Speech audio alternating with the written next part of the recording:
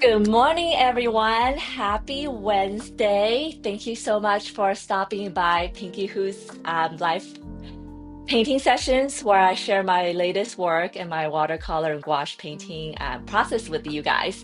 If you're just watching, just jumping on, it'd be awesome if we can give the live stream a like, a repost, subscribe, follow, all that good stuff. It will really help. And stop by the chat and say hi. I see that Trevor's here. Good morning. Thank you so much for stopping by and up at this hour for me.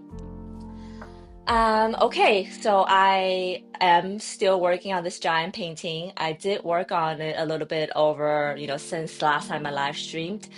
So today I'm really hoping that I can put on the finished touches and the last few, steps and whatnot and finish it so that next week I can work on a piece that's even bigger, maybe. Okay, I'm just joking. I don't think my arm strength is quite strong enough yet for that, but we will see. I'm going to, I guess, show you guys what I have so far and then just jump right into it. Yeah. I hope you guys are having an awesome, awesome Wednesday.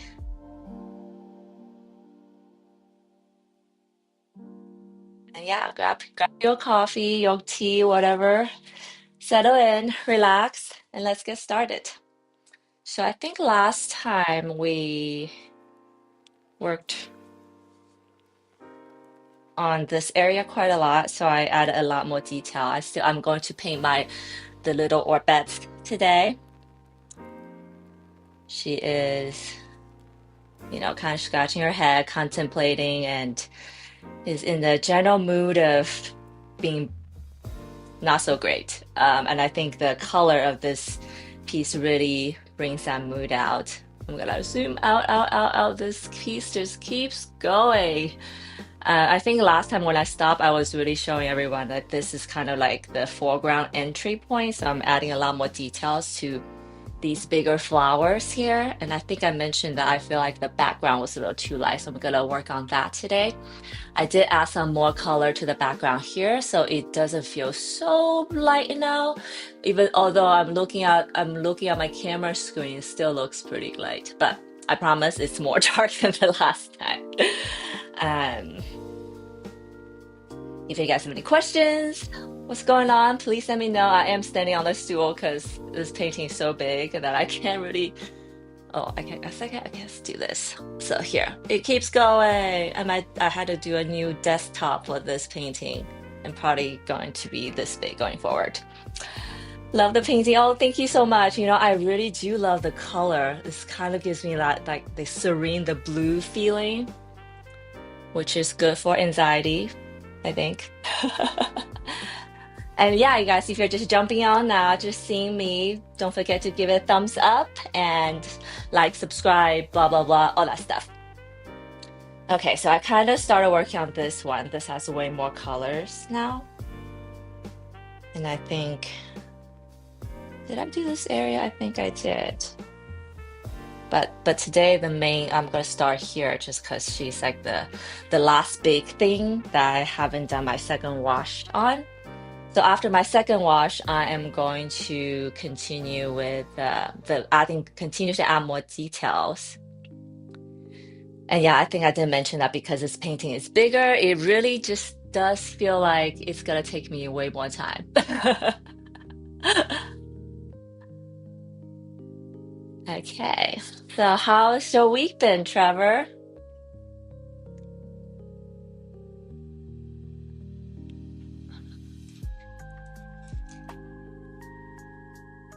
So this is a brush that's big enough.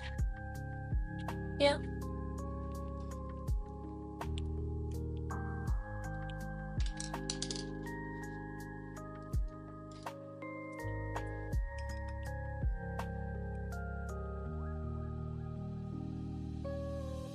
I think I also mentioned last time that this whole painting so far, all I've been using is like blues and browns basically, and the different combination of these two colors. Very good, thank you.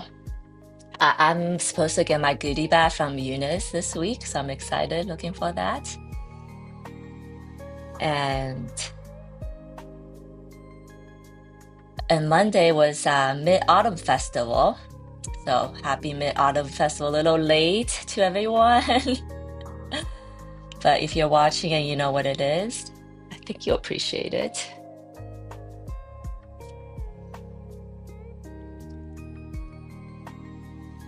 I'm adding some details here.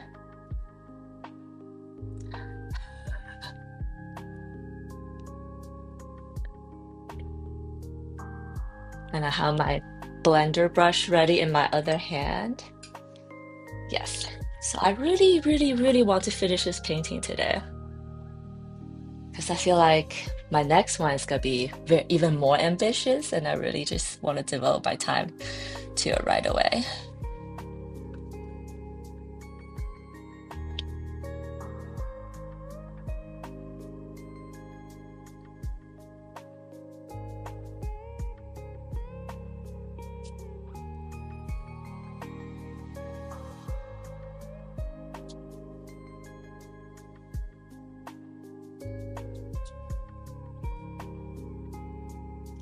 Oh, yay! That's awesome. Yeah, she said she would send mine out on Monday, so and I don't live that far away from her, so I should get mine soon.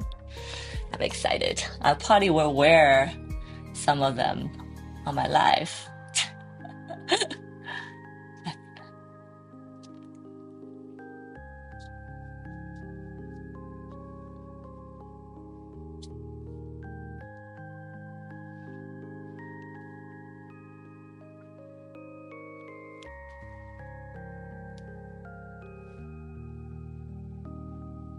The weather is finally cooler. I think I mentioned I have been sweating in my studio, so finally it's like nice now. So I'm excited, and hopefully I'll be able to stay here for longer. And guys, if you're watching, jump in the chat, say hi. Let me know how your week's been.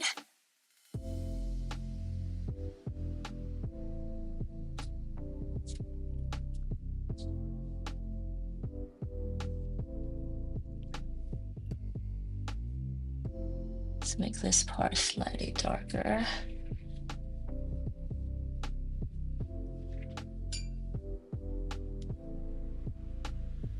I'll share after. Cool. Yay. Okay. Sounds good. So today I've done like the second wash on a lot of my areas. So today I'm hoping to finish the second wash and then just go into the details right away. And I think the detail part is fun to watch. And also I think it makes a huge difference in the end.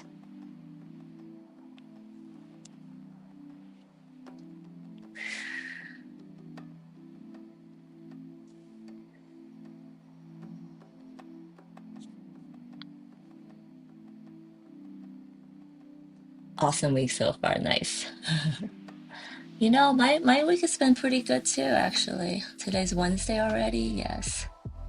It's just going by really fast, which I guess is not a bad thing. I'm happy to report that my puppy, my little dog, he's not a puppy, but he is small, is finally better.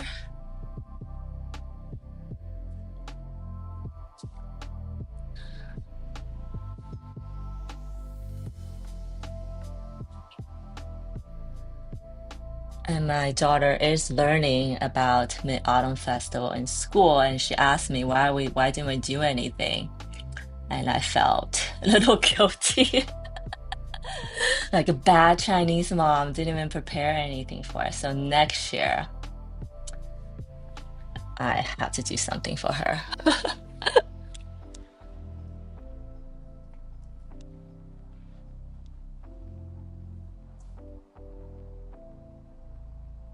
To make this part a bit darker. And to make it darker, I'm actually just using blue because when blue meets brown, it becomes blackish.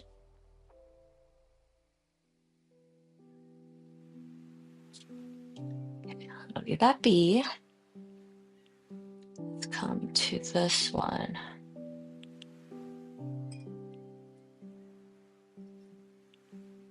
I do want to wash the background, so I'm gonna wait for all the foreground to really dry first, and then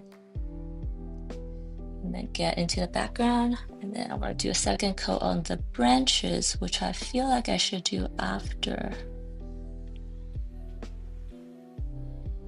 I do the face wash. So lots of things in moving parts today in no particular order.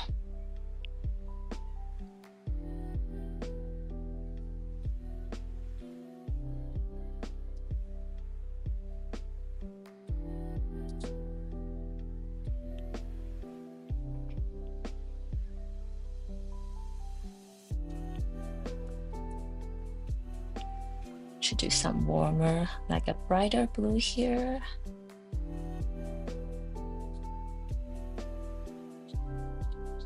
Okay.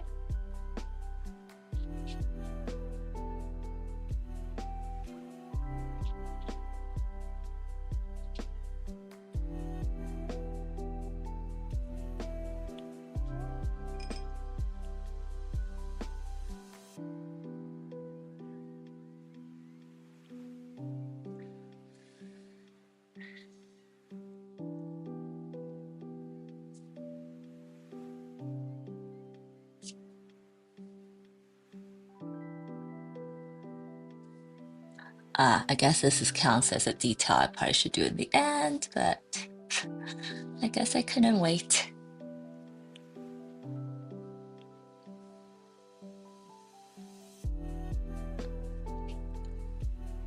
I think when this happens, I kind of want to see the potential of what I'm working on could be. It doesn't always work out well though, so I should probably be more careful about it. Like this area. Oops.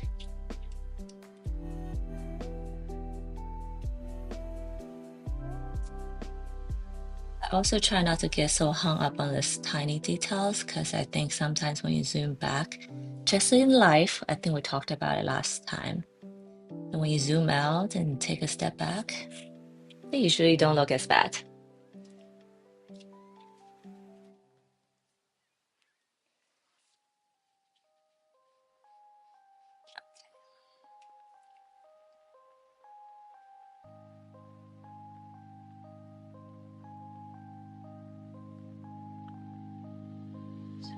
That.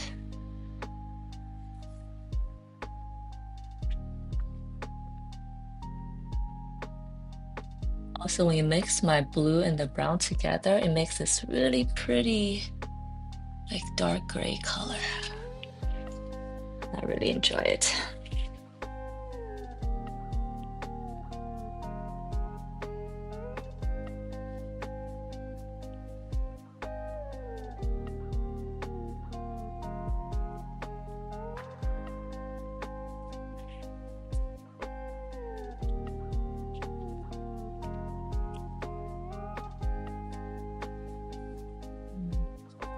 Some of them definitely had to be detailed. It's good, it's good. Let's do this flower. This little blue one at the bottom. I think I also mentioned that I feel like this area was a little barren last time, so we'll see what we can do here to give it more interest.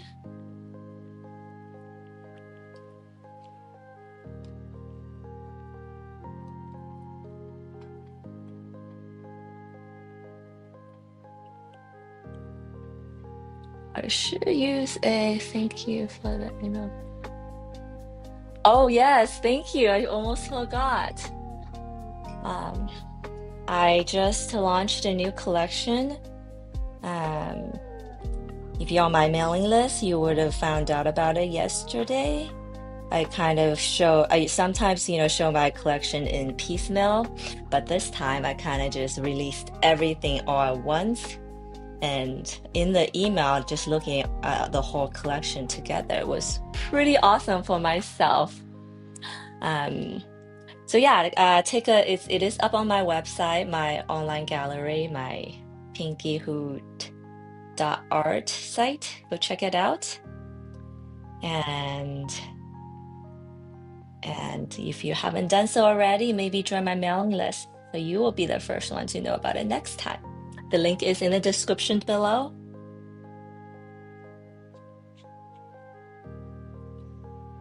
And then the fine art prints for these will be coming soon. They're not ready yet.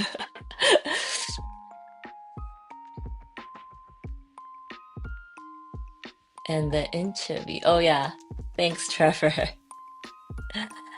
I kind of just typed that out without using any ChatGPT in my stream of consciousness, and I kind of just kept it because I was like, it's an interview. What's the point of editing it to death, right? It feels almost better this way.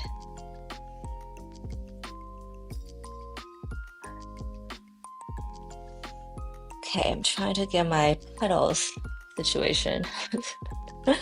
That's one. This is a big backdrop. This is one. Yes. This one here, okay.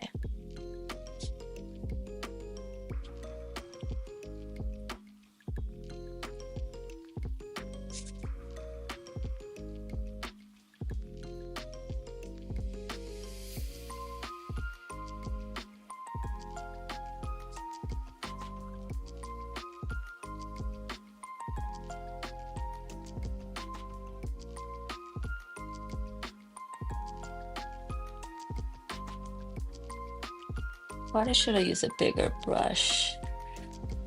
This brush feels very small.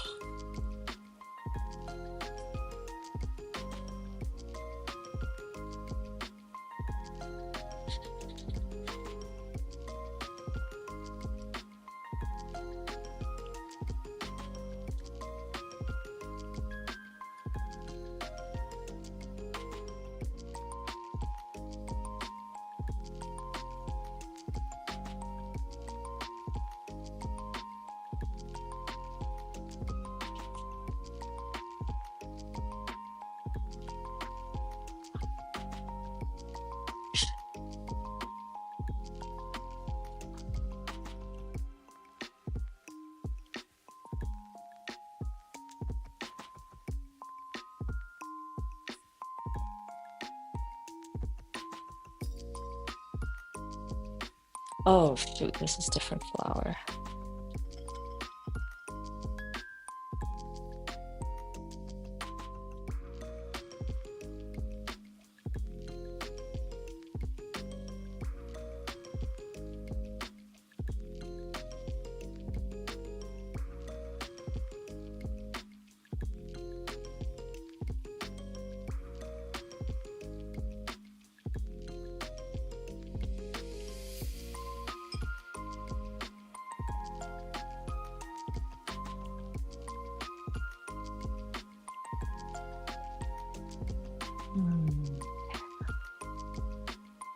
Do you want to keep the white here for the most part?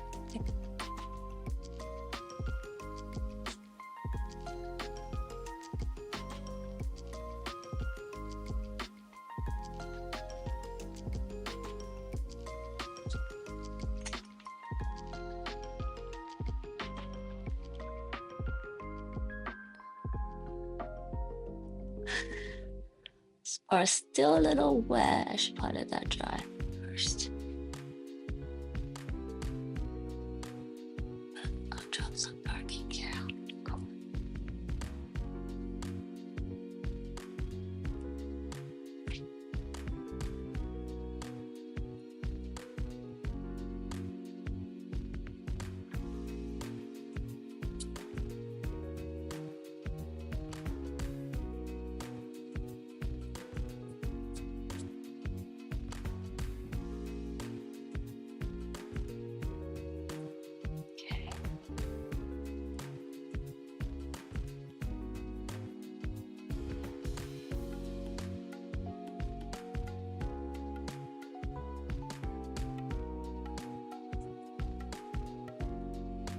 I really should let this part dry first, so we'll let that be.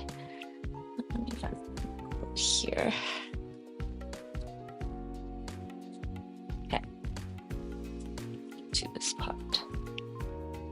So this is darker now. I want to define the center more here, but this one needs to be a whole lot darker, huh?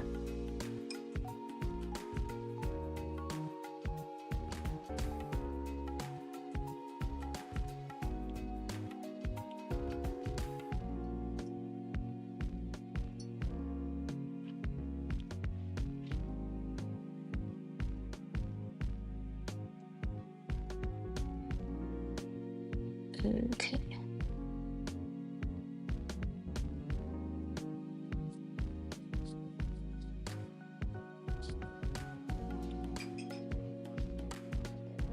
I like the sound of the brush hitting the paper. I don't know if you guys can hear it well.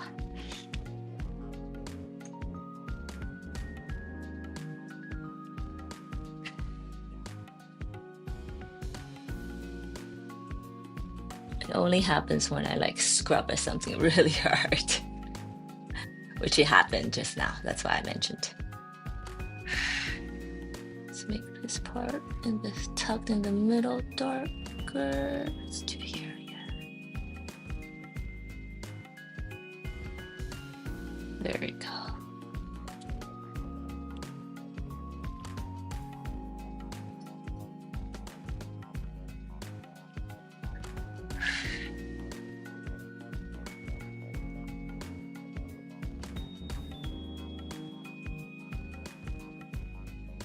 This one is so blue, I feel like my next painting will have to be in a like a pink color or something just to balance the collection out.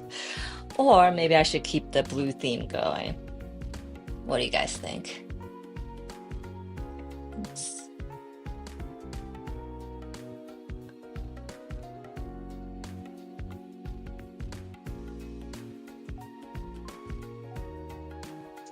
Also needs to dry a little bit more for me to do anything else.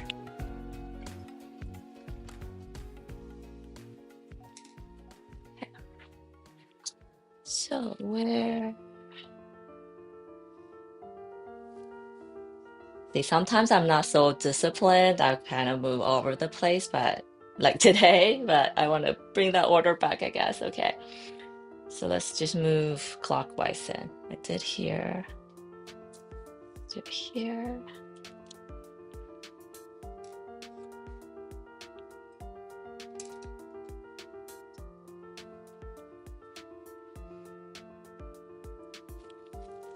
Oh yeah. Oh yeah, yes.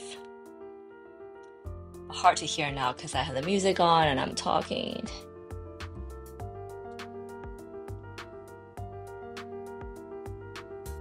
Okay.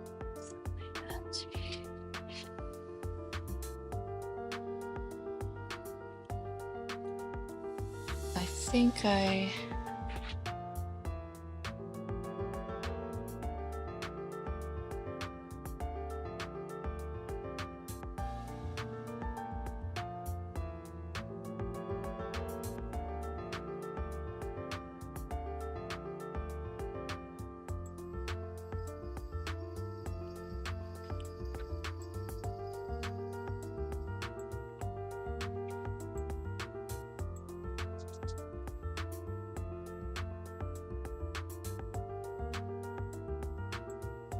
Oh, that was cool. See, sometimes like I don't know why I even like draw pencil lines underneath. I really don't even need to. And this like looks way better to me. Okay. So there you go. Maybe that's a new challenge I'll give myself to just draw it without pencil lines. Eek.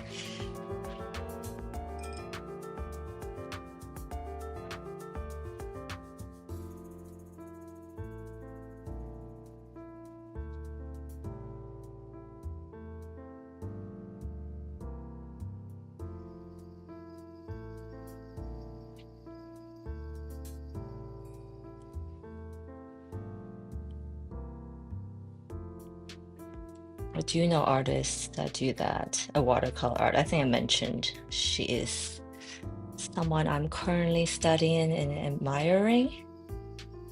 And her artwork, I think she does it without pencil lines. It's so cool.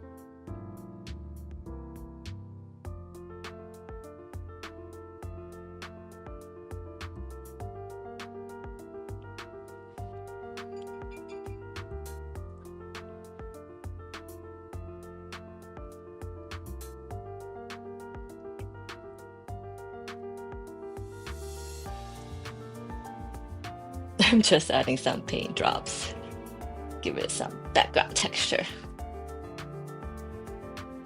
I'm sure you've seen this. I don't think I've ever done this trick like live, but I think it's something that a lot of artists use. So it's nothing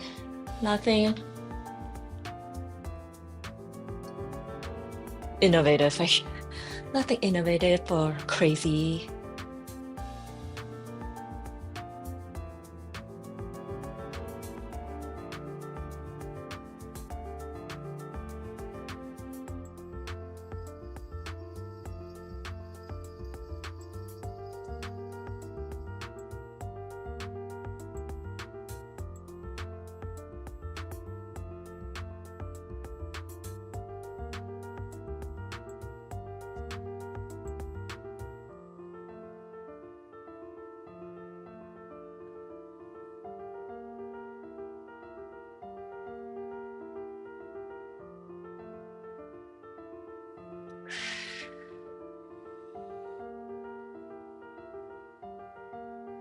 Maybe that's what it needs, just more textures. So I officially done like second wash, quote unquote, on the entire thing. So now I'm adding more details, I think. I think I'm ready to do that. Eek.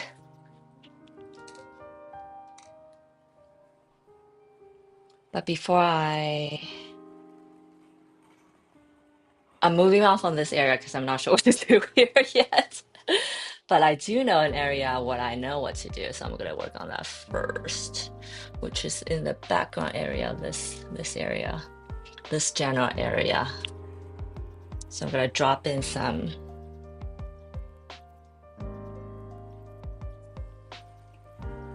paint, which might be scary for me, obviously. Okay. This is a spray bottle. I'm just gonna spray the whole background. Because I want the whole thing to take on that. The dreamy watercolor feel. Oh no, I'm running out of this paint.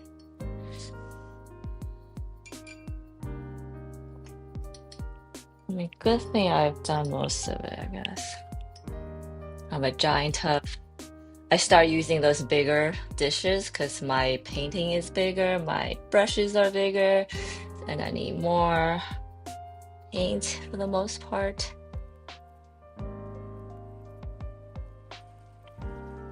And so I've got myself these dishes. They're actually, I think, soft dishes. They're not even art supplies, it's like kitchen supplies. But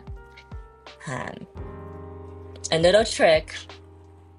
The reason I went into the kitchen section to buy it because the exact same thing in the art supply section was like 4 times more expensive.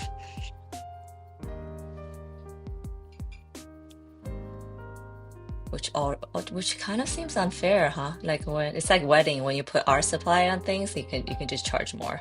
It's like wedding venues. If it's wedding party, then it's like you can charge a gazillion amount of money. If it's for anything else, it's like half the price. So a little trick if you ever encounter this problem.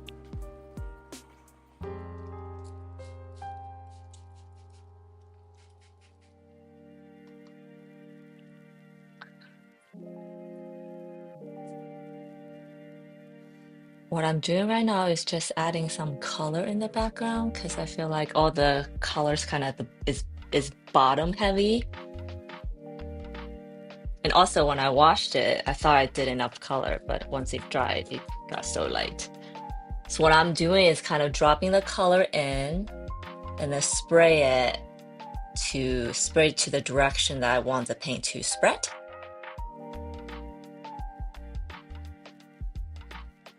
It's really fun to do it this way, actually. And then some areas I'm being very careful about not overlapping, like right here. But other areas, like those branches, I don't mind. I almost want them.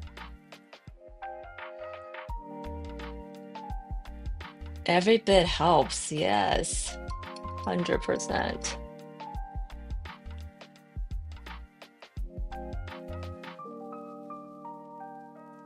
I just like to be scrappy, you know? Like, do you guys remember Friends? You know, that show from the 90s that defined a whole generation of millennials? Wow, I remember in the one of the episode, Monica's a scrappy person. And she's like, I'm scrappy and I'm proud of it. I feel like that's me.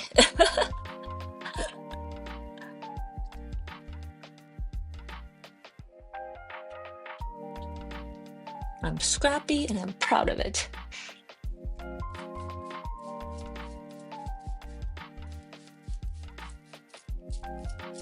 Okay, now we have a super wet area that I probably need to let dry first. Okay, so while it dries, maybe we'll work on our yeah, while this dries, maybe we'll work on our little orbits because they're in the other corner that I did not touch. And then we'll see how this area dries, what it looks like.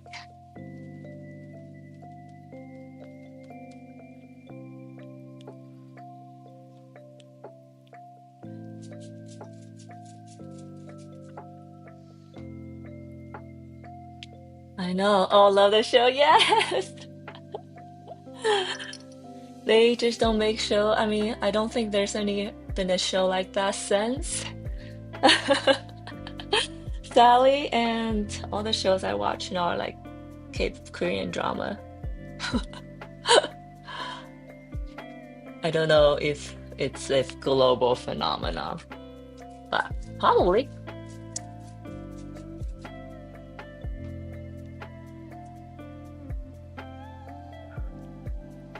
And I officially just used all my color. Eek. It makes me a little nervous because now I really can't go back. I mean, I can mix it again, but it's gonna take me a while. I think it took me a little bit to mix this color. But it is totally okay though.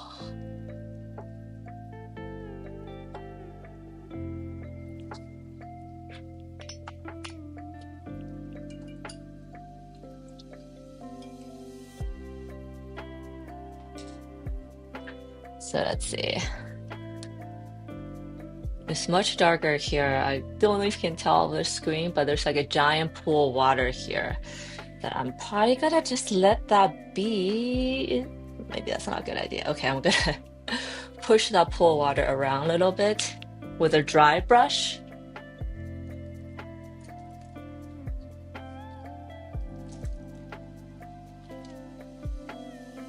So it doesn't interfere or it doesn't get even wetter. Dry brush. I use this for my paper stretch sometimes, but I haven't used it lately.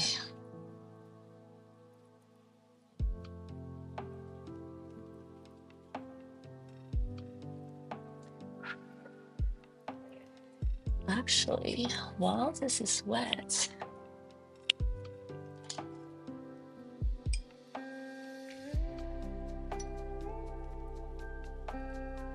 I'll drop in some blue right away so that it will spread.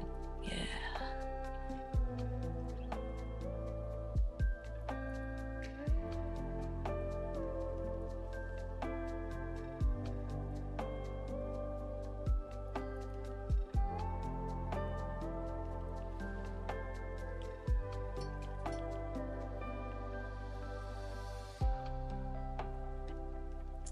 This kind of reminds me of like a Chinese watercolor right now, this area, which is kind of awesome, I guess, which is awesome. It's something I strive for. Paint like that.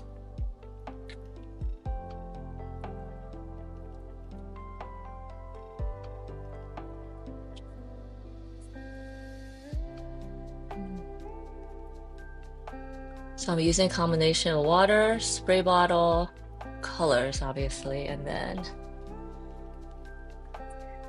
paper towel to create texture for the background.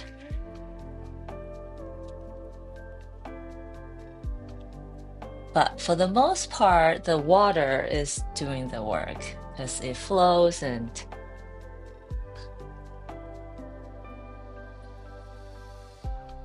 flows, just flows in random directions.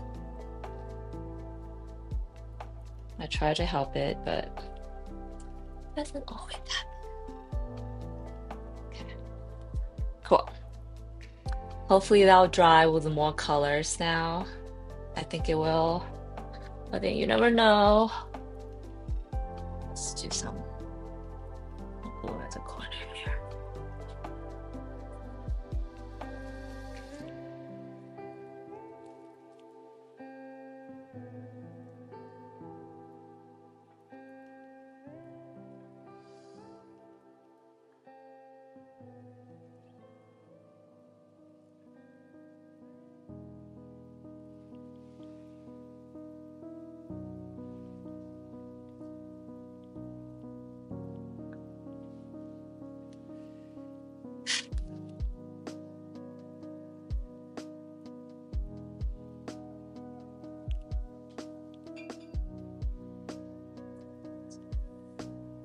On this side now, adding a little bit more blue here.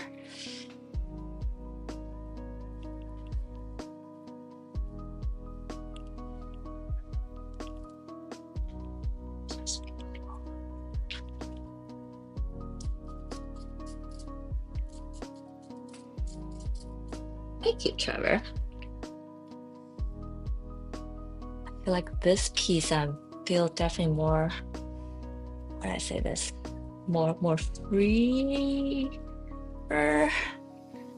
because there are so much of organic shapes that I really can just go very crazy with texture. Whereas my last painting, my soda pop painting, was a lot of geometric shape. So I feel like I couldn't go too organic.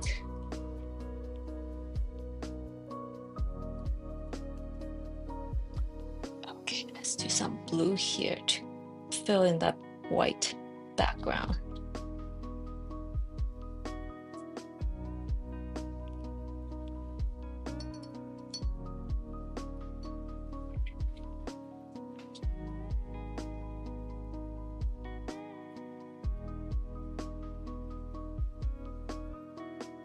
This piece is my meditation on anxiety. The whole collection I decided is going to call Restless Stillness.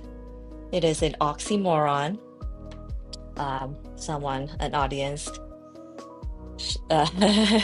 share that because I was having a brain fart. It's like, what is that called? And I really feel like that's how anxiety feels like. You feel like you're going a million miles per hour in your head, but you're like paralyzed. You're going a million miles in circle sometimes, and that's not a great place to be, I feel like.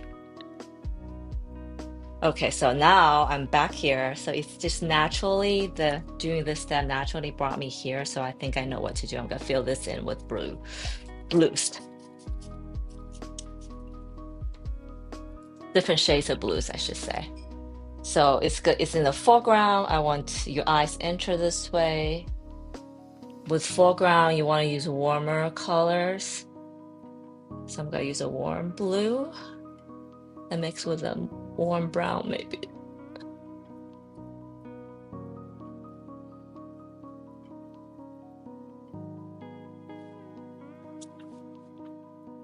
Where was I? Oh, in the screen, you can see all the wet areas reflecting my light. It's kind of cool. Oh, okay. This color.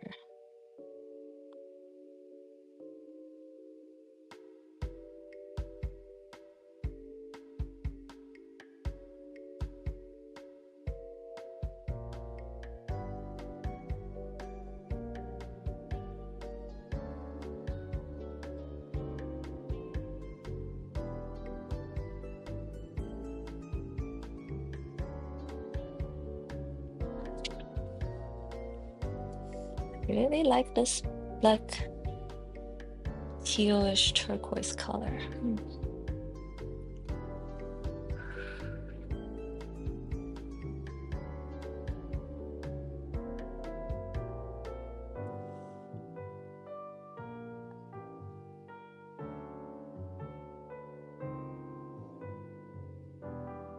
I was thinking, or just thinking now, if it would have been better if I did the wash first and then the details on top, but then the detail take on this turquoise color. Is that what I want? I'm not sure.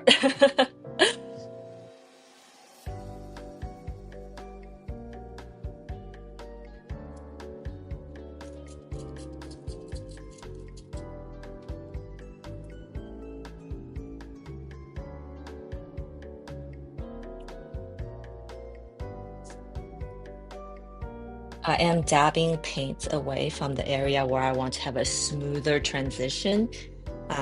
Because this is, hard, like hard lines here, but some of these I want a soft transition, then I kind of dab away the edges, and then you'll naturally do that. Oh, yes, that's much better. Okay.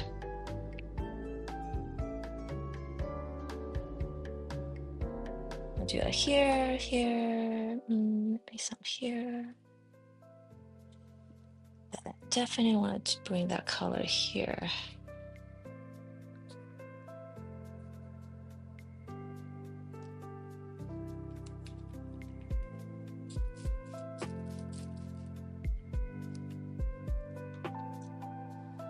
I made this corner pretty wet.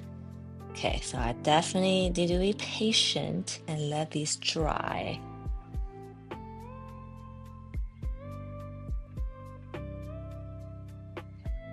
Cool.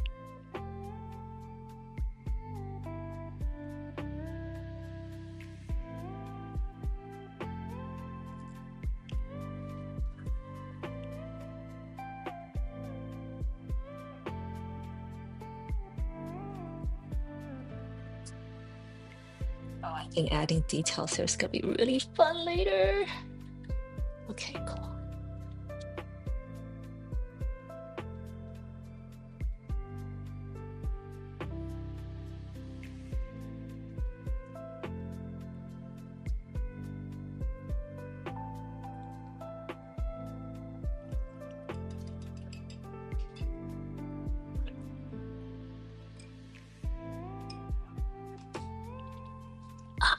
Take a look.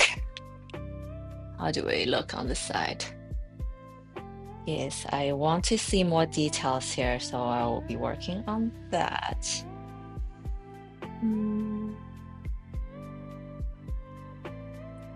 This area is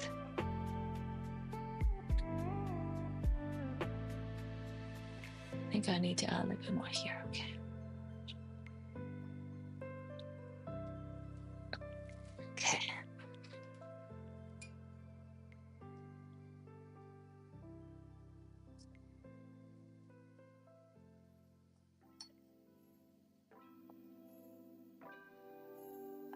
And this time I mixed, instead of just burnt umber, I mixed a little bit of burnt sienna, which is a warm brown, so it's gonna bring the brown, make the whole brown warmer. Because I want to make this area warmer. See, you see the difference? Warm, cool, cool.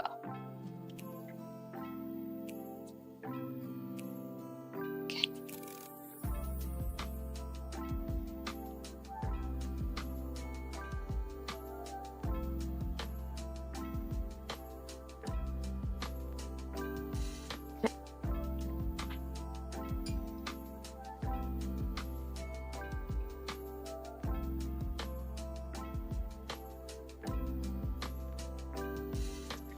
Yeah, I really like this tonal color, so I feel like I should do a whole series with like one color, one primary color, and browns. So this one is, brown and blue, Maybe next one will be brown and green, brown and pink, etc. I think I just came to that conclusion because sometimes more color doesn't necessarily mean better. And let's add a little bit of brown here, the warmer brown here. Yeah. And it's really subtle. And when I say all that, it's actually really subtle. So no, I have no fear. No fear. So yeah, adding that little bit of brown here kind of give this area a little glow so that pops out at me more. I'm probably gonna do a little bit here to balance it out. Yes. Yes. Oh, I wasn't expecting to planning on doing this much wetness, but now I really have to do my orbit because I have no area that's like not wet for me to work on. And if you guys have any questions as you are watching me, wondering what the heck I'm doing or why I'm doing what I'm doing, drop in the chat. Let me know.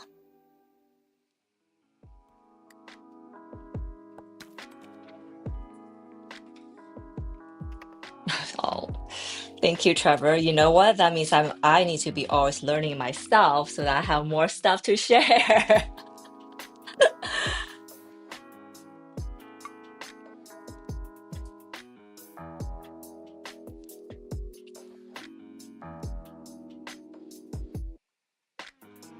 Okay. I'll let that dry. Do it here.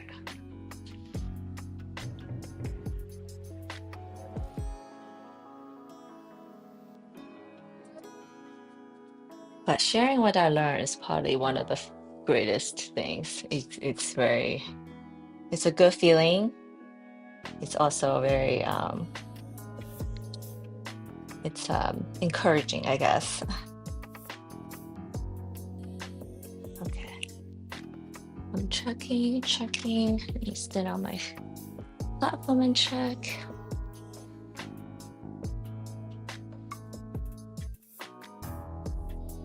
Yeah, I'm gonna go back in with a detail wash. Make the branches more prominent. Cool.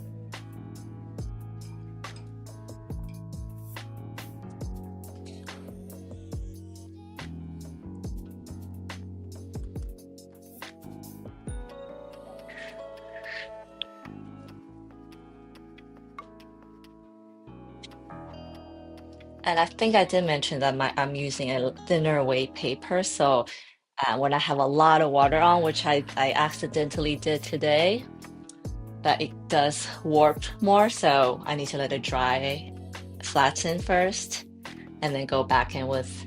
I don't think I'm gonna do any more wet washes because I don't think this is gonna be productive and in my room on paper. So my paint washes after this dries is gonna be much thicker and more saturated. GM, hello. Um, Chero, I hope I didn't butcher it. Chero Cairo 896. Hello. Watching from Arabian country. Oh wow, that's awesome. Is I think in that general region right now it's evening time for you. I think you're in the same time zone as Europe, I think. But welcome. How did you find me? And I'm so happy to have you. And I hope you like watercolor art because that's what I'm working on. And I just did a super wet wash on this area. So I'm gonna wait for this area to dry. Yeah, the background looks cool. Gotta wait for it to dry so that I can bring the details back out and add in more thicker paint. But right now, I'm gonna go over to this area, which I painted last session and over the weekend. You'll notice I have these white areas. These are my little creatures that I usually do in gouache. And I'm wondering, and I think I'm gonna do that right now. I'm just gonna get right into it. And yeah, and for anybody who's watching, if you can give me a like and subscribe or repost and all that good stuff, that'll be awesome.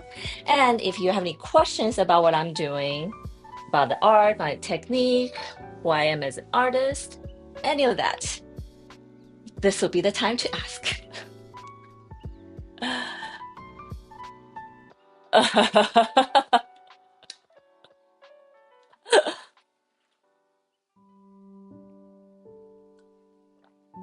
10 out of 10. I don't know if I want to be 10 out of 10. I read that 7 out of 10 is actually the best. Um, but thank you for stopping by. But yeah, I tend to make really organic art that's pretty to me. I'm thinking, should I waste, well, not waste, should I spend more time on watercolor right now, or should I just get into the gouache part? And I think I'm pros and cons, and let me tell you why. Because gouache has high coverage that I can cover the watercolor part no problem. So I almost want to finish all the watercolor and then do the gouache on top so that you'll have a clean, neat edges. Um,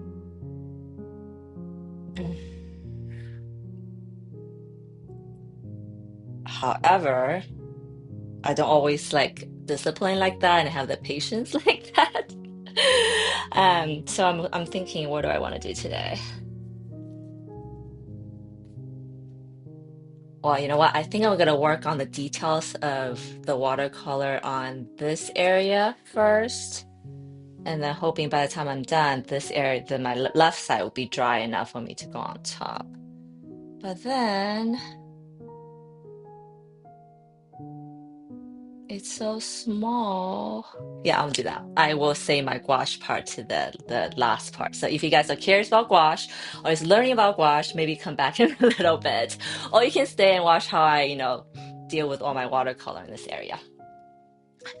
Okay, do this. And this is the biggest painting I ever attempted, so you might find me stepping up and down from my stool to check. That's my equivalent of stepping back because I can't levitate, you know? Okay.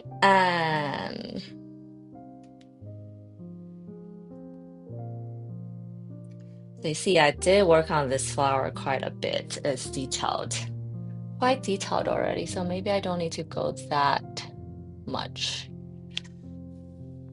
Yeah, okay.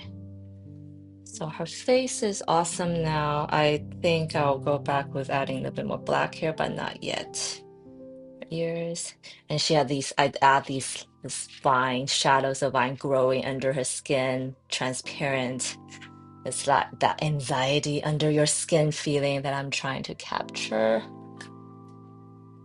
How many years will it take to be that level at any age you start learning? Um, That's like, okay, it depends. It depends on so much things. It depends on how much you work on it, how many hours you're painting. Um, I don't think age matters because I didn't really start this super young. I started after my shoe design career, after I, was a shoe designer for over 10 years, and I decided I want to be an artist. Um, so really, my watercolor art skill is only a few years, like 3 or 4 years old, actually. So it doesn't take that much time. But during that 3 or 4 years, I am painting. I think I just started painting a lot this past 2 years. So yeah, not a whole lot of time. If you're so focused and you work on it almost daily, then you can achieve this level in 2 years. There you go. Which is not a lot of time, right? Anybody can do it. I know you can do it.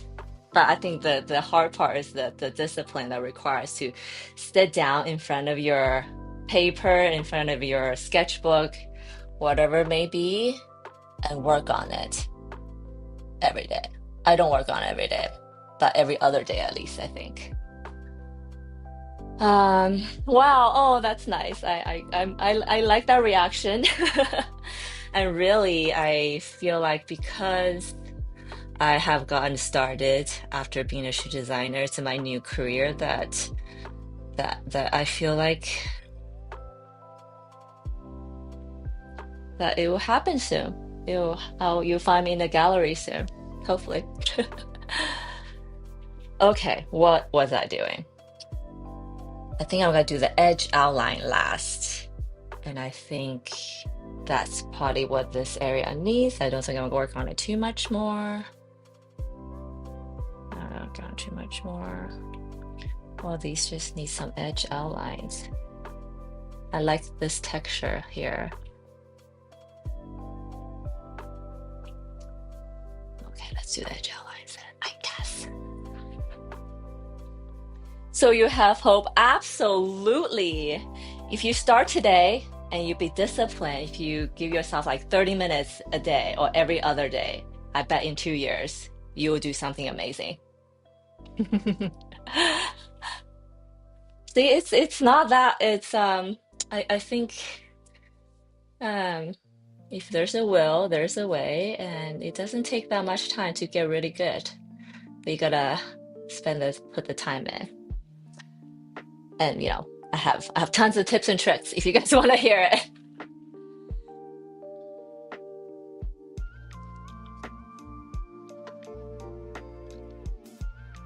The middle part darker. It's like suddenly I forgot what did I do in this area.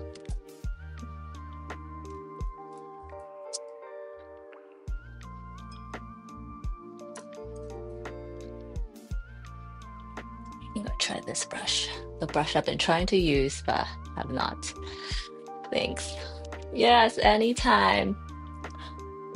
Anytime. And if any questions about, I don't know, I get questions like how do you find your style? How do you find your theme, get better, etc., etc. Okay, this brush is really cool for edging actually, so that's good to know.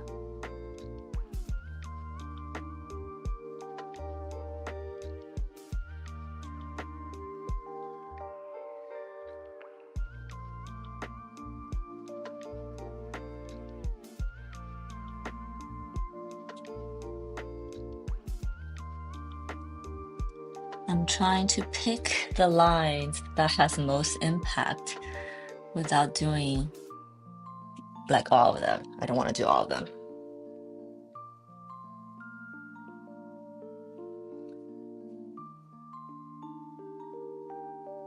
Okay, this brush is awesome for what I'm doing right now. Yay!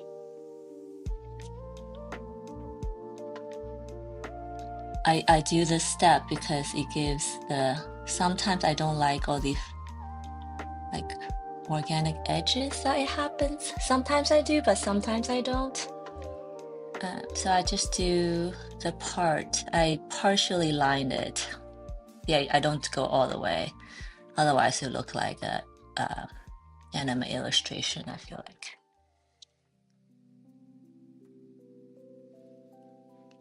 So, Chero, I hope I say it right, Chero. What kind of medium do you use now? Or you just started like drawing and trying to get into art? If you don't mind me asking. Not trying to put you on the spot, but since we're talking about this.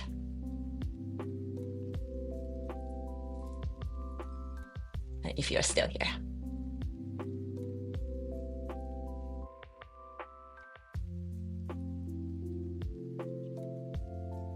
Actually, I feel like I started live streaming pretty soon after I started taking watercolor more seriously.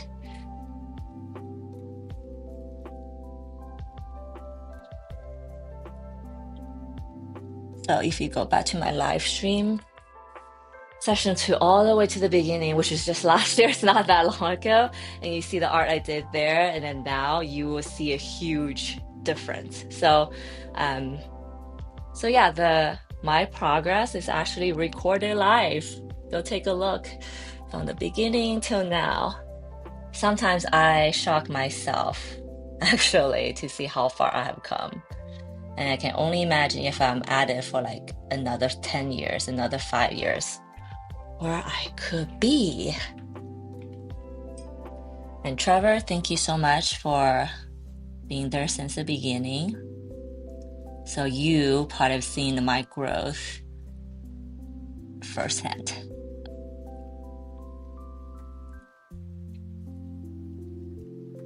And I started this journey because of NFTs. Believe it or not. Um, I thought I'll, become an artist during that wave of things. But now I'm just focusing on building a body of work, and then I'm trying to get new galleries. See if you guys know any gallery owners. Let me know. So now I'm just going in to make some areas really dark without blending it too much, even though I'm blending it right now, but without blending it too much for the rest of it, because I want to almost have that hard shadow to be present.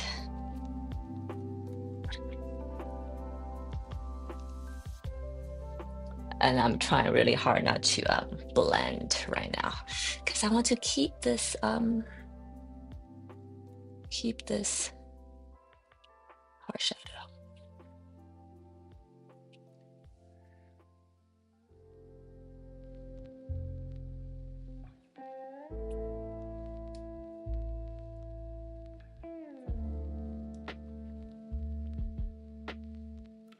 But always off.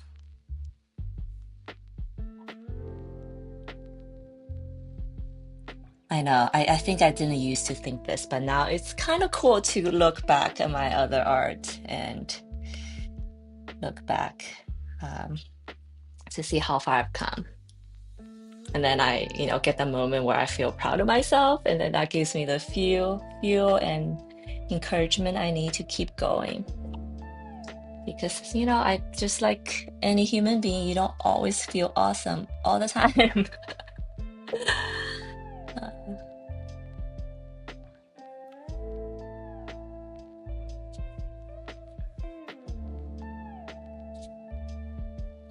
Well, I'm just doing a little bit of darker shadows, some areas.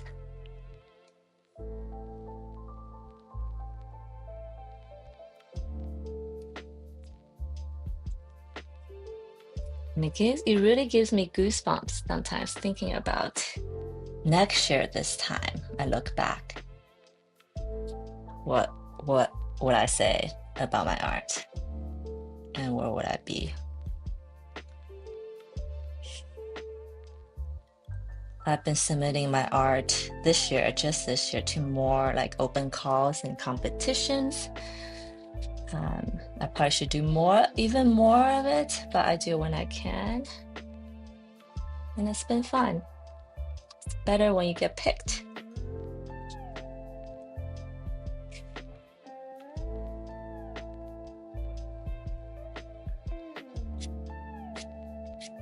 So this is like, I call this step the detailed wash now. So, but because after this step, I probably won't do any more color on top. It's just gonna be outlines and whatnot. I'll push this back. Whoa, that is dark.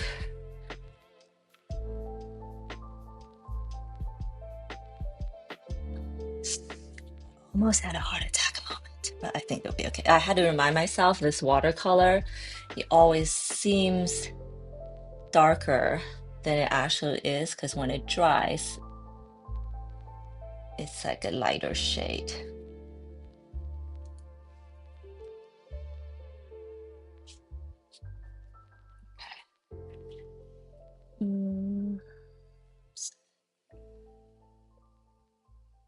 Make this.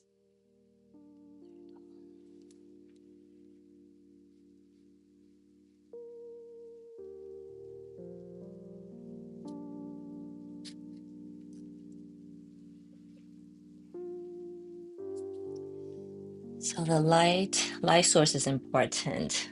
So this is very ambient light, but it's directly ahead.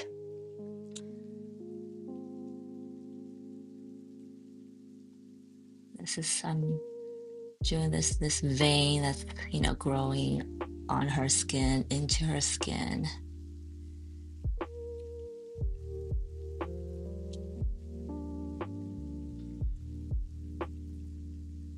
Sometimes this is what anxiety feels like for me.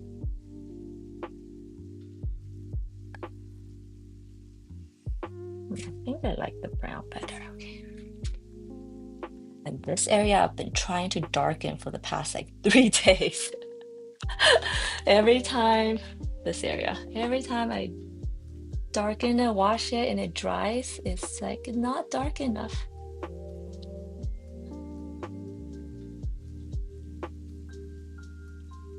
I'm just super confused.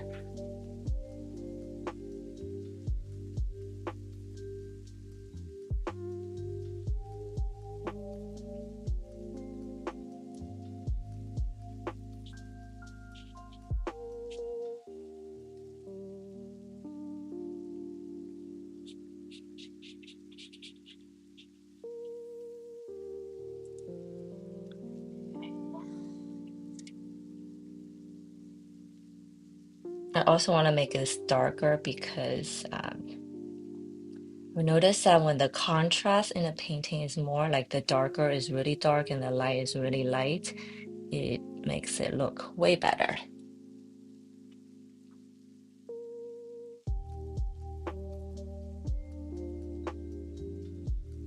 And I'm convinced that that's why black and white painting looks so good. Even though it's probably the quickest thing to do. Oh, I guess it's Inktober right now, so you probably see a lot of black white artwork on the net. Okay, see, this is happening again.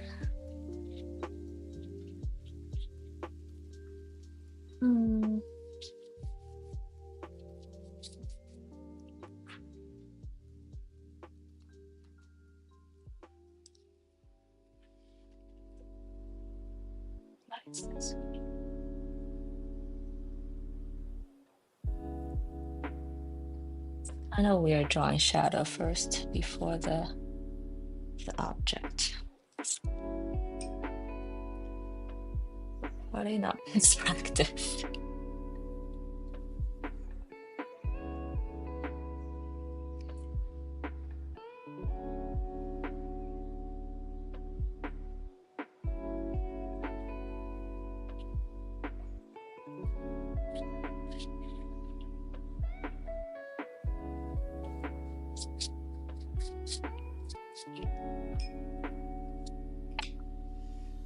Okay, I did.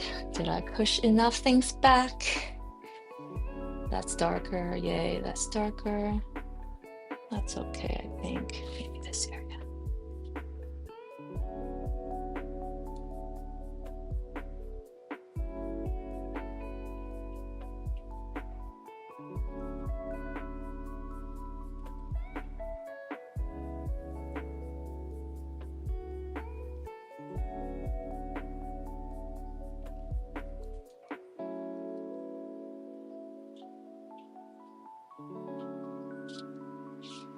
Okay. Good.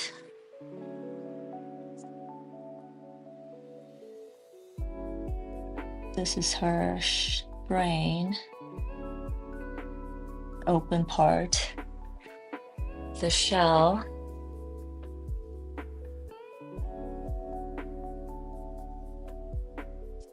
I heard on the radio podcast that they refer to the flesh in the body also as shell. I was like, oh, cool.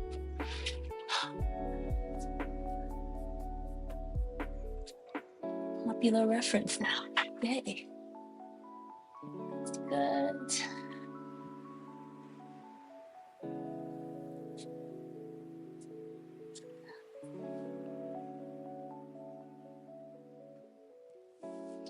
I think I'm gonna do this just quickly. I'm not gonna go too detailed on some of them because I think I mentioned this. I kind of want the things around the periphery, the part that you don't want your eyes to go become focused, to not be so detailed. Otherwise, it's gonna draw your eyes to it. And I believe, it's my opinion, that sometimes these tensions, when your eyes don't quite know where to focus, that makes the painting not as good, and people don't even know why. It's these very subtle things that separates good from great.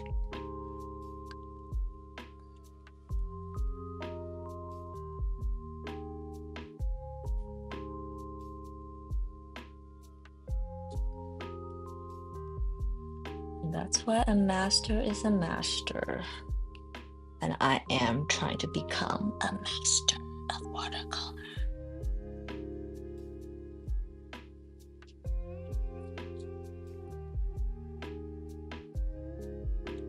And I was thinking the other day, I was like, this is probably something I will try to master my entire life. And I think I did mention that for artists, once they feel like their art is always good and there's no more struggle left, then they can probably stop being an artist now, because I think so much that struggle, that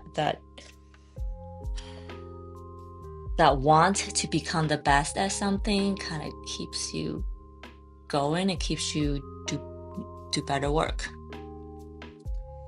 Okay, leave that be. Did that make a huge difference? Maybe it didn't. Maybe it doesn't matter. I'll come back to it.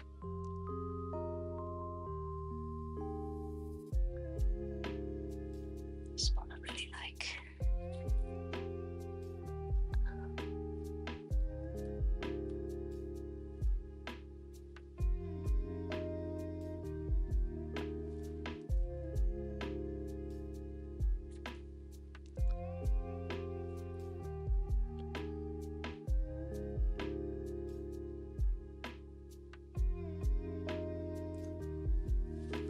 And I like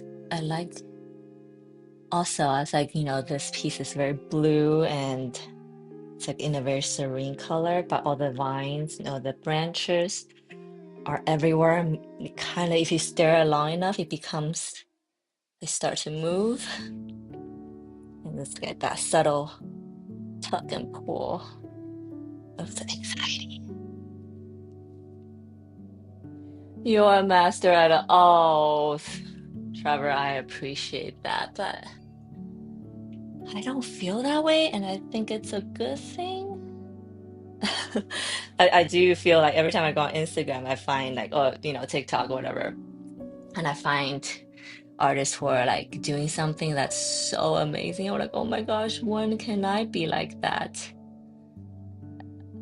So I guess that feeling is like from top down. It just happens at any moment.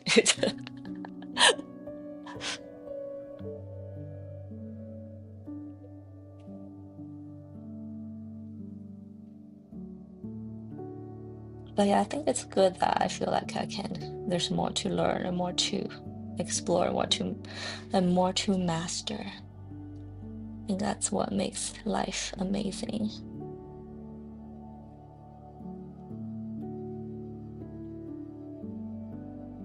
Cool.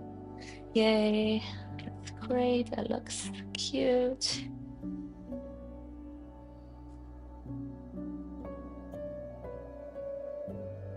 I'm debating if I should add some like a yellow or something to the middle, because it's how flowers usually art. But I don't want to also introduce yellow if I don't have to.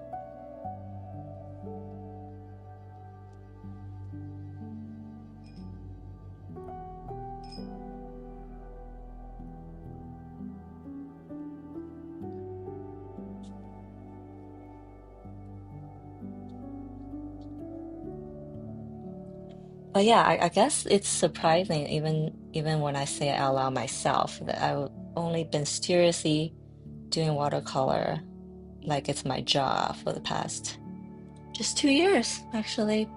Before, I mean, I've done it for a long, long, long time, but it was never like I'll work on it once a month, which I don't really count as any sort of practice. And then I was classically trained in oil painting, and I haven't done it in a long time just because I've been just doing watercolor. But watercolor is very much self-taught from YouTube videos, from social media, and then just from lots and lots of experimenting. Kind of get that feel of water, of the paint, and of the brushes. And I think watercolor is the dance between the three. So looks good.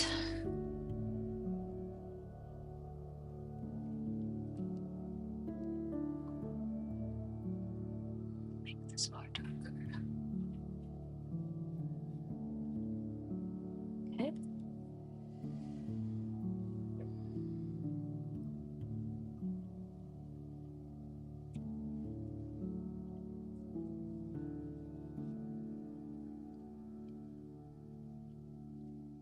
I guess you can tell my latest thing is to make these bigger.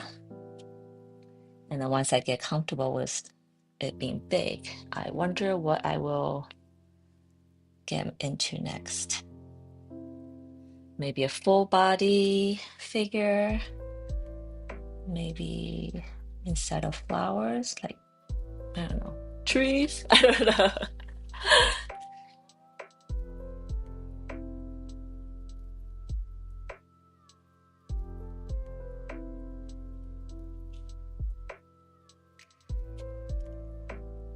Possibility is certainly limitless, and that's exciting. Okay. Cool, cool, cool.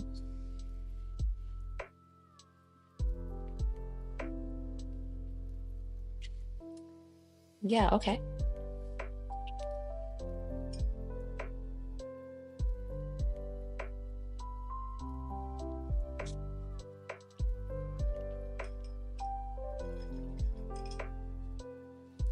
How are we doing here? Still pretty wet. Wait. You found your calling with it. Absolutely, Trevor. That is absolutely correct. And I don't know, many people have the privilege or the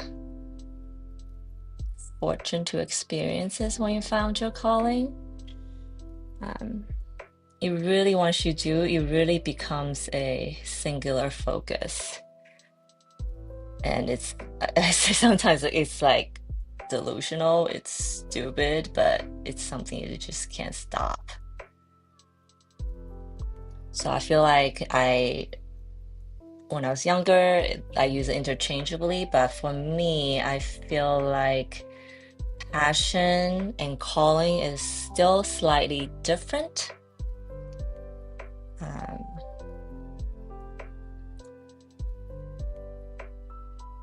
Passion could turn into calling, but I don't believe they are one of the same.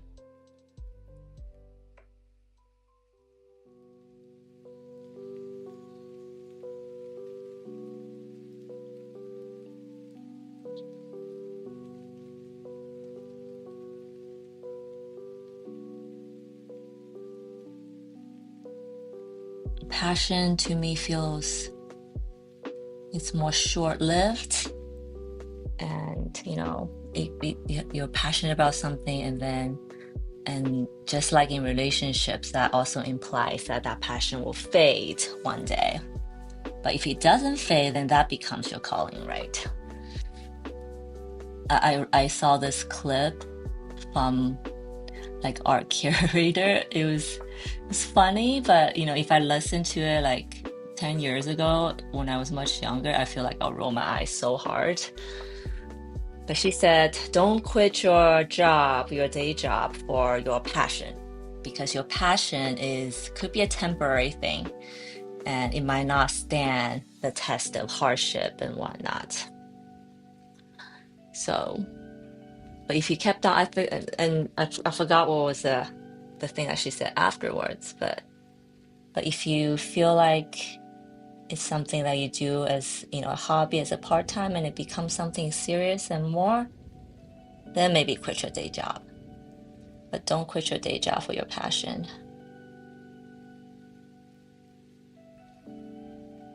Which I thought was good advice.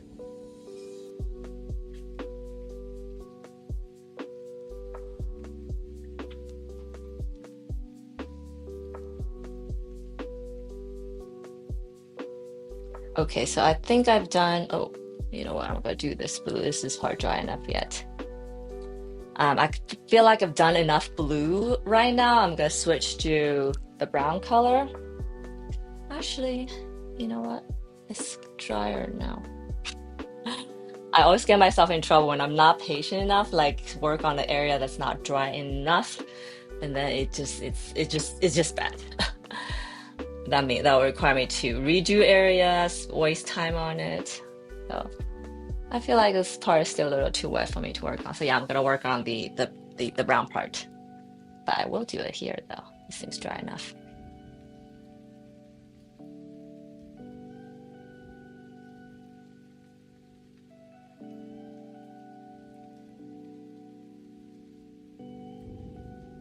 And guys, if you're watching and you know you haven't dropped in the chat to say hi, don't forget to do that. I would love to hear from you and connect and whatnot.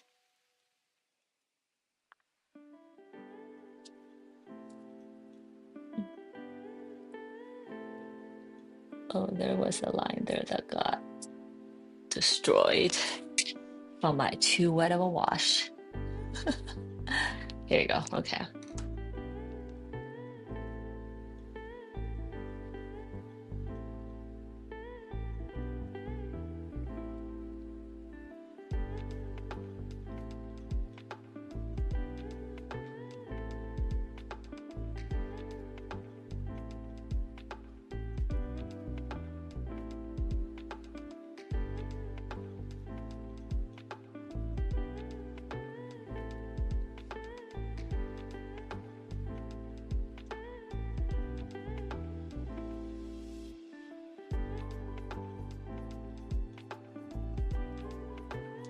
We'll leave that be for now. Anywhere else I can like do this?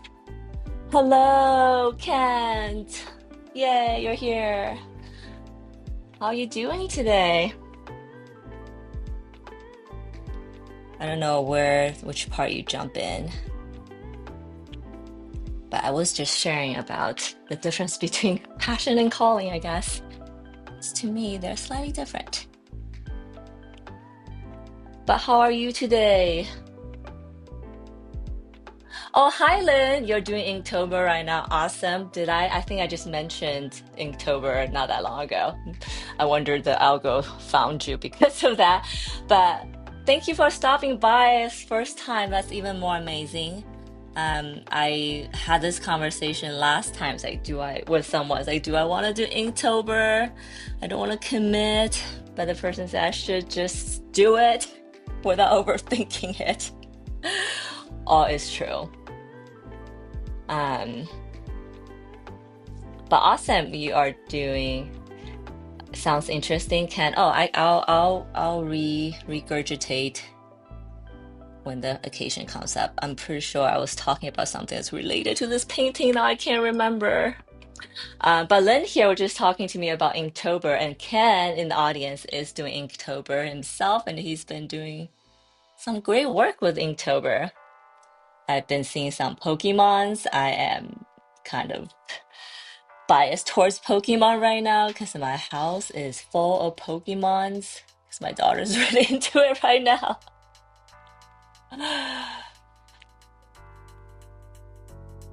Oh, nice. Yay. But yeah,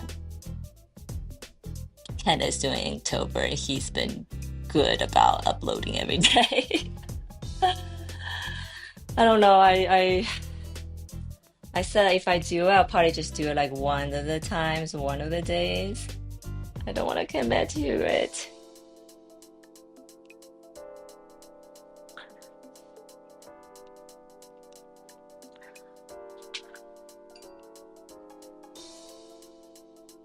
People love Pokemon. People do. And people are like, it's almost like doesn't matter what age.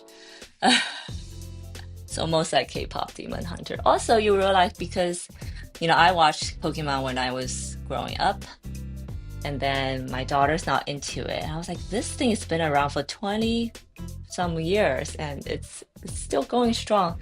And that is so impressive when it comes to brand building.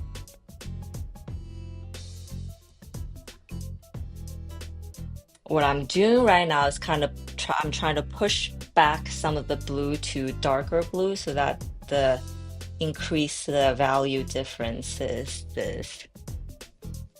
You don't commit that. I missed one day already, but it's already like the 10th or the 8th, so that's pretty good.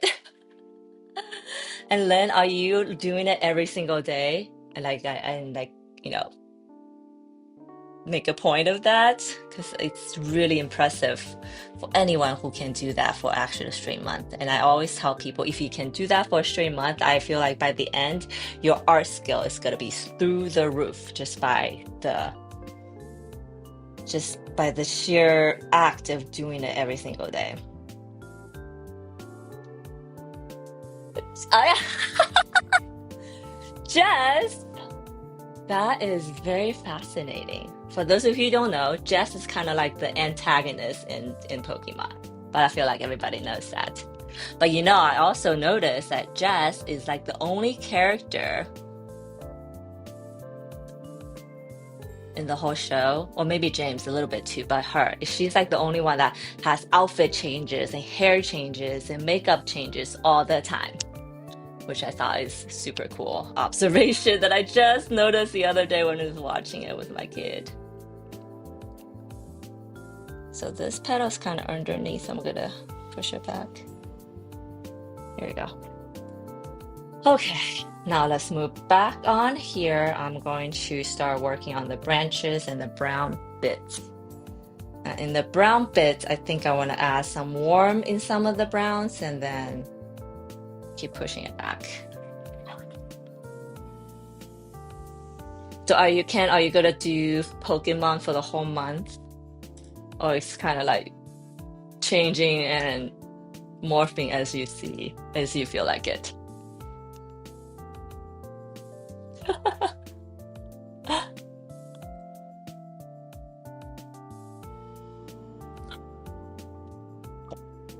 For those of you who are just joining me, I am working on my biggest watercolor piece to date. It's a huge canvas. It's like 3 feet by, oh shit, 4 feet. I was like, how big is 51 inches? Um, I really like how this brown flower came out with like some brown, some warm. So I'm gonna try to do that here. And I really should get to my little orbit creature. So, oh nope, I follow some from our friends from this. Oh, prompt list is helpful. Yes, yes, I do like doing prompt list stuff. Uh, brush, yes. Smaller brush, yes.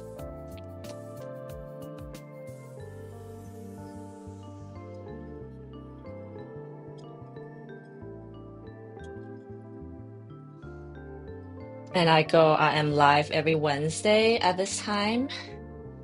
And this is my 64th episode, I think. Every week. I think I only missed 2 weeks, so pretty cool. But also some random stuff I draw anyways. Awesome.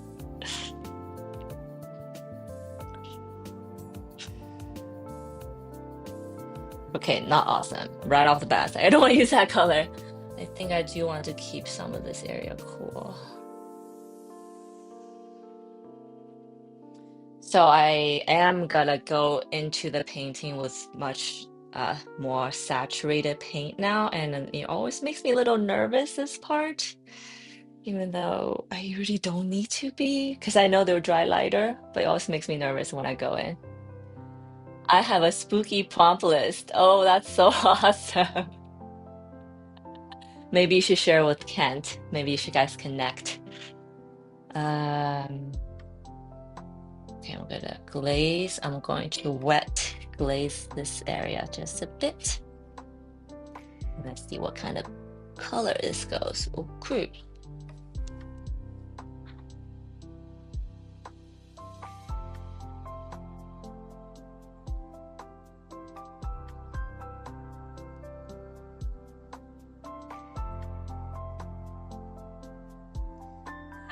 I know that sometimes I have heard a friend who uses Chat GPT for prompt lists, and it was actually really good. They come out with some really interesting stuff. So I don't know if you guys enlisted the help of AI to give you a spooky prompt list or just in general prompt list. I feel like yes, we always dog on AI sometimes for not being the best artist, but the I'm joking. I no, I use AI all the time, so it's fine. But I do feel like it comes out with a great prompt list because it's so you almost want something as random and unexpected, and I think ChatGPT does a great job at that. So that's a way to we can utilize AI ChatGPT to make us better artists by giving us better prompts. There you go. Okay, so that's cool. I like this brown color. That's cool.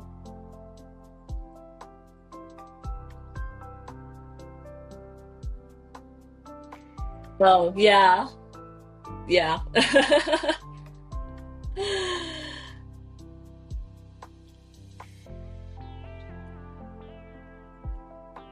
It really doesn't matter, I guess. It doesn't matter who created it. It's your art that comes out in the end. That's the part that matters. In fact, now that I'm talking about it, maybe I will ask ChatGPT to give me a good Inktober prompt. Okay, so I like made this middle part darker and you can see the light and shadowing start to happen. And then I'm going to go in with a warm brown wash. There we go. And this warm brown is of burnt sienna.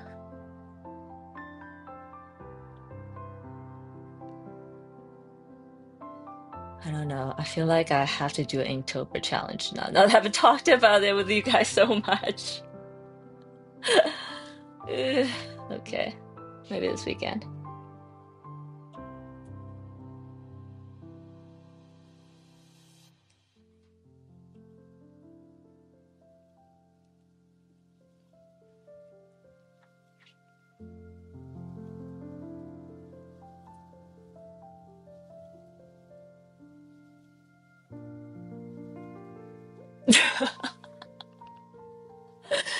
Why don't we try nothing to do? Hey, why not?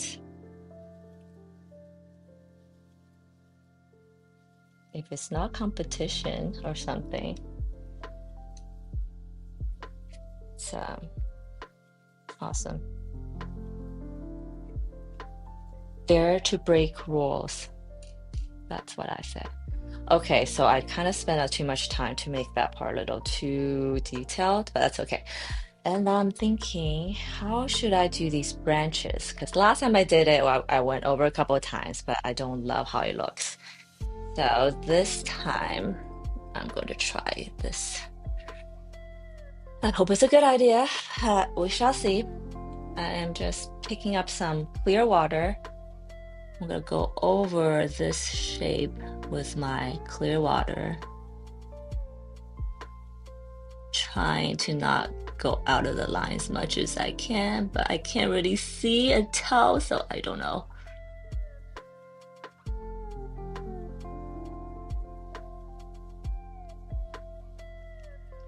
And then I'm going to drop in this darker color in the part. Oh, yay. Okay, I like this part. It's way more interesting. You can look. So here it's like I just draw it, but now I wet it. I'm gonna drop in this ink only at the shadowy area, I think. And because I just glaze a branch with water, it should spread into other areas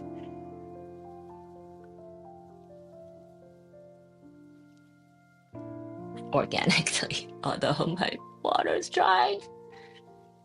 This water's drying very fast.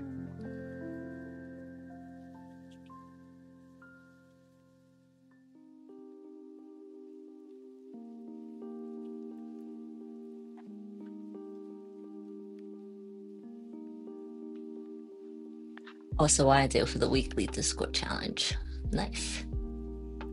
Do you guys find it helpful that when there's like a organized effort to keep you guys in check instead of like leaving this to your own will? Okay, that's cool. Okay, I like the texture it's creating. Okay, so do I do that for everything? Probably I feel like I have to. Um,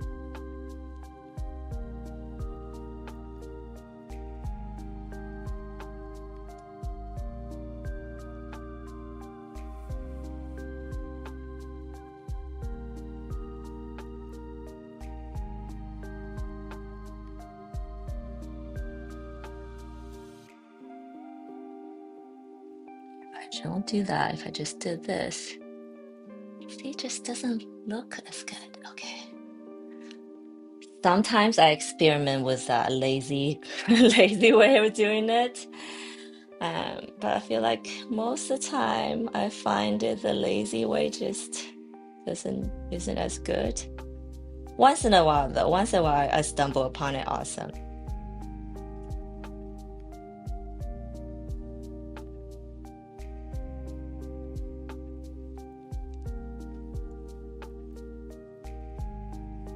I love doing these branches because they're so organic and they're kind of feels like alive to me.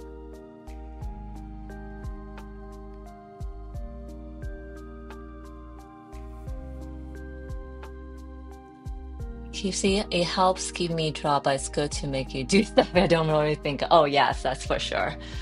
I think, and I think it's always good to do stuff that you don't normally do. That's how we stretch our skills. Um, I think that's why, like, now that I mentioned it, I think that's why between all my main collections, I do my irrational temptations because they're like something I don't really draw, but it's like kind of resets my artistness, if that makes sense. It kind of resets like the palette I use, the shapes, and because it's not something I usually do, I always find something to learn, to struggle through. Like the last one I did of the soda pop song was the struggle I had was actually to make straight lines. Because the soda cans, is has straight edges, and I had to like really study the perspective because depending on the camera angle, that it could be the words could be a little bit in perspective, and the top is smaller than bottom, for example. Okay, so I have a feeling these branches are gonna take me a minute, so let's get comfortable.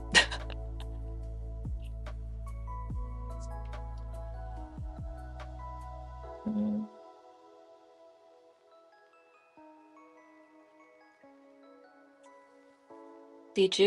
Lynn asked, did you draw the decor on the wall behind you? No, I did not. These are from a company called Urban Walls. I totally got Instagram added, but gotta work the artistness. I had these actually way before I started doing watercolor. It was, I guess it was Omen. I had this, what was I saying? Oh yeah, they are from a company called Urban Walls, and they're actually just like these giant stickers that comes in these giant rolls. I just peel and stuck on my wall. And I always loved watercolor, and this like I moved from LA to Utah, so the cactus kind of, drawn. I was drawn to the cactus, and it was kind of homage to LA, which was my last home. And then I started doing watercolor. So I thought, oh, this is appropriate for my studio background. But I was like, I should make some of decals myself or my own art, huh? Because I think it would totally work and it might be really cool. So we'll see. And if I make some and put it in my Etsy shop, will you guys think about buying it for your own walls? Because that would be a huge motivation for me to look into it. Um, it doesn't even have to be, I guess you just, would you be considered? You don't have to buy it from me. You don't have to buy it, but that consideration is what I'm looking for, I guess.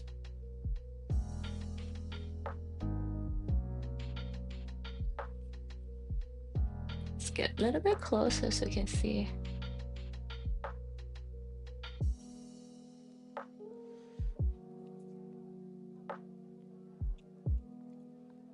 Yes, I'm in France. Oh, France, awesome.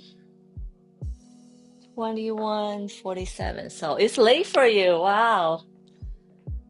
Well, thanks for watching. And I'm guessing you're a night owl. You like to stay up late. I find most creative people are actually.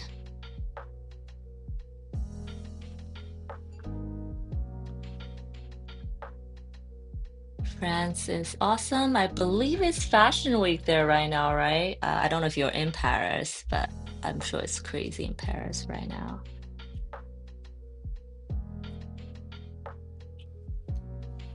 And that is a bucket list thing for sure. But I don't know if I'll ever have the opportunity to even participate. Okay, so I wanted to connect kind of here. I didn't like the gap, but I need to redo that. I already know when it dries.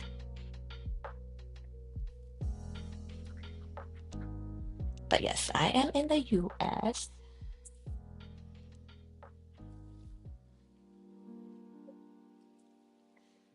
And I live in a state, I guess it's more well known now, but before when I travel internationally, I tell people, oh, I'm from LA. People was like, oh, cool. They know exactly where it is.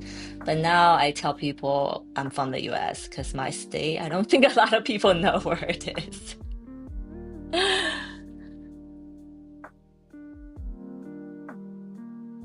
That was funny.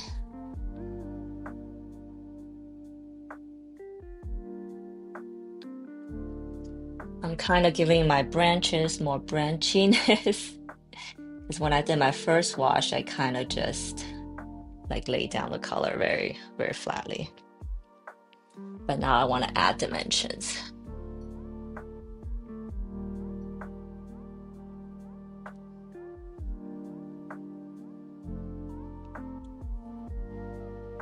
Ah, gotcha. You're French, but you live in the Netherlands. How lucky! I love the Netherlands. It's so awesome. I've been to Amsterdam, and I want to go back in the spring to see the tulips, which is one of my favorite flowers. But how long have you lived in the Netherlands?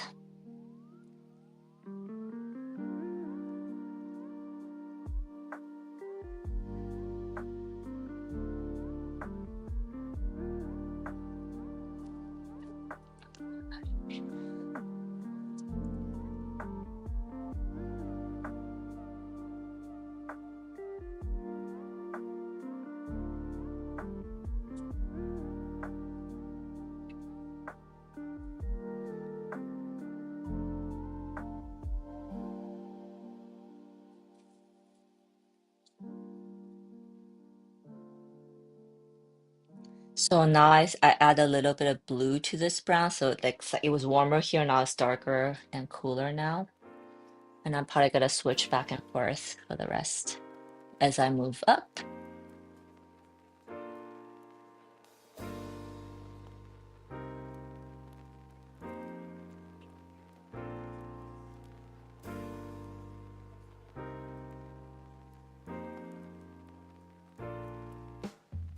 And also going back to the Inktober thing, I realized recently that yes, I'm an artist, I paint, but I don't think I'm that good of a drawer, like a drawing person.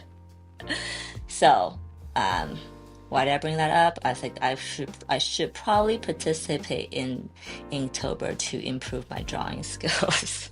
That's what I was trying to say. There we go. Okay. Because drawing and painting is two very different skills. Very different, in my humble opinion. We have this little.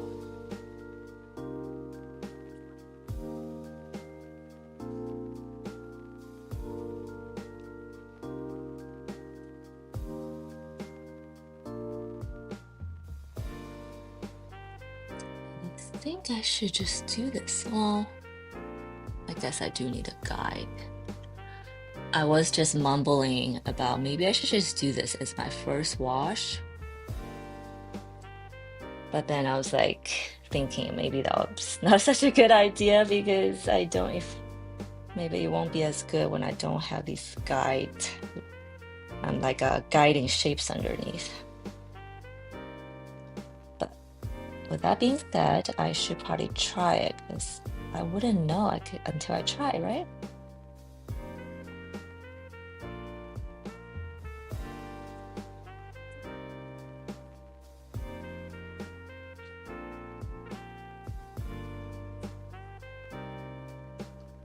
So do you draw bases for your watercolor painting? I do. I'm kind of regretting it for this piece. But I usually end up painting over them pretty good anyways, but I don't know if you can see, but you can kind of see some of my pencil lines underneath. Like here. You can kind of see a little bit. But yeah, I usually ending up covering them up, not on purpose, but just, as you paint, it just kind of happens that way.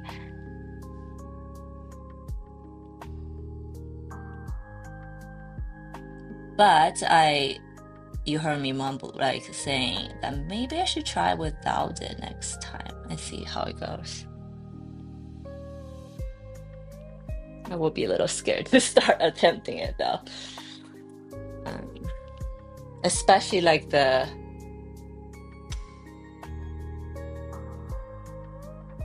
was like, what do I need my guidelines the most? I guess the face, I definitely draw guidelines because I don't think I can paint face without any guideline, just right off the bat.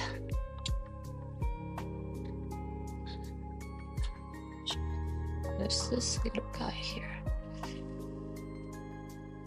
So you can see the comparison between the branches I worked on and these are the branches I didn't. They look better here, I think.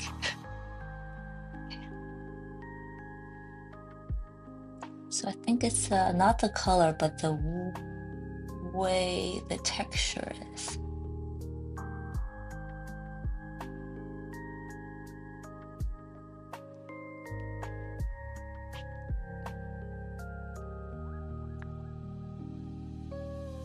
Yes. Oh, you said it so well. Anatomies and hands and faces, absolutely. No, and no pencil would look more like Chinese ink painting. And you know what? That's just brushes and confidence, yes. And I was just going to say, I think that's something I'm striving towards. That confidence of just having the one stroke and down. I am Chinese, so I kind of grew up with that. Like the calligraphy practice, I did did practice calligraphy a little bit in my youth, I didn't have the patience for it because it is something that takes years of practice every single day almost.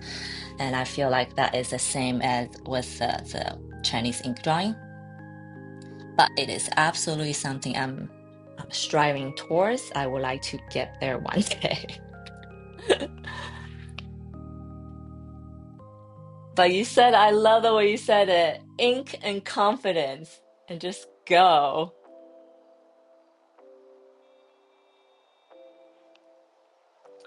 But yes, these masters, they practice a lot to get that confidence.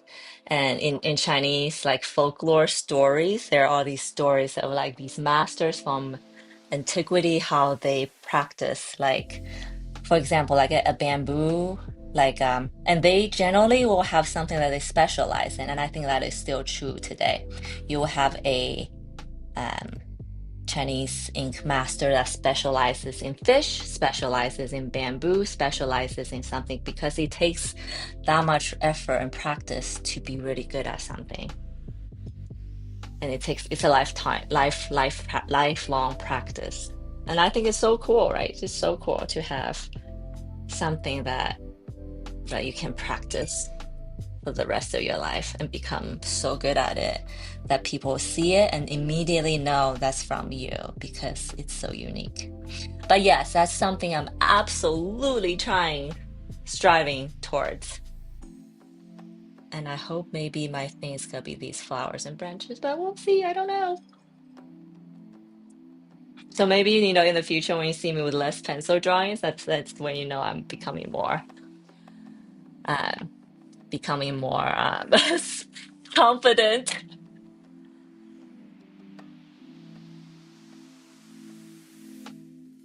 Still couldn't imagine drawing a hand without guidelines first. I mean, I guess if you draw like enough of it, you'll get there, but I'm definitely not there yet. Yeah, they do. I mean, they obviously draw all different things. It's not like the only thing they draw, but I think the most famous ones they're usually known for something like a lotus flower. Some are known for um, uh, blossoms. Some are known for drawing pandas. I recently got a piece of artwork. It was a in China, and his specialty was I should bring it up and show you guys one. It's like a bottle, but it's his specialty was reverse painting tiny fishes on glass bottles from inside out. And I saw him making it, and it was just mind blowing. The it's reverse, so you gotta think about it like painting an opposite from what you see. And it's inside a bottle, so you use tiny, tiny, tiny brushes. Ah, yes, it was just, and it's apparently a kind of lost art in China because more and more people wanting to become tech billionaires instead of spending time to hone a skill like that, which is also kind of sad if you think about it.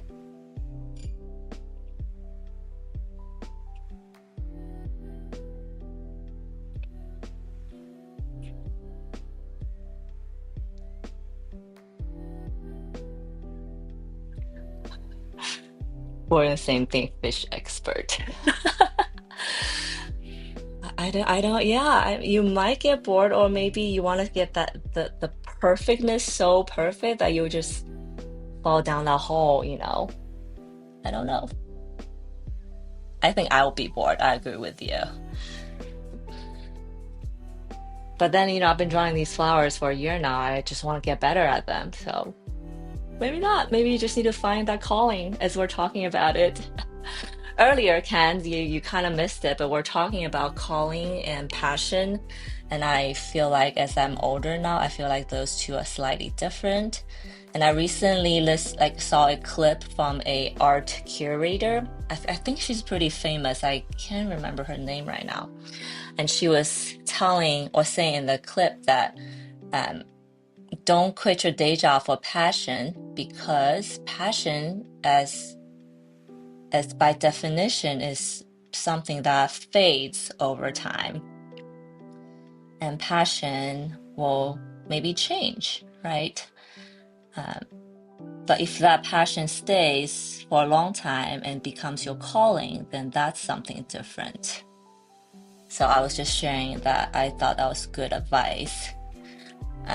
Because the last thing you want is, you quit your day job, you make money, become a starting artist, and then you realize, oh, I don't love it as much as I thought. After a few years of doing it, or after repeated failures, because that will happen.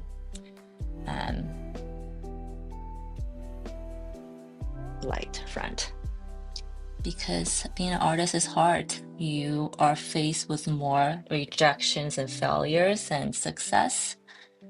I guess that's true with anything. So if you don't have that grit to continue on the path, then eventually that passion will become a burden, I feel like. But, that's just an opinion. Let me know if you guys agree or disagree, and your own experiences, I guess.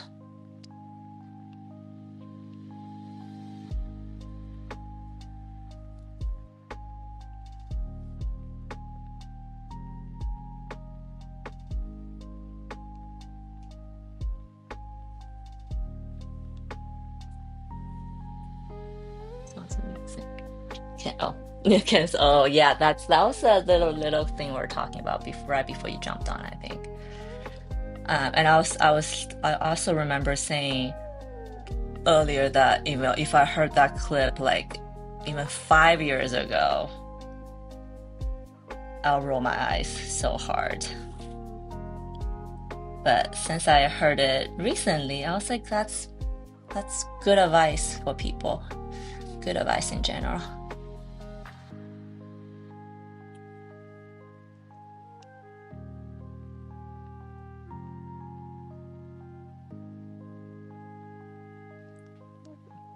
Right. Yeah. And I think it was when we were younger, I find myself saying, like, I want to follow my passion. I wanted my passion to become my job.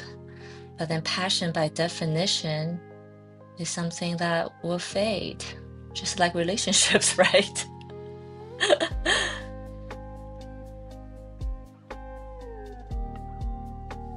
I hope my husband's not listening.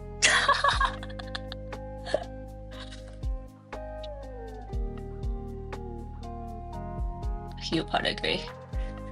But once you get beyond that passion phase, once you are grounded with it, then you can decide if it's something that's real.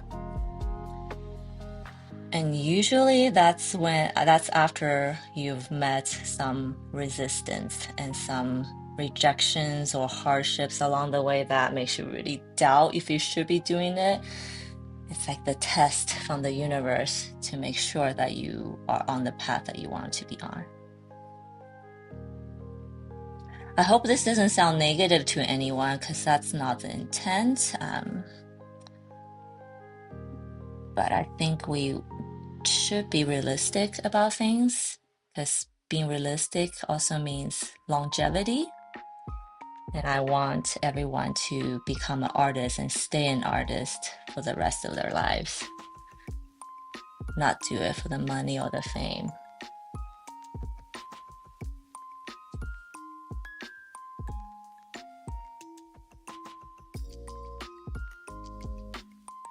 And I think we all can use a little bit of reality check here and there. Oh, hello, Toby.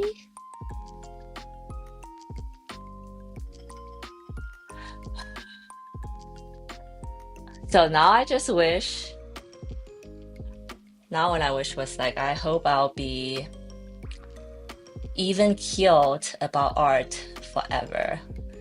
That I'm just happy to be practicing it, to be doing it, and everything else that comes is bonus. Okay, so I need to be careful about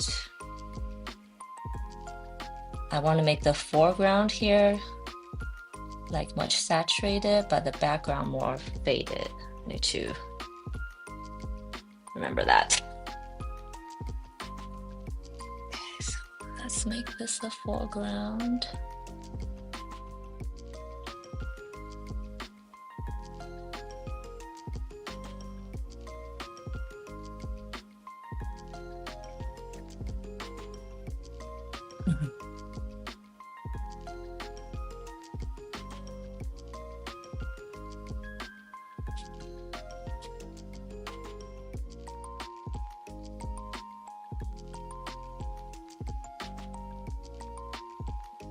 Let's make this the foreground.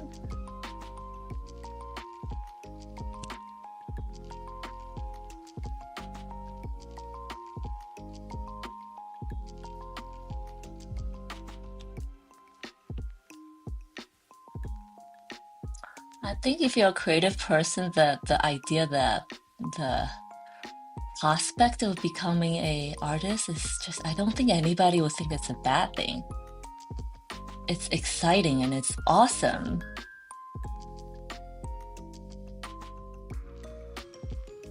But it's also not an easy road to be on. So you really gotta love what you do. And if you ask me, am I there? I say I just got here recently.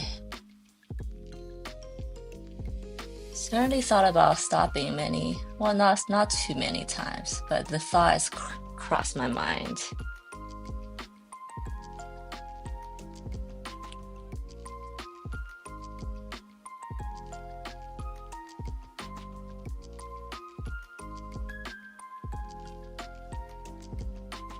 But I'm still here, so that's exciting, I guess. Okay, so I'm gonna dilute my ink more now. I'm gonna make these slightly lighter color.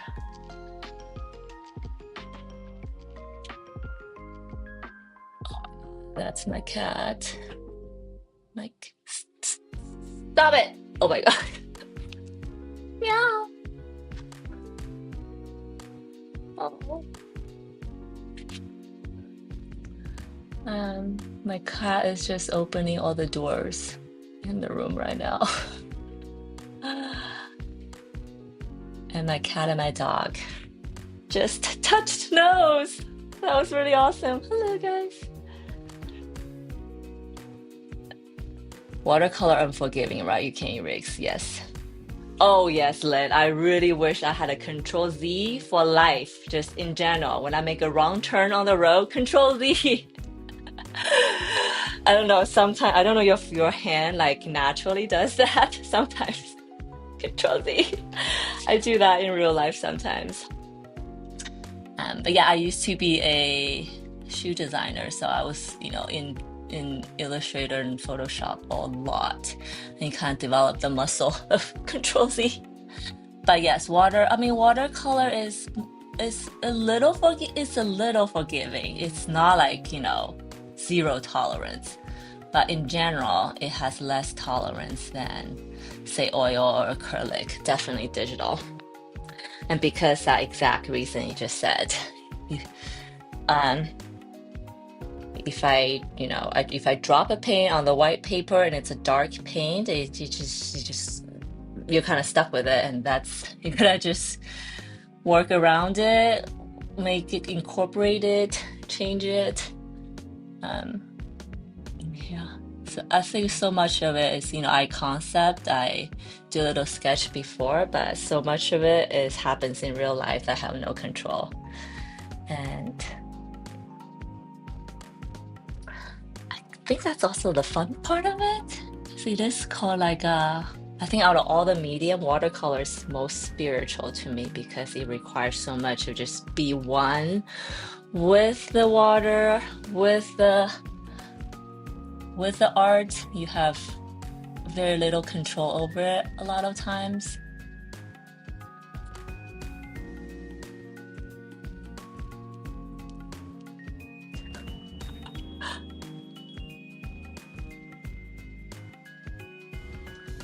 Hi guys. So both my cat and my dog are in my studio. Everybody wants something. What do they want? Everybody wants food. No, you'll get food when I'm done. I do try to control Z my sketchbook. Yes. I think it's funniest when I try to control Z when I'm driving. And I make wrong turns a lot. Hey, no joke about Asian drivers, right? But it's true. I'm gonna add a little bit more blue to my color now to cool that down because now we're really getting into the periphery of this painting.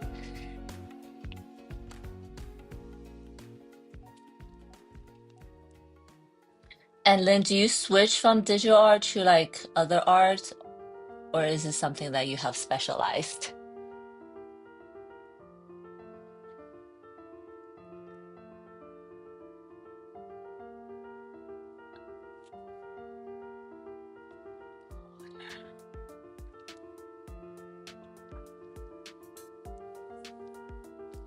Okay, my dog left the premises.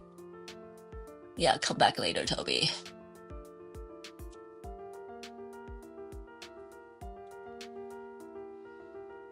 So when it's cooler, the color feels is a little bit more further back from you, which is what we want.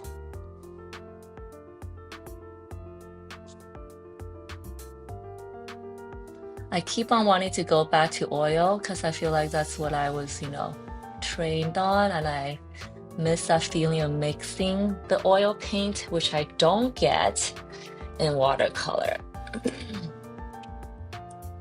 But then I feel like I had to start this process over again. I do digital and traditional drawing. Cool. I'm trying to learn digital painting to work in the video game or movie industry. Oh, that's cool. Concept art, yes. So how do you feel about all the AI stuff? I had to ask. And I have no idea how that's changing that industry, but I read that that's maybe not in the US because we have those guilds and unions to protect a lot of the concept artists. But I don't know globally what that's like. And I did Photoshop painting for a while actually, just for fun, for my NFTs, and just to learn Photoshop, I guess.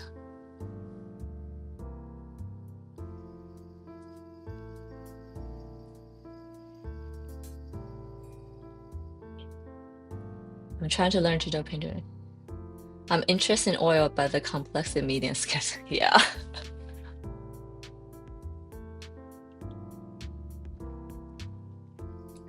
That's kind of the reason I switched to watercolor from oil,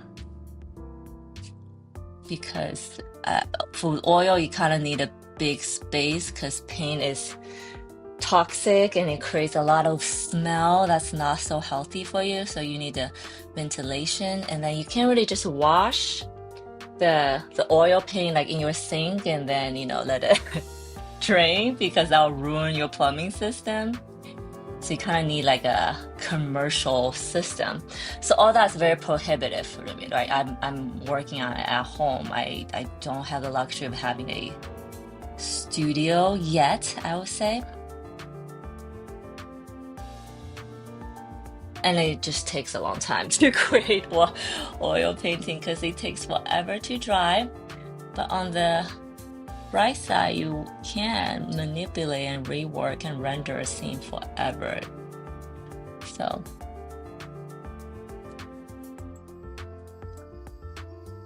but I think at this point I feel like watercolor just suits who I am. It's like ethereal, it's fluid, it's very feminine. It's got the feminine energy for me.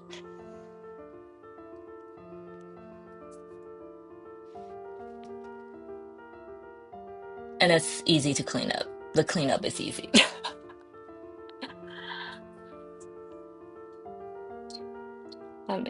I feel like the AI stuff is generic and doesn't create good original concept, but it does cut jobs of small studios.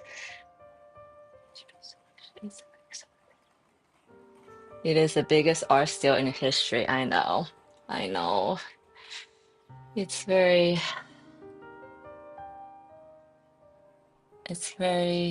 disheartening for a lot of artists, actually, especially for the famous artists who have their life's work just stolen, like Studio Ghibli, you know?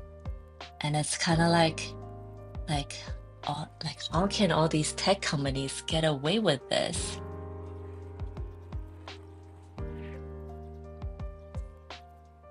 They are getting away with it, and artists are pretty helpless in this space right now, I feel like, unfortunately.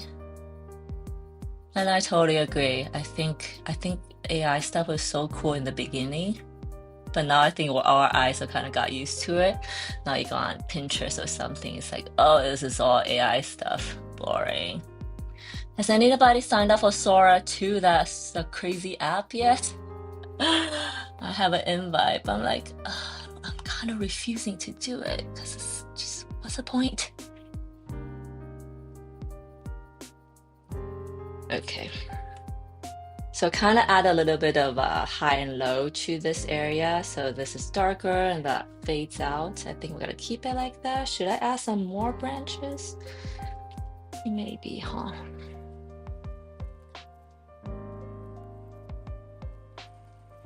This area seems a little barren to me.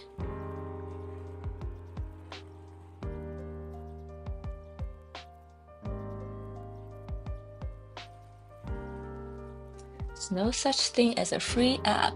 They're stealing from you.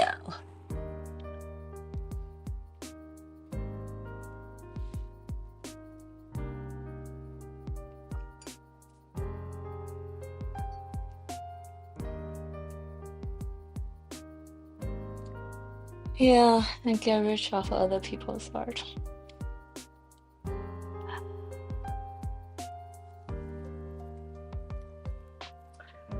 Yes, very true.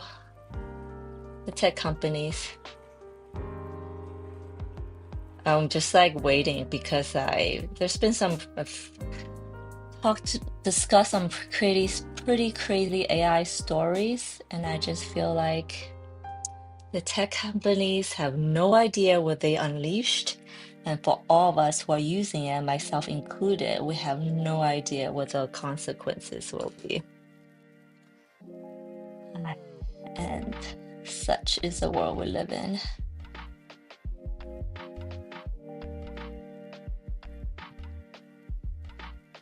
Oh, what was I going with this?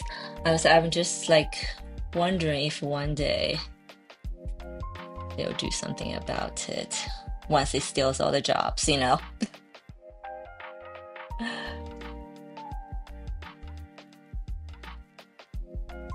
But I'm not holding my breath because I also don't feel like we have governments and institutions that will fight this battle.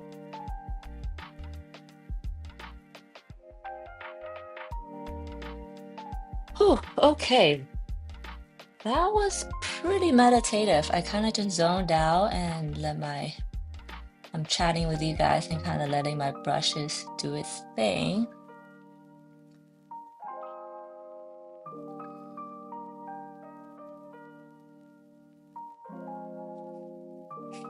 Okay, but I'm gonna leave those be now and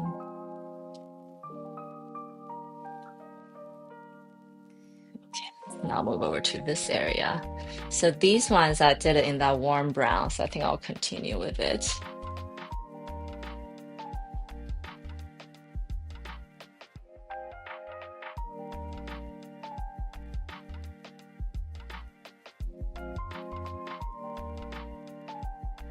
The worst part for me is how the internet and paper keep citing untrue stuff generated by AI.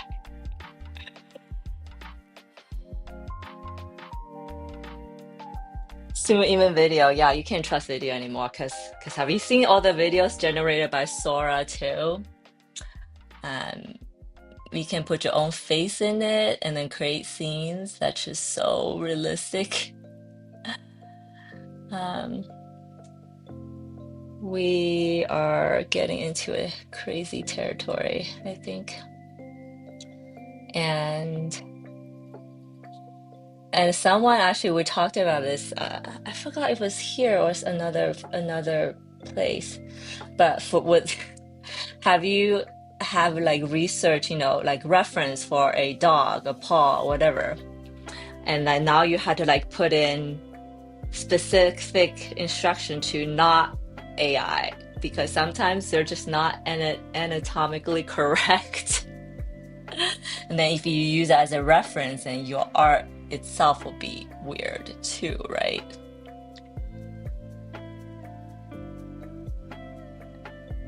And when that person shared with me, I was like, oh wow, I didn't even think about that, but it could be true.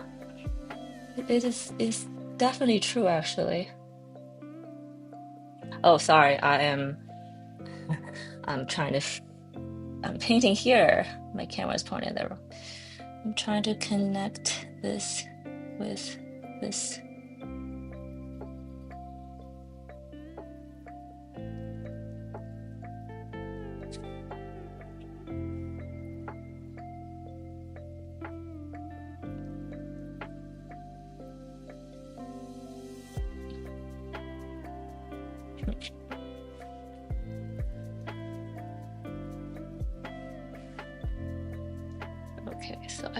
Okay, so okay. I have a little thing. Once I paint this in, we'll see if we need more details here. But I think I'm okay with where it is now. And then let's do the middle part.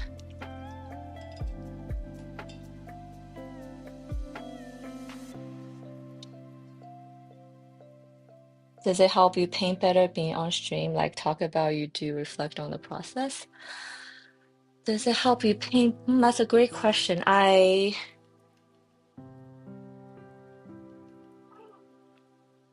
What's up, Toby? Do you need to go outside?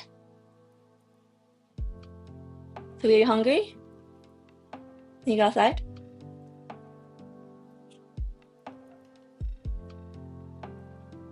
Okay, I might have to step out real quick to feed my dog because he's looking at me with his puppy eyes. Um, Toby, come here. Toby, come here. Oh, yeah. Can you just wait for 1 second? Hi, everyone. This is my dog. Doggy, doggy. Stay here, okay? Stay. Toby, sit. Sit. There we go. Good boy. I don't know if it helps me paint better per se, because I'm actually like more distracted this way. But I do feel like I'm having more revelations about my art that will help my art for later pieces for sure. And and yeah, I think that the things I discover as I'm like chatting with you helps with my later pieces. So I guess yeah, it does, but not necessarily the piece I'm working on right now. Um, okay, guys, I'll be right back because my dog, I think he's either needs to go outside because I think I share a little bit that he's dealing with some health issues, and I think he's really hungry. So I'll be right back. Okay, like 5 minutes.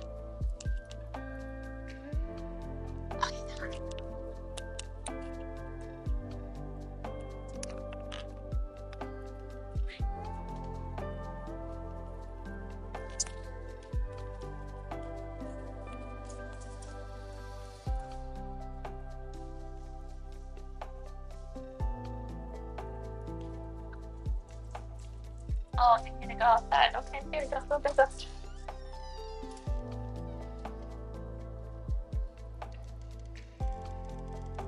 I think my dog is developing a intolerance for his food, so he's been dealing with digestive issues for the past month or so. I think we finally figure out the right formula, but he's not 100% yet.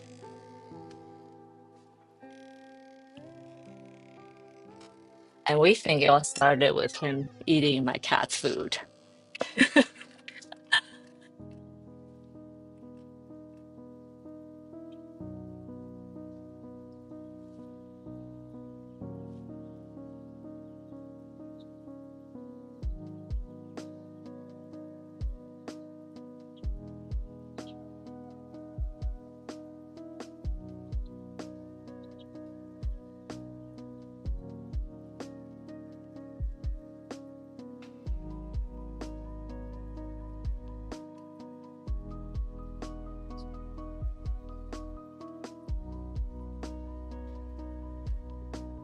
Come on, do your thing.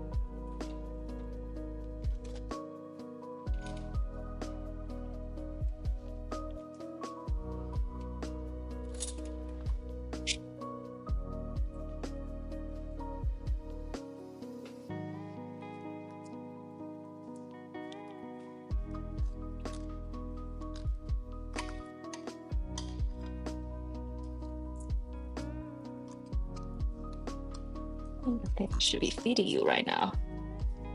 Oh, okay. Sure.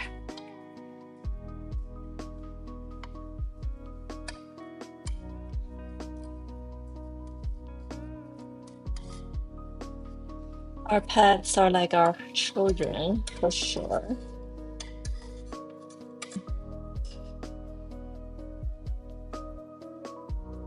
Okay.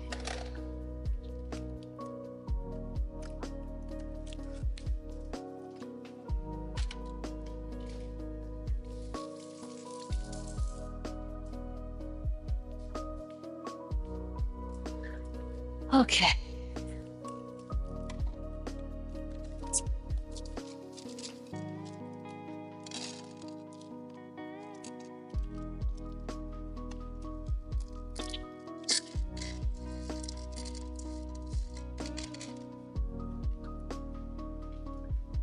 Eve?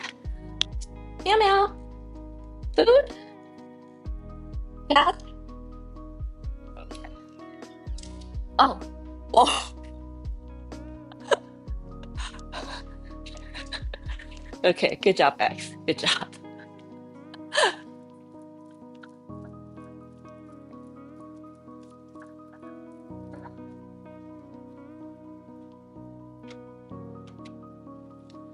Okay, I'm back. So sorry about that. Okay, we're back.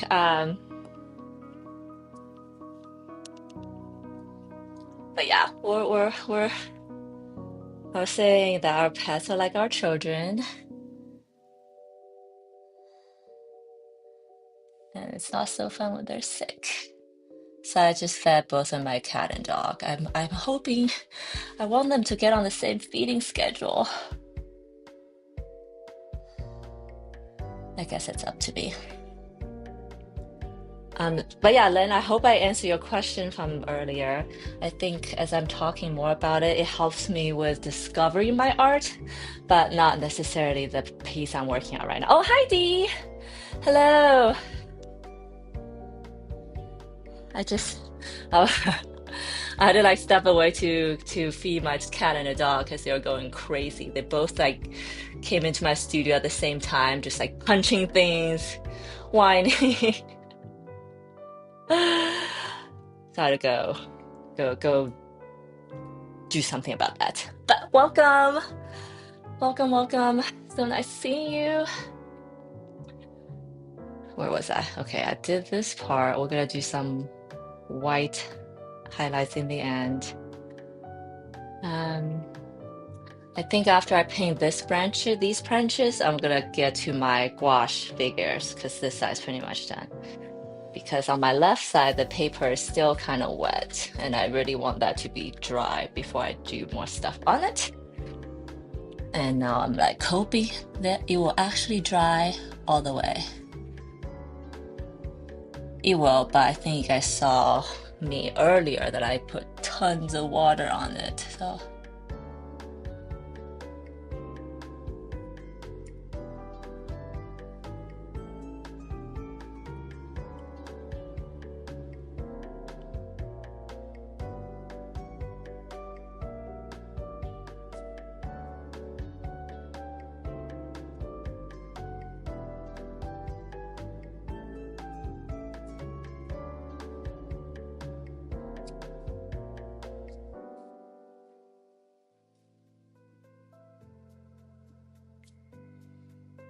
Yeah, I can see it from the underpainting. I think last time I was in this section, I was just like over it. I want to be done with it.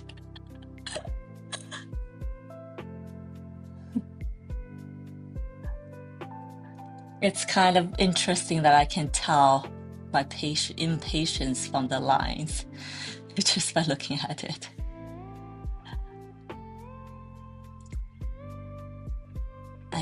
I think you know what I'm talking about for sure. You probably have those things in your own art.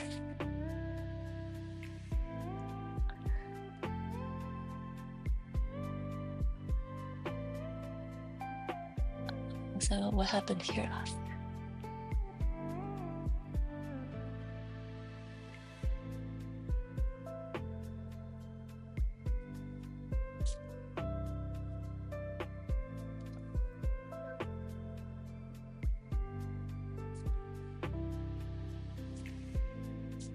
I definitely think bigger painting takes more time. But I still am going to try to finish this piece this week so that next week when I come here, when I go live, it will be a new piece of painting for you guys. That's still in this collection. I'm actually pretty excited about what I will paint next. I have no idea yet. But oh, Lynn, if you're still watching, being live has helped one thing for sure, and that is keeping myself disciplined and keeping myself honest with my art. And for anyone who's watching,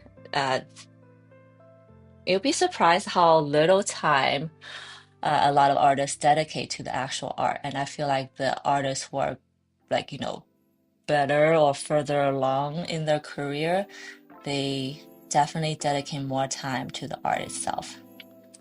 And being live and going live has you guys keep me disciplined and honest because now I have to come up with new paintings every week. Instead of if I wasn't going live, then it might be, it might be days and weeks between my paintings because I have no that drive of I have to get it done isn't there, right? Because it's like up to me. But because of live painting, I kind of got in the habit of always creating new art and concepting new art, and I think that's helped me with literally everything there is about artwork. Because the more you do it, the better you'll get at it, and the more you get at it, you start trying more harder stuff, and then so on and so forth. It's just a good cycle that you wanted to get on. So I feel like I'm finally on that cycle for the first time in the past like 6 months. And I say for the first time in my life, and it just happened the past 6 months. So it's exciting. So if you are thinking about starting live stream or hesitating, I hope this is one of those reasons that pushes you over the edge. That you'll be accountable to yourself to do this. I was tempted to do streaming to push my discipline out. Yes, Lynn, I was just saying that. I guess I'm sure you heard me. that if you are hesitating, you should just start. And it might be scary at first because you're like, if would I be able to do this every week? And it's so easy to tell yourself, oh, I don't feel like it this week, I'm not going to. But give yourself a schedule. I picked Wednesday. I started with like live streaming 3 days a week, actually, if you look back to some of my older streams. But that was too much and I just didn't have time to do anything else. So I decided that I'm gonna do just one day, but show up every week. And I have been for the past year or so. And it's been great. There's not enough good things I can say about it. So I absolutely support that you should start. And if you have questions on how to do it, what to do, feel free to message me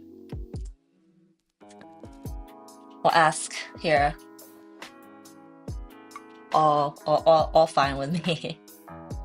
But yeah, the fact that I had to show up every week, it just has a cascading effect of thinking about new art, concepting new art. So this year probably has been the most productive year for me artistically. It's just the beginning of my art career, which is exciting. Okay, I'm gonna switch back to the cool blue now. And let's do a bridge here.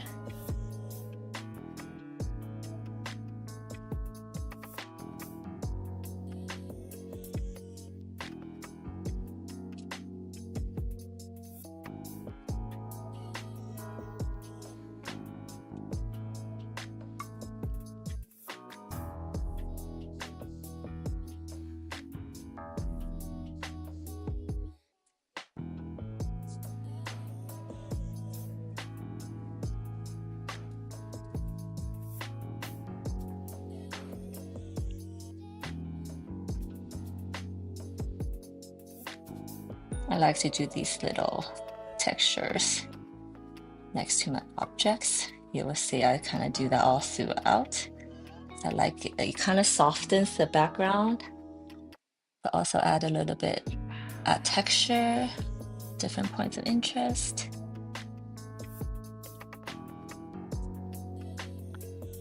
Okay.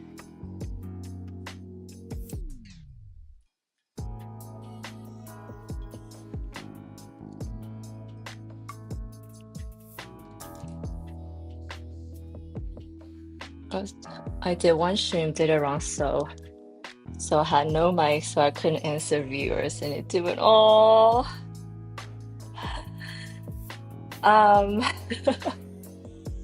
Don't be discouraged or demotivated because it happens to everyone. My first stream, I only had like one overhead camera, and I just used the mic on the phone, and I'm sure it sounded terrible. and um and the lighting was all wrong, but I kind of, you slowly improve along the way. And yes, I watched a tons of YouTube videos on that, on all of it. Okay, let's do a little progress check. So we kind of did the right side a lot today.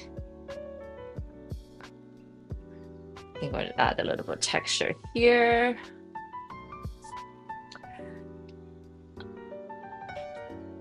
And then let's look at the whole thing together. This is my left side of the painting that I need to go over and add more details still. But I kind of want to this is gonna be the focus. Bring your eyes in, and you kind of end up here. So yeah, this side needs another wash, more details. But I'm going to start working on my little orb beds now, because this side needs to be dried a little bit more. And I'm kind of tired of drawing branches now, so I want to change it up and do something else and then go back to it. How are we doing on time? I think we're good. Looks beautiful. Thank you, Trevor. I just keep on thinking this painting is so light, but maybe once I put it on the wall, it'll look different.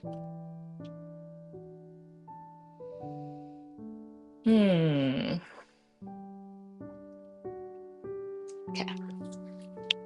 So these orb creatures, I use gouache because I want them to stand out and differentiate without popping out, if that makes sense. Um,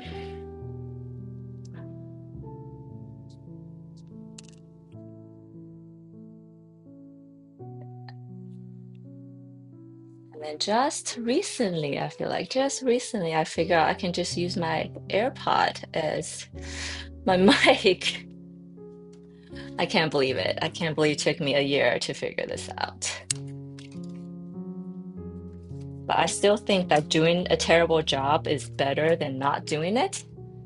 And because slowly, eventually, you'll do a good job. But not doing it means you won't even have the opportunity to practice.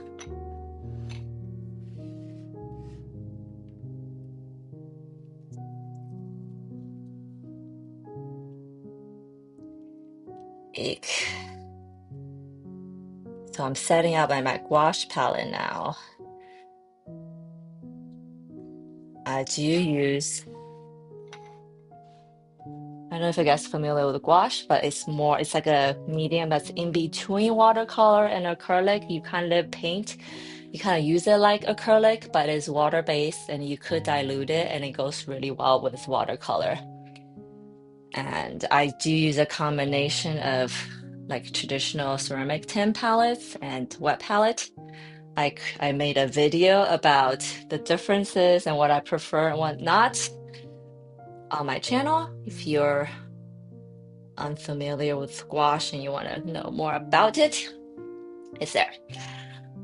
So this guy, I'm gonna blend it in. So it's gonna be a blue color.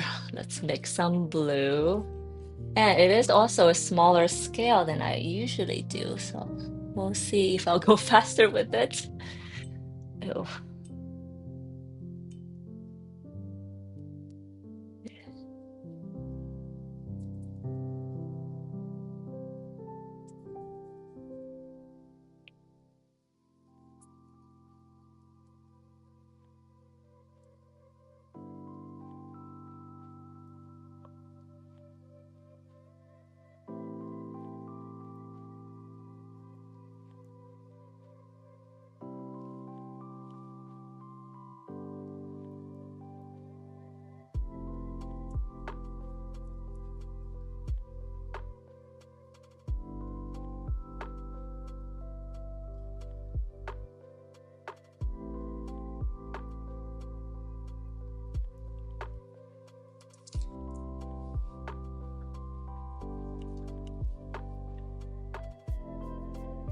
Okay, let's see. Okay. Okay, I don't know if you guys can tell. Let me zoom in. But this is like much more opaque. I can cover up watercolor, no problem. So that's why I leave this as last, in case I made any major watercolor mistakes in that area, then I can just cover it easily. Also, I found out apparently gouache is like not a very popular medium anymore. Um, I feel like it was used a lot in the concept days. I know Studio Ghibli uses like a type of, I think Ken, was that you tell were you the one who told me that they use like a poster ink, which is kind of like gouache. But obviously they don't do that anymore, probably.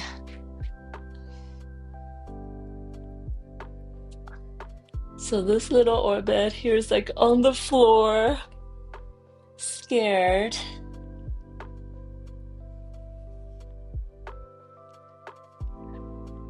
It's actually pretty cute. Okay, hold on.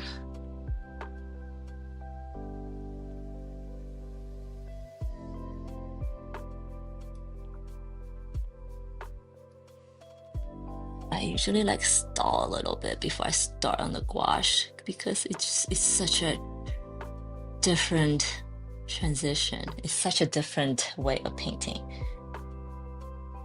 So you guys saw me painting with watercolor for the past few hours. Now I just switched to gouache. Right now, this paint is pretty thin right now.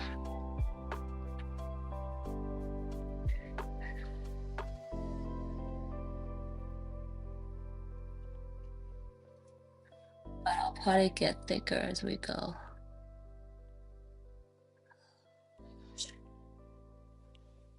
Like not breathing, holding my breath, drawing straight lines.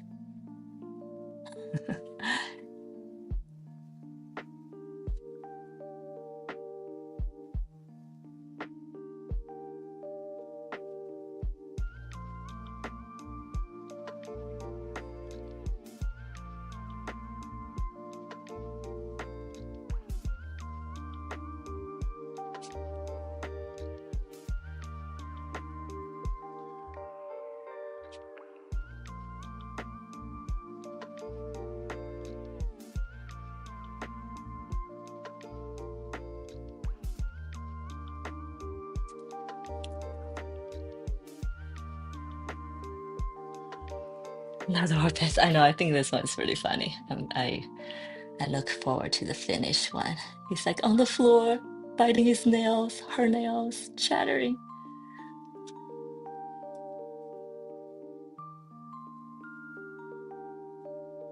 And this wet blending, this what I'm doing right now is kind of what I missed from oil painting, but I feel like I can't get it here now, so I have my fix.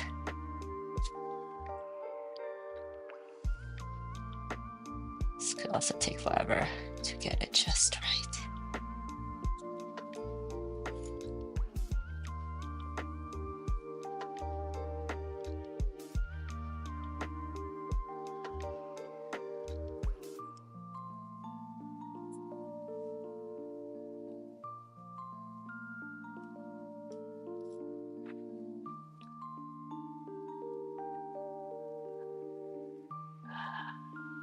You should breathe, trust yourself. Like, thank you. I know, I'm like, thank you. Thank you guys for the encouragement. I appreciate it. I always feel a little nervous as I am switching between mediums. My hand's definitely shaking. But I'm warming up now, so I think we'll just go.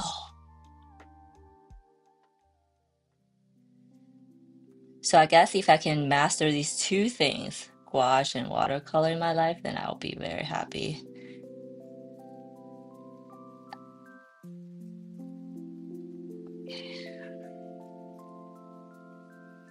And also, that's a little bit different for I guess so gouache is kind of like acrylic. It dries incredibly fast, so you gotta work fast.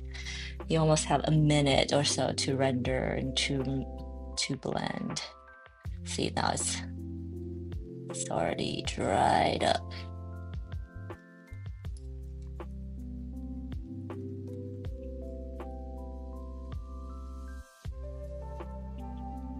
Okay, let's see if we need a second coat later.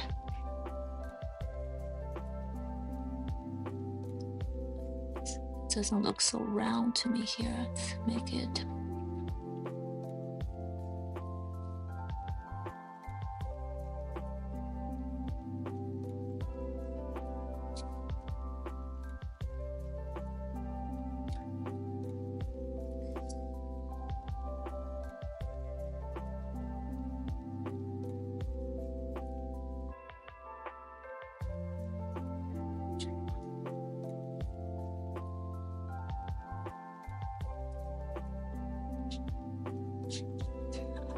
What's happening here? This is my bottom. It's my hand. Oh, I see what's happening.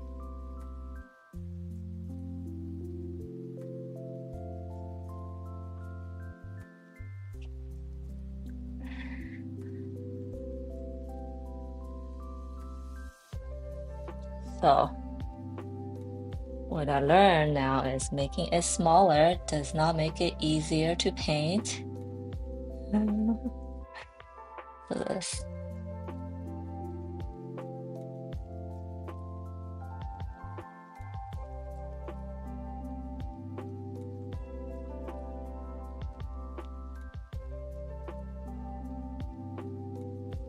But I guess it is faster now because I have less areas to cover.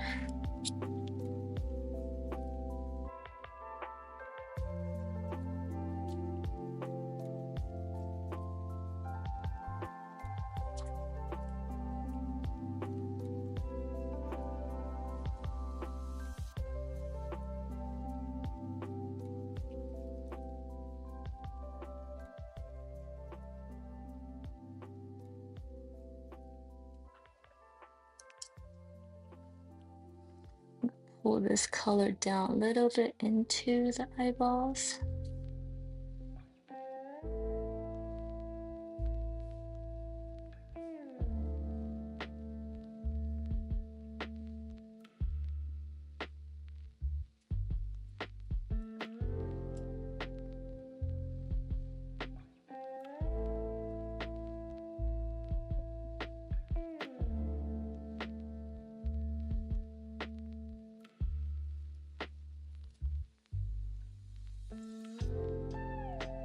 So that's her hand. So that's just her color. It's a color here. Oh, okay.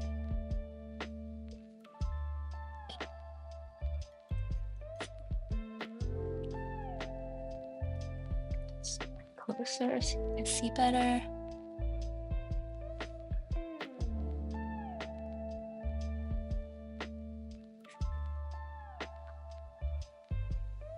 This middle part where all her body is the darkest. So I'm gonna do that first. And then here.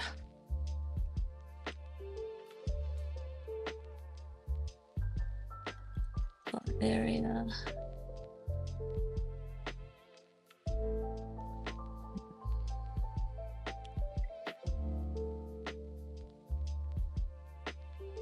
We got a little bit of white here.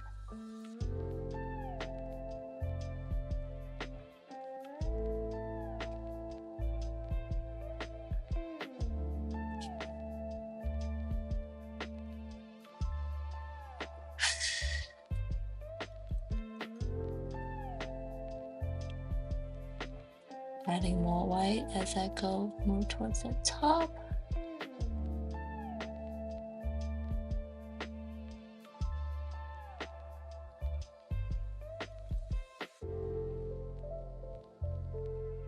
Yeah.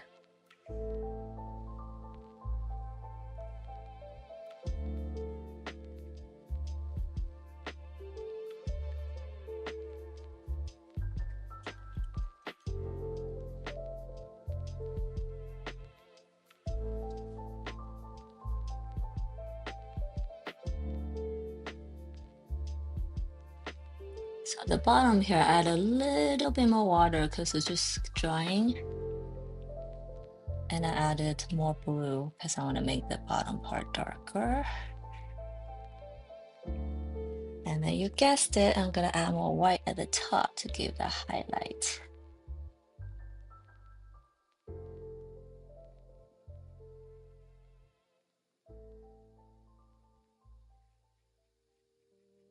I blend as I go.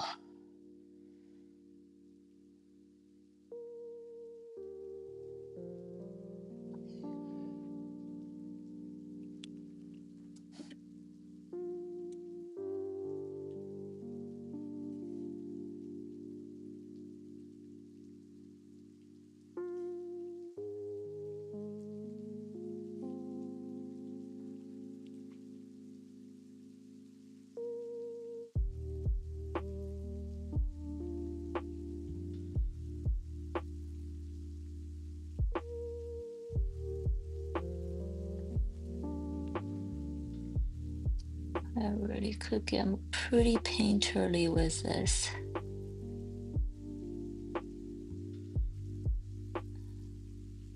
Though I feel like I haven't quite found the courage yet to just like swing the brush, as they say, as they call it. Just let it go.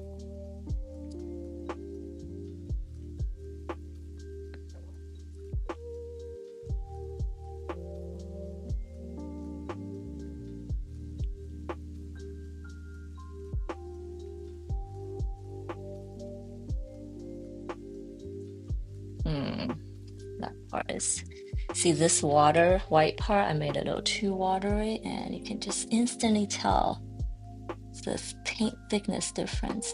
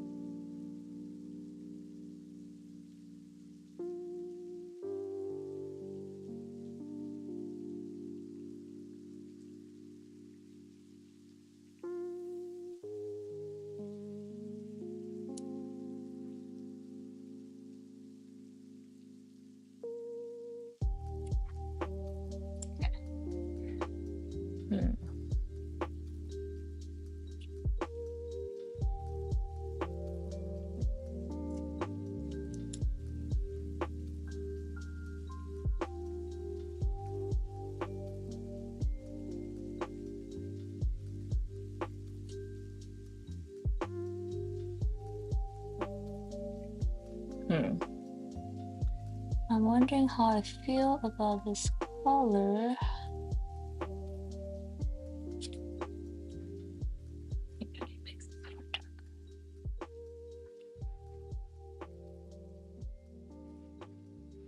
See, I can go on for like hours just to tweak a little bit here, a little bit there. But we're not going to do that.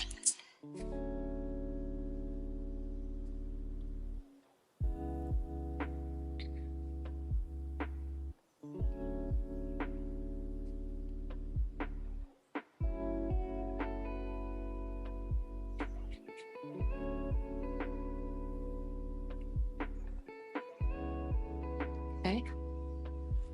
And then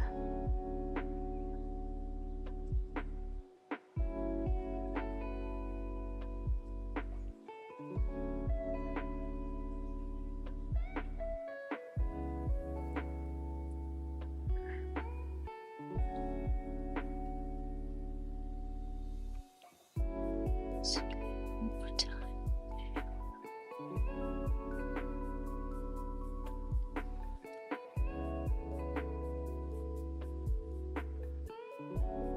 I am finding myself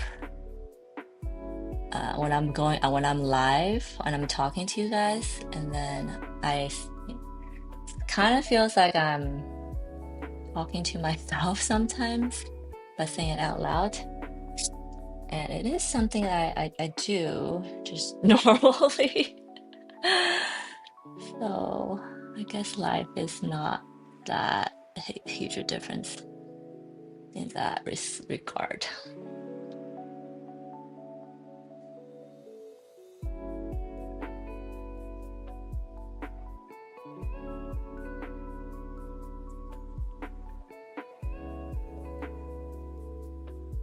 And with the gouache, you want to get that like the creamy consistency is kind of what you want.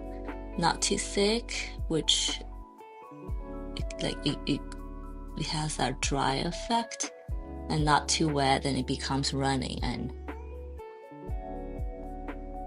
not so good to work with.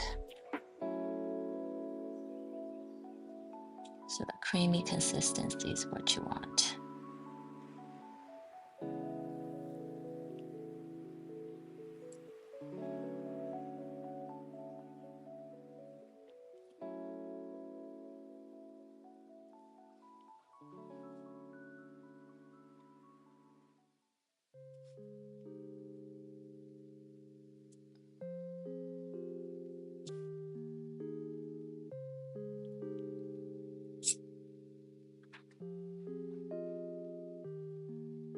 Hello, Guri. How are you? Thanks for stopping by. I hope the Bay Area is beautiful today.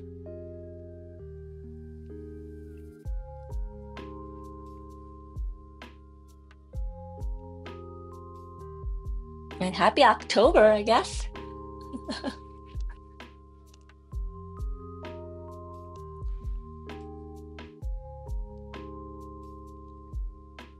Love this dark blue color, yes. This whole painting is kind of bluish, brownish. It's very moody and I like it.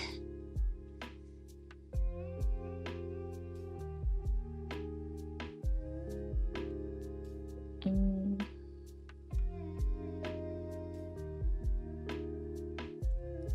Here we go.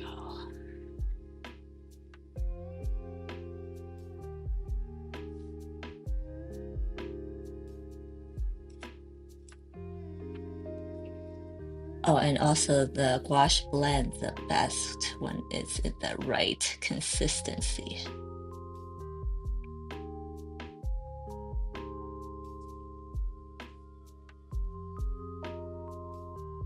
Right here. Not so much right here. I'll get more blue in, more of this lighter color in. And then I can blend.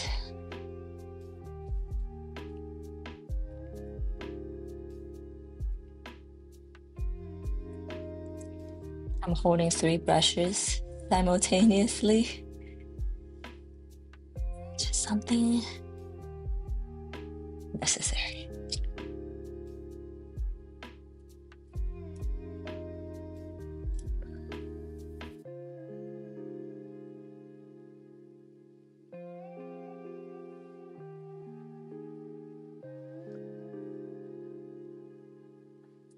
Oh, cold and cloudy, boo. But it's what you get for the Bay Area, I guess.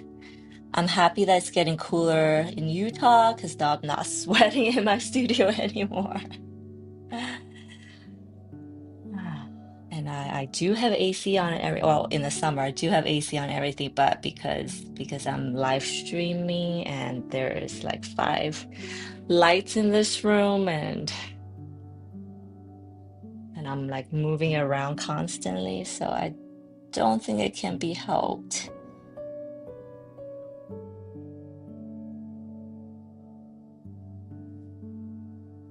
That's more comfortable now.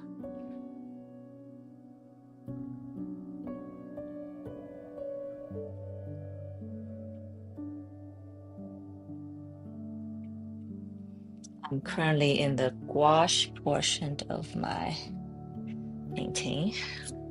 I am switching back and forth this time though, because I still got like the whole left side I want to work on. But because the paper is kind of wet there, and I've learned my lesson to be patient, so that's why I'm working on this section first.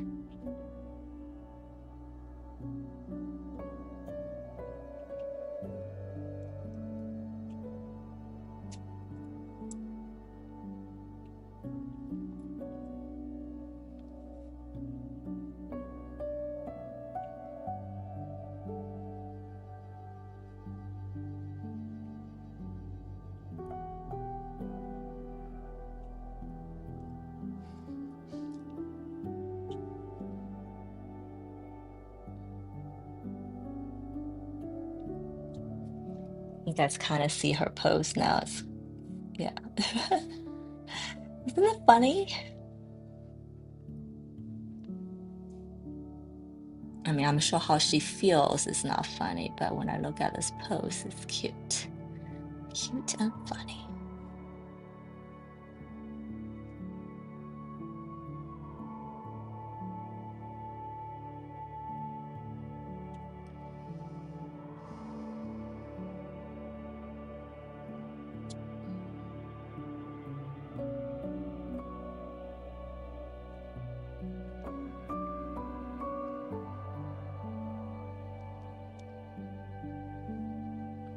And just like watercolor, some of these areas, I want to work on them more, but I really just had to wait for it to dry first. to see how it is.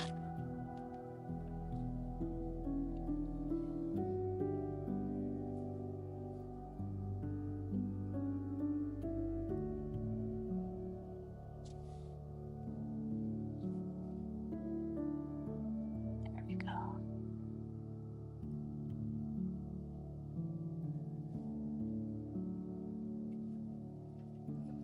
Man, that one was so watery.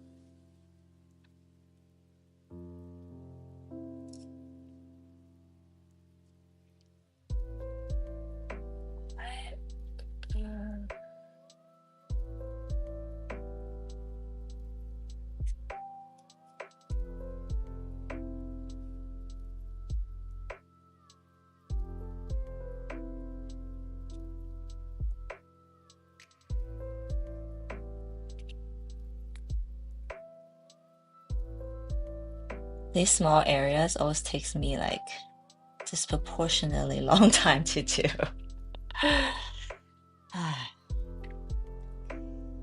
Bring some of this dark blue to the top.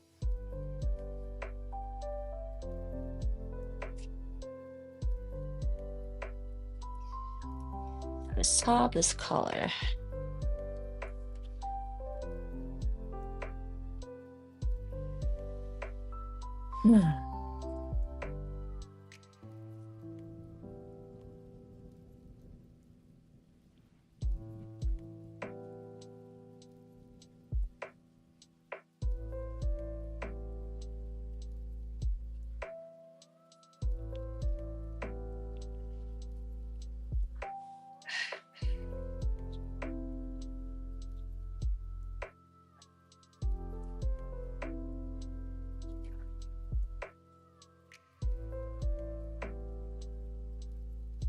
Kind of made the bottom half of this a bit in a darker blue because I thought it's closer to brown. Maybe that's a good idea.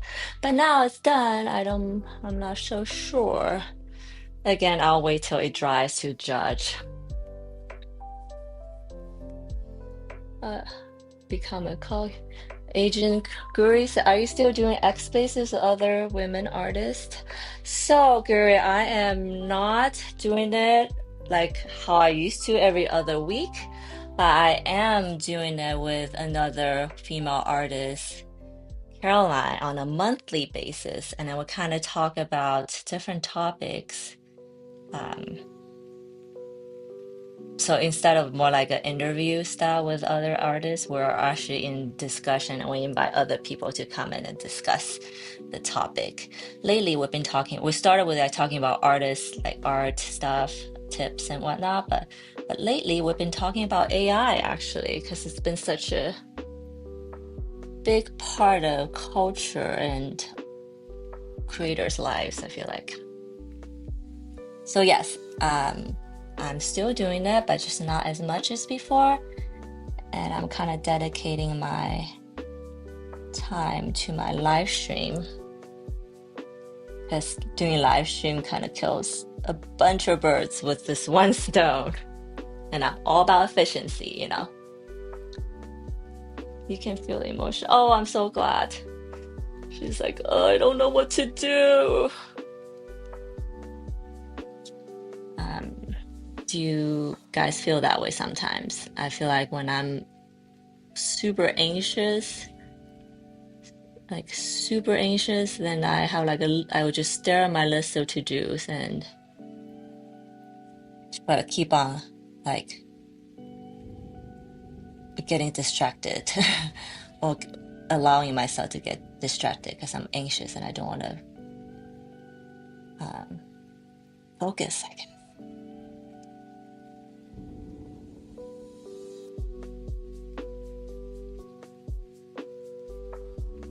Sometimes it becomes this pose. It's like, oh, I don't know what to do. so I'm just gonna lay down. Do you ever feel like that?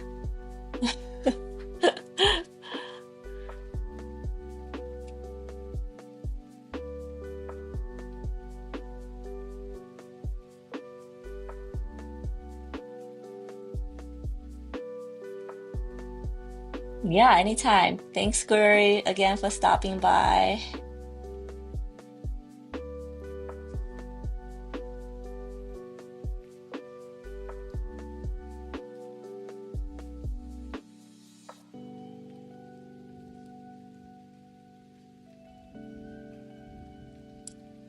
I do miss my interview, my spaces though. Because connecting with some of these artists has been some of those most impactful moments of my art career. But it just takes so much time. And I realize I need to work on my art if I want to be an artiste. Okay, I'm gonna do these little petals.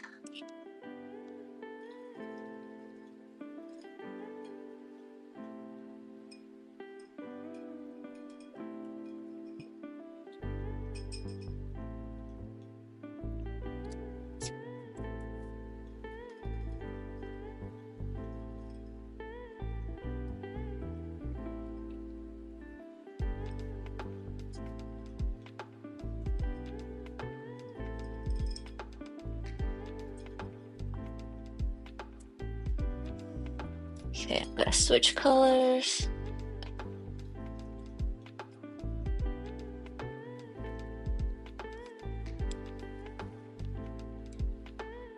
So I have a little bit of purple here, so I'm gonna do the similar color, see if I can mix that in a gouache paint. Here.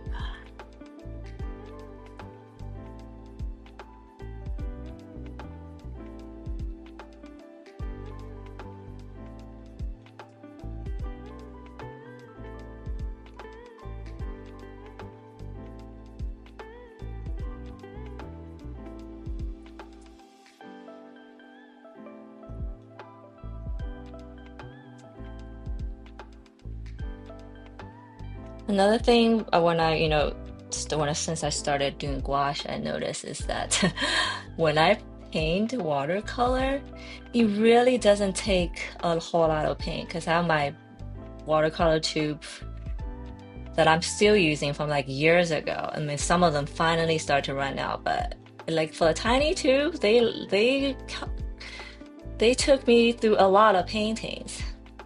But with gouache, it's the exact opposite. For even small area, because I am using paint to paint instead of water to paint like watercolor, the paint runs out so much quicker. So that I thought that was a little interesting discovery.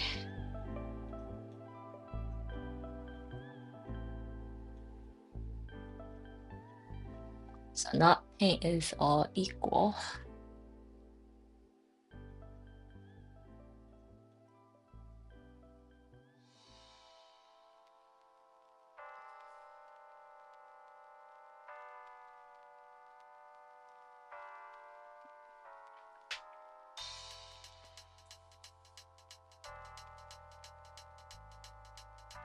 See if I can finish this painting today. I feel like I'm close.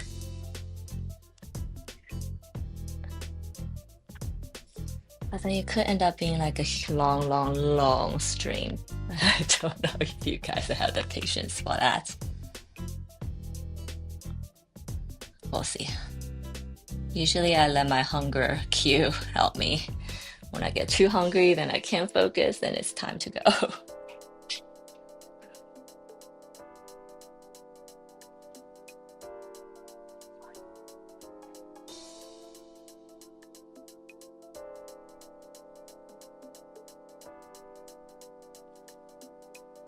Do you guys have cats? They just do crazy things during the day. You should just knock something over.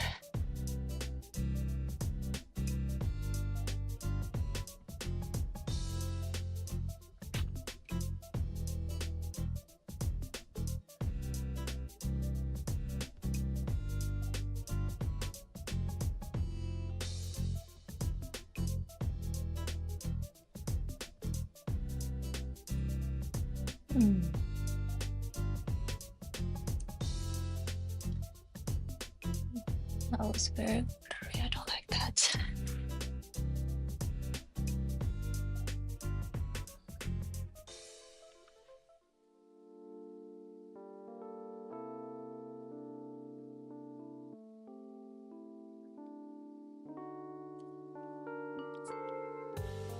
I think with gouache, the most time-consuming part is actually mixing the paint, because I had to mix it to match the watercolor somewhat, and it's pretty hard.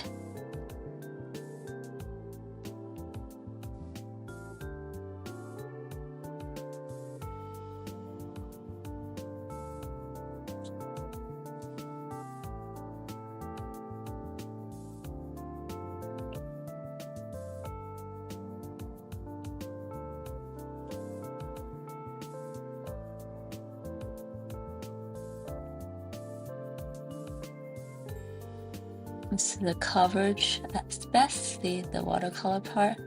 You can just cover it up, no problem. And then for the long haul. Thanks, Trevor. You made me laugh.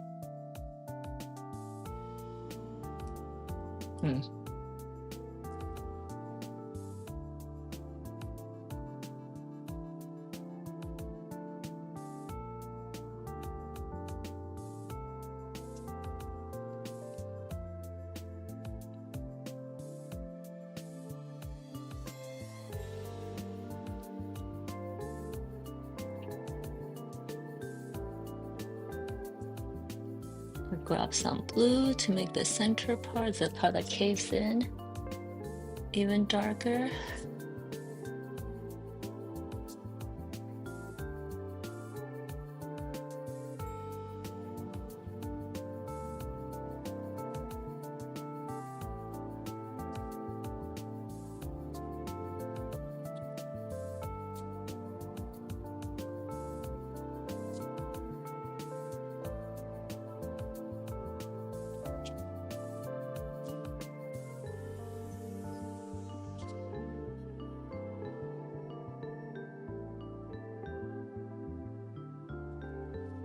Okay.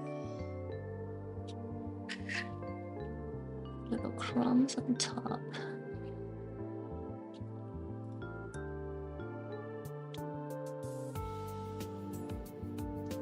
I think today I'm just gonna make these the same color.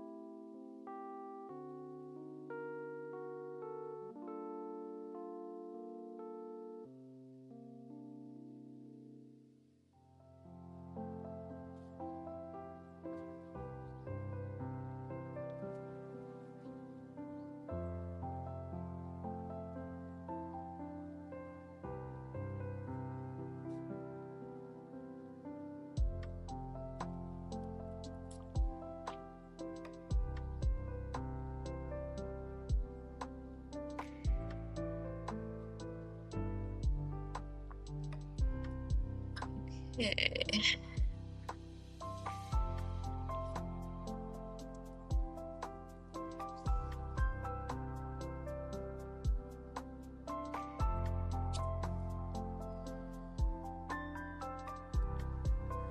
Little some shadow here.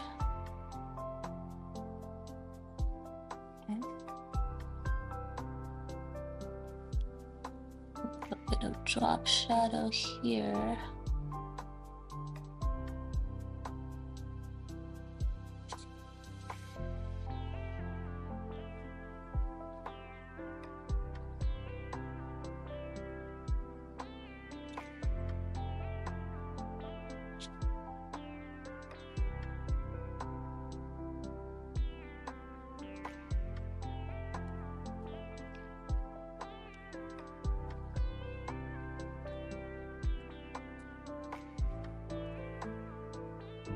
I got a 1 hour 30 time change. Oh my goodness. So there is daylight savings in Australia too. Okay, guys, this is like my least favorite time of the year because the time changes in the entire world that I just spent last 6 months to get used to. And literally every time I get used to something, it changes again. Grr. Um, so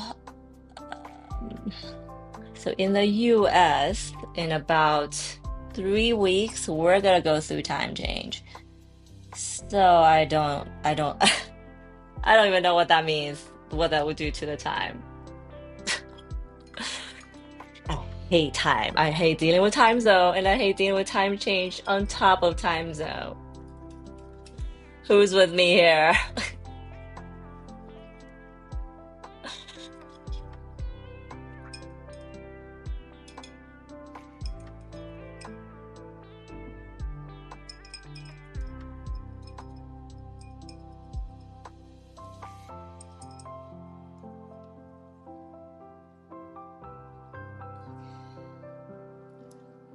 What color should I make the eyeball? I guess it has to be dark brown, huh?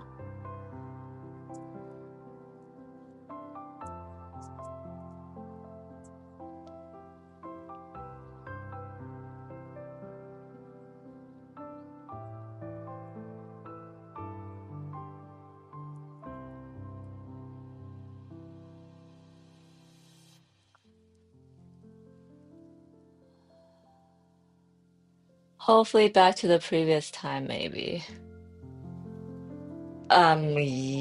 Yes. Yes. I I don't know. I don't even know, Trevor. I think my clock goes back 1 hour. Spring forward, fall back. Yeah, I think goes back an hour. I don't know. We'll get there. We'll get there when we get there. I mean, you think by now I'll have it under control. You know, it's not like it's my first year experiences. I'm just so confused by time. So I did make the little eyeball brown, but I did add a little bit of blue just to cool it down. So that's more similar to surrounding.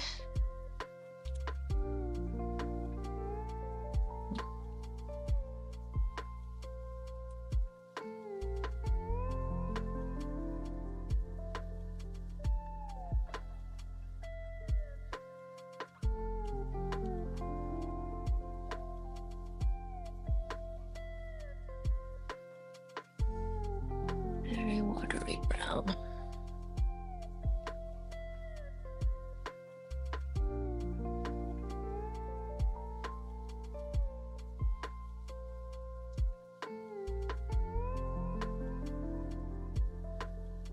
Okay, here we go.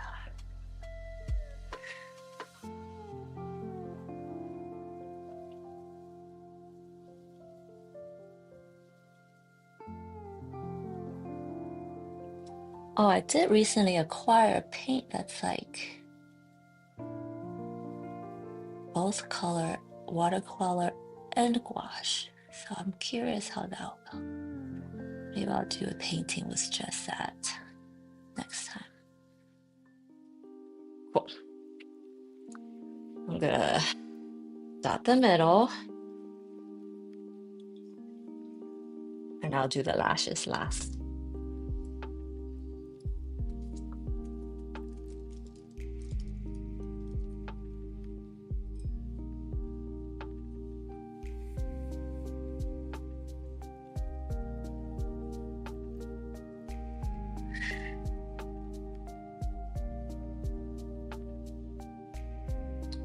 think the good thing about gouache paint is it doesn't spread like watercolor does.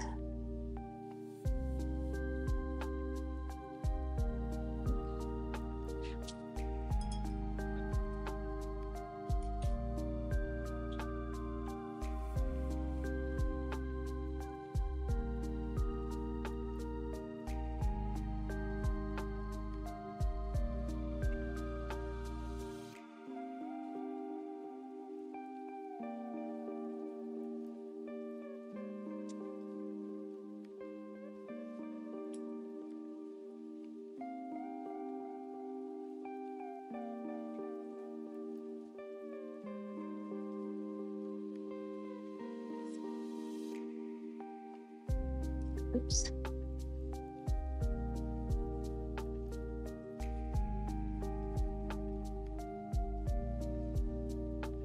Okay.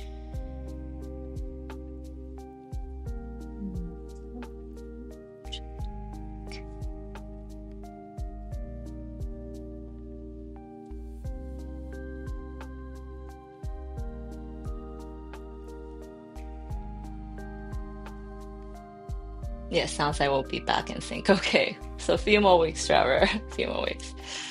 The little guy's like, oh no, what's going on? Very much echoing how she's feeling. Now let's do this one.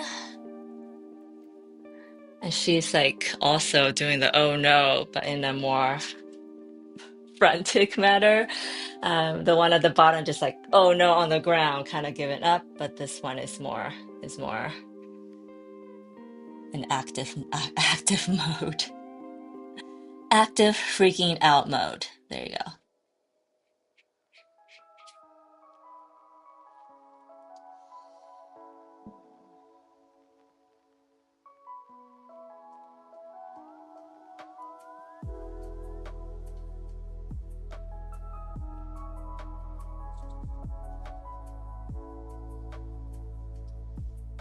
So this area was really dark, so she kind of just blends in. I guess I had to do this one slightly lighter blue. Okay, here we go. Lighter blue with a hint of brown, maybe. Oh, just like this one.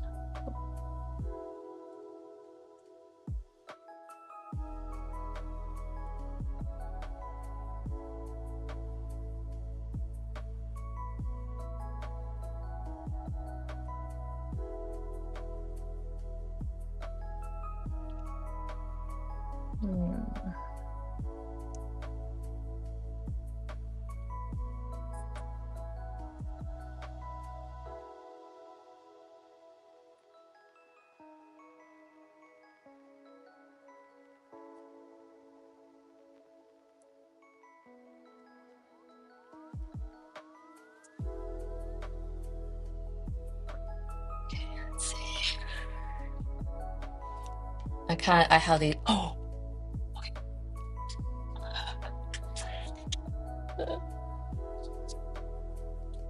Did I? Oh, good. So, I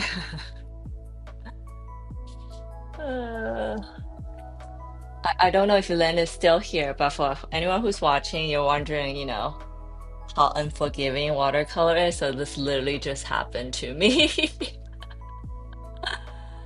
I was doing what I was doing, and then because I'm holding two brushes, this brush kind of got on and rolled and made a little shape. But you know what? It blends right into my branch, so that's a new branch we just did. Oops. But also, oh well.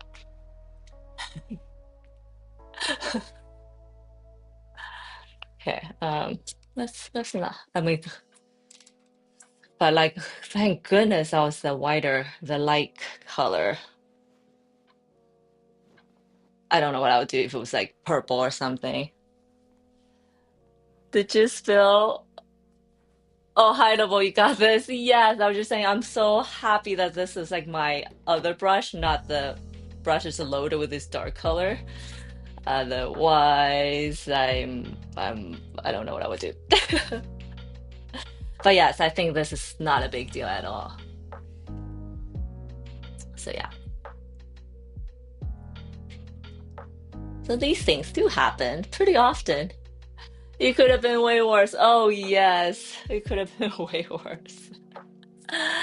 Um, but yeah, I think luckily I haven't had like I feel like I've only had on-screen oopsies just a few times, not too much. So I have these like color cards. Every painting I have one handy, and I have like a stack of them now. Maybe I'll do something with them eventually. It's kind of cool to like record all the colors I've been using. Oh my gosh, okay. I'm not gonna do anything holding a brush. It's kind of cool to have all my past paintings recorded. Maybe I'll do something with it. I don't know yet, but I have a whole bunch of them. Um, I was just saying I have these test cards, and I feel like this is slightly too dark and too green. So let me keep mixing.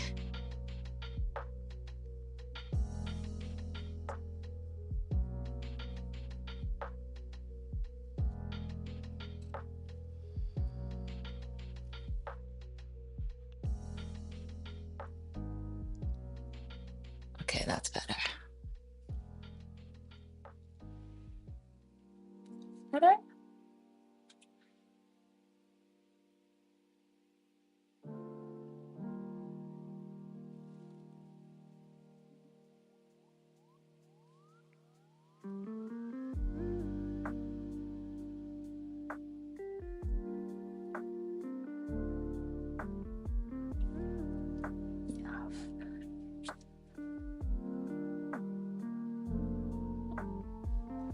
Okay, not bad.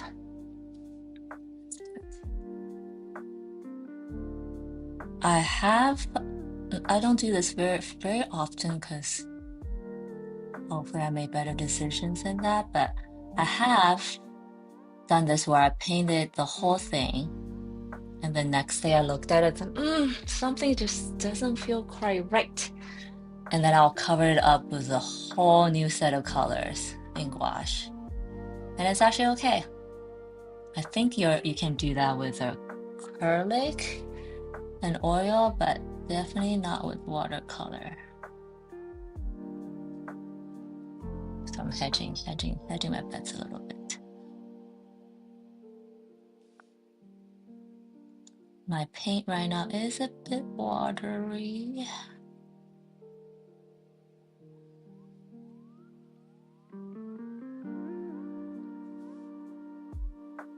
It's making me nervous.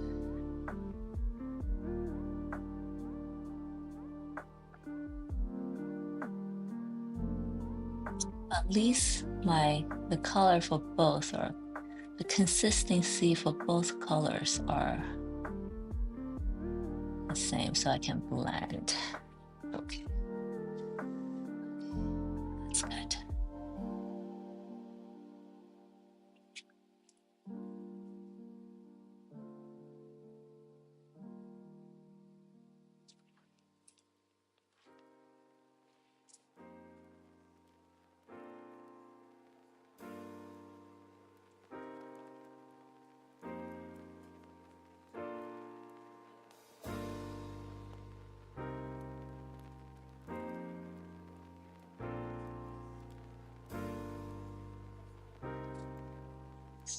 In this corner, see how that goes.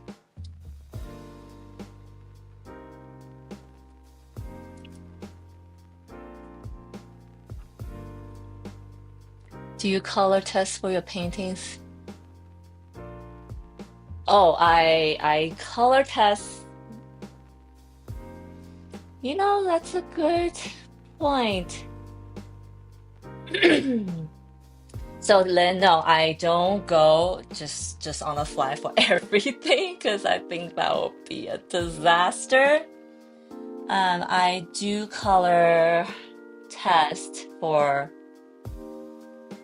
most of my painting, but I think I explained before that because watercolor is so fluid, a lot of times the color just happens as it goes and I have no control over it. So my tests and studies are almost like for thank you for your consideration. Uh, but it's not so set in stone. And then with these orbit colors, I do them on the fly because I'm kind of taking hints from my watercolor surrounding to decide, so it's not so like on the fly, I guess. But yes. But I also want to say that doesn't always yield the best results, so I think it's still better that you color plan it.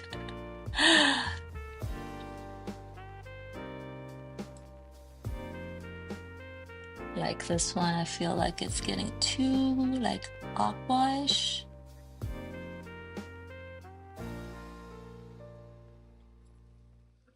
But it also adds a little bit interesting color to it. Otherwise, the whole thing really would just be like blue and brown.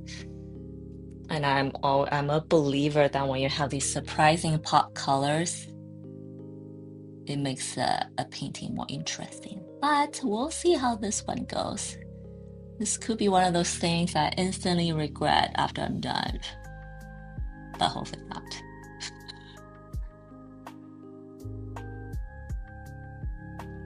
This part, I need to make it darker. I already see that.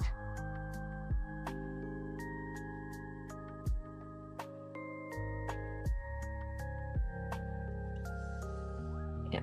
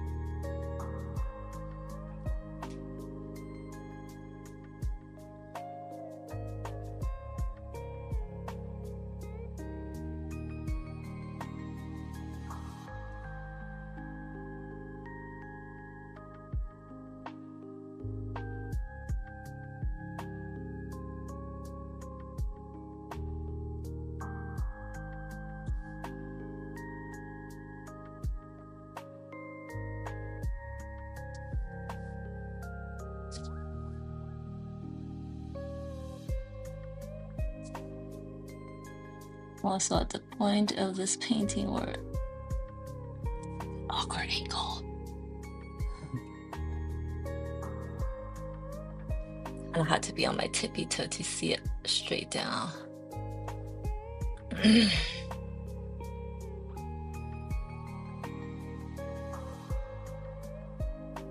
I'm surprised to decide color.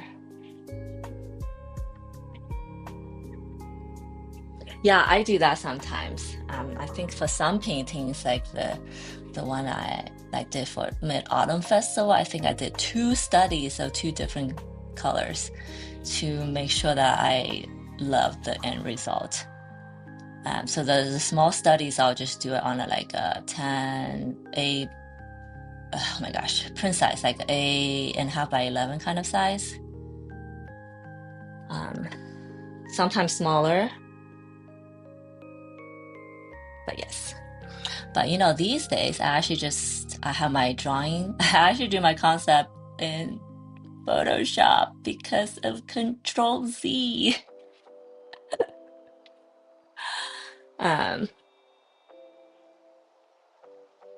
Exactly. And I know some artists do lean into, like watercolor artists do lean into that and let the drip become part of the paint. It's just not my thing. Not to say I won't ever try, but it's not my thing yet. And exactly, it will drip. And I feel like I have even less control over it. I was saying something. Oh, I forgot.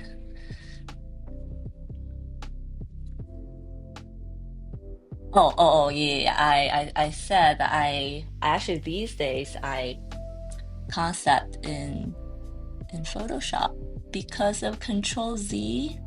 It just saves me so much time, right? And because I know that the watercolors, like no matter how you prep, the end result will look different because water is never flow the same path twice, or the saying.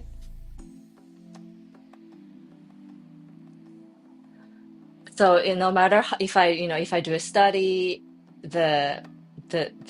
when I do the bigger one, it's not gonna look like that anyways. So I'm just in Photoshop kind of mocking up the color what I want it to look, and backgrounds all that. So once that's done, I'm like, okay, cool, that's like the color map I'll follow kind of. And then you saw as I'm mixing colors, they kind of come out differently anyway. So I'm not so hung up on what the my study looks like, and digitally just saves me so much time. And there you have it.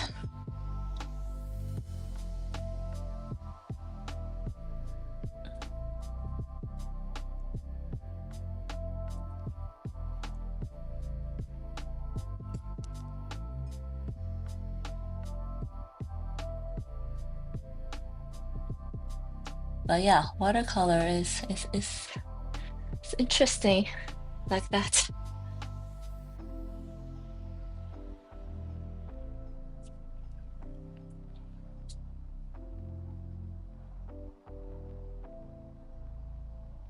I'm wondering if this is the best color I could have picked, but I should mix it a little bit more.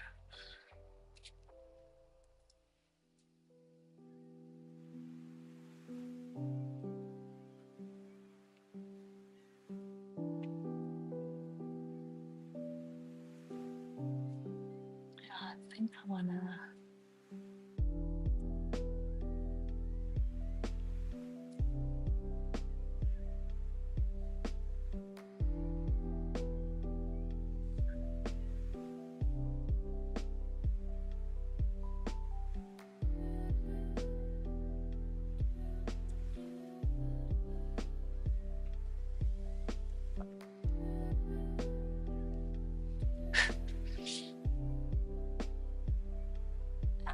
A little stool in my studio because I realized when I work on bigger pieces, I had to kind of have a way to see from top down.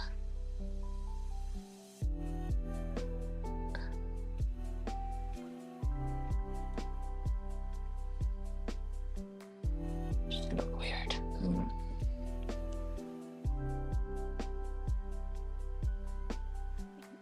And then because of that, last time I realized, oh my goodness, I think I need to work out more. So the stepping up and down doesn't become an issue. Okay, so I'm gonna connect this.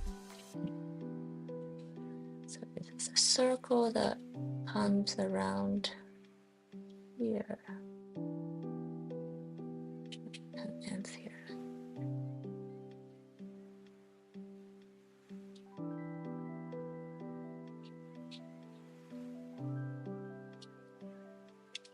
That's better.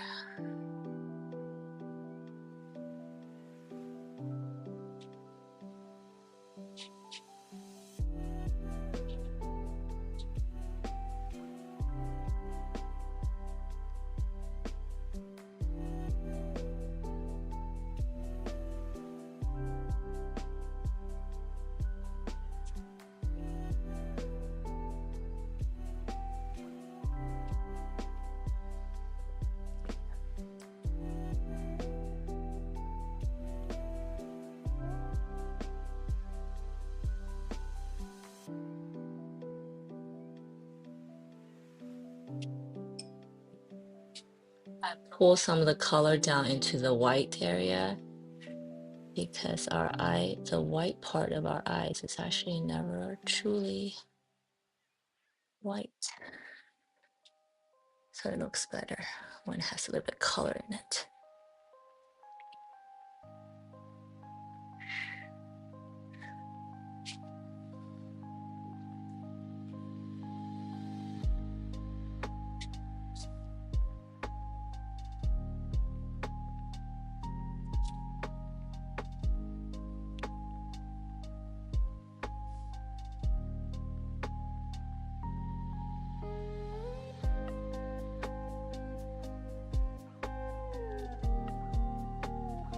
And I made the tip of her.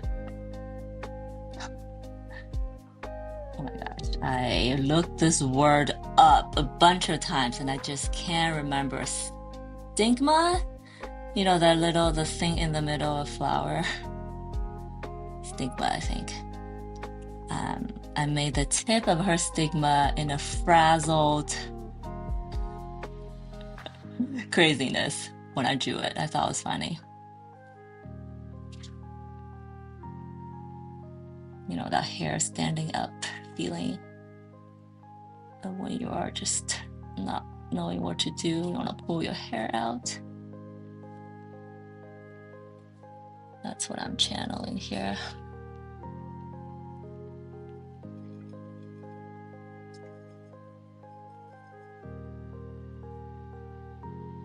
I wish they made a set of watercolor that matches gouache color exactly. But they don't. Oh, which makes me want to try that thing I just mentioned, huh? I have a palette I just got. That's the brown palette I just bought. Color is like watercolor and gouache in one. I guess you can use it as both, which I'm super curious about.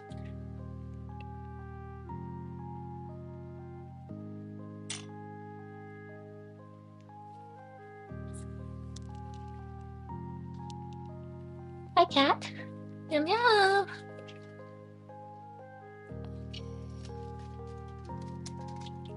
Yep.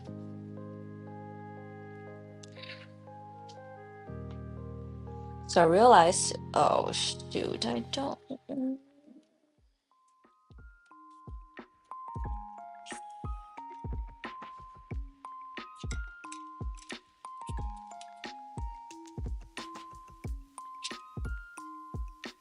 So confused. So I want to make a dark blue, but the blue I have is really white. So to darken it, I need to add a cool red. Okay. Except I don't have a cool red in my palette. Maybe I can use purple.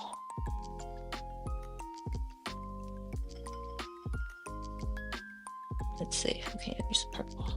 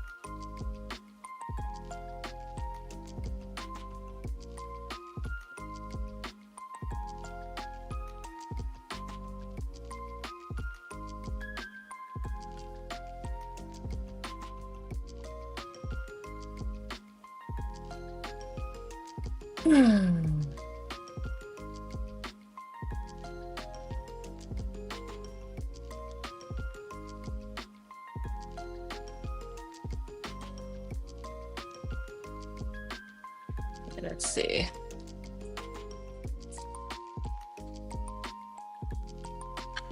Yes. Okay.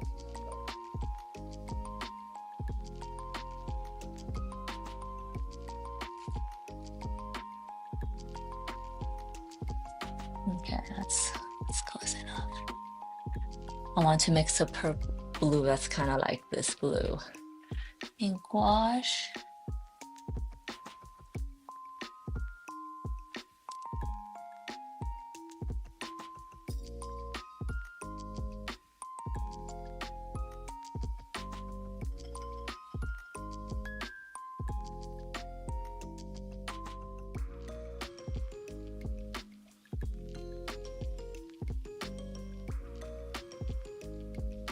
And you guessed it, I'm gonna blend it.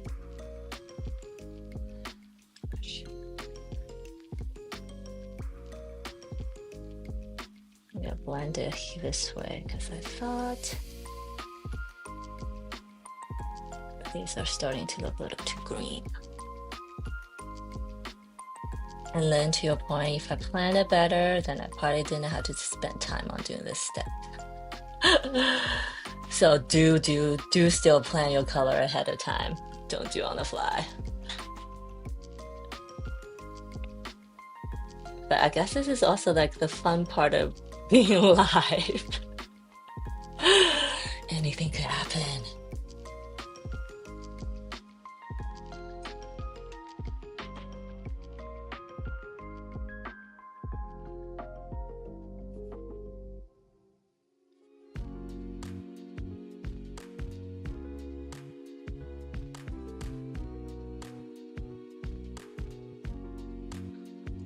But cool, I finally mix this color. I probably will use this a lot actually. Because that navy blue in watercolor is a color I use all the time. Got some white here a little bit. Okay.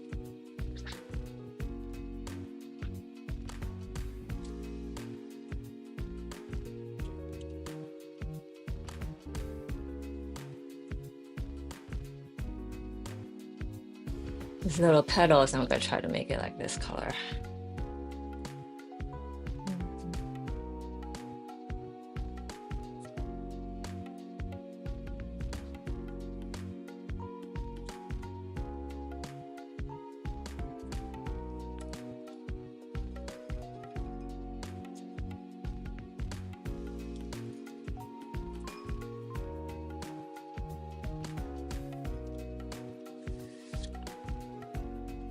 Okay, I think my paper on my left side is finally calmed down.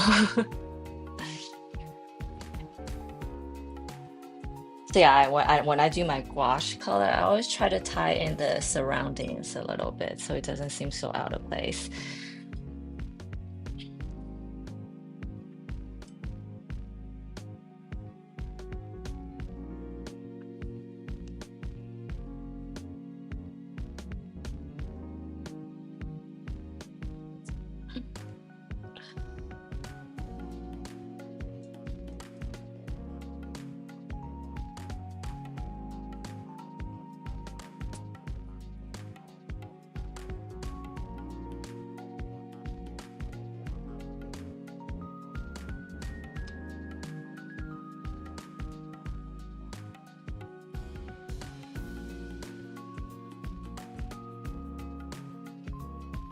So it turns out purple is my best friend in gouache.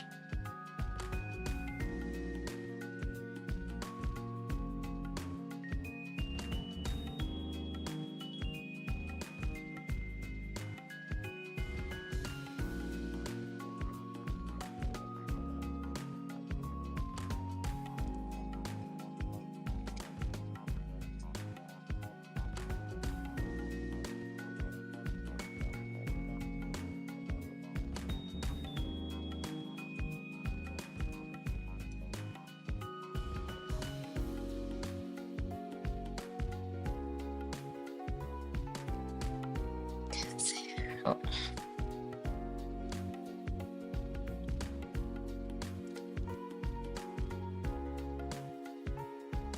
Oh, I feel like I used this combo before. This teal blue color with this nudie beigey color in another painting in my last collection. Because I am having a deja vu.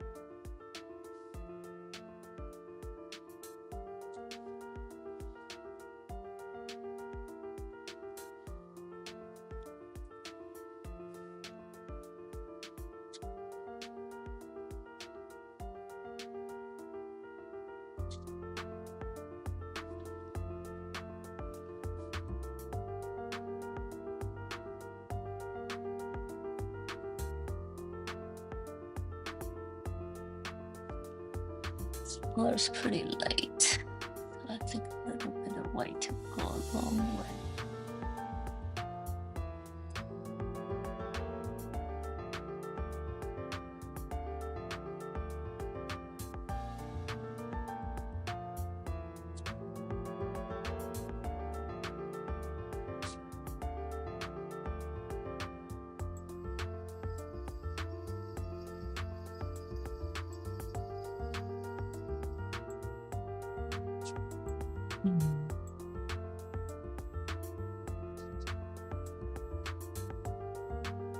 Let's talk about the petal here. Cool.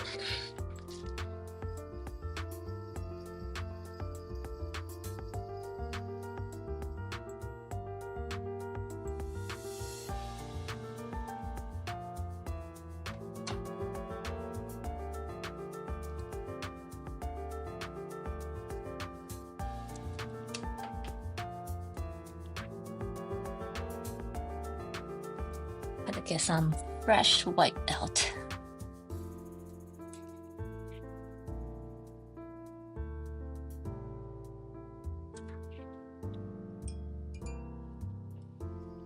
Right on the tube.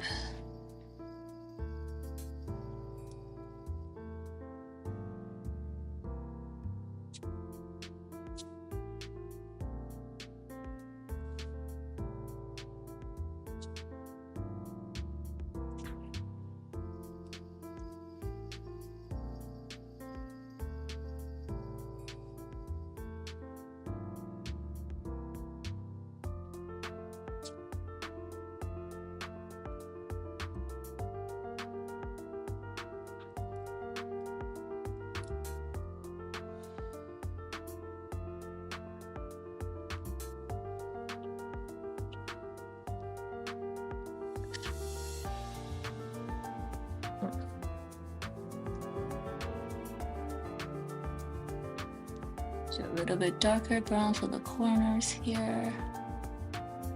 Just a little bit.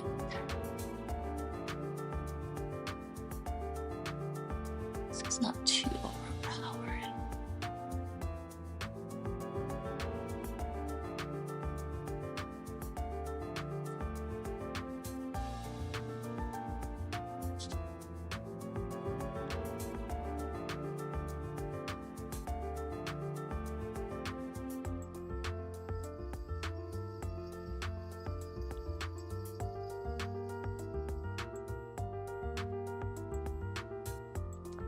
Okay, and then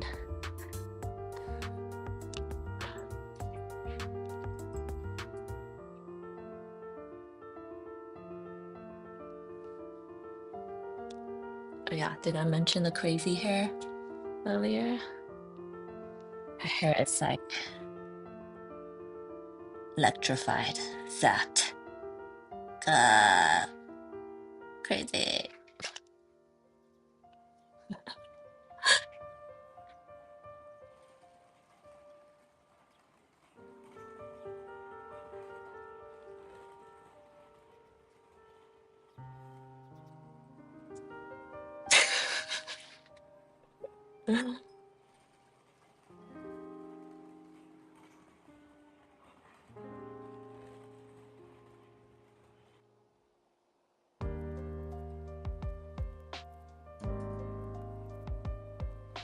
Also, it reminds me of a shape that I don't know if I want to say out loud, but it's fine. It'll be fine.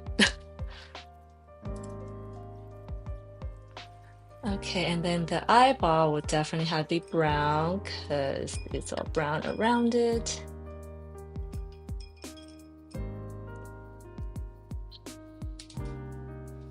Oh, we're due on time. Oh, okay. I might be able to get to the rest of the painting today, guys. That's exciting. Bear with me. Bear with me.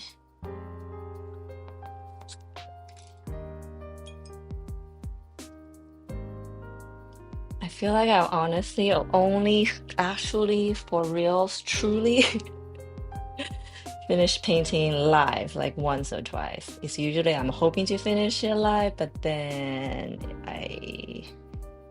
it always takes longer than you think, you know?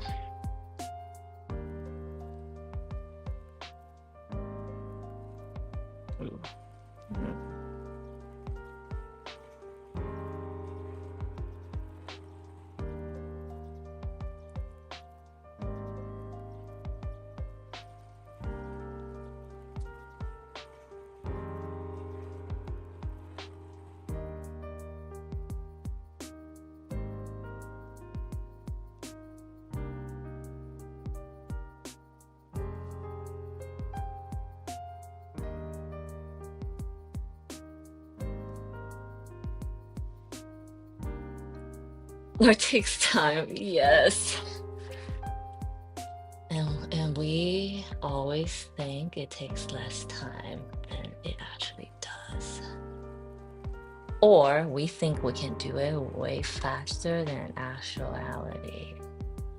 Wishful thinking.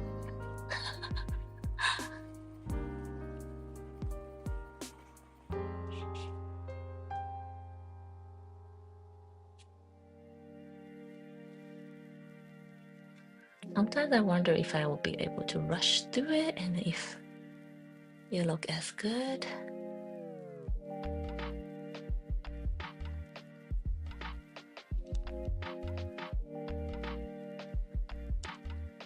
And I've tried, and the answer is no. Rush does not make good art.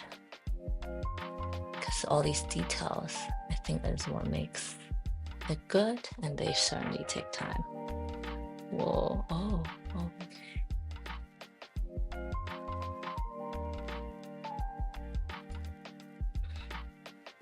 Let's see. It kind of spread like how your, or the vessels in your eyes will look like. But I don't know if I should keep, I don't know if it looks good. Maybe I should have.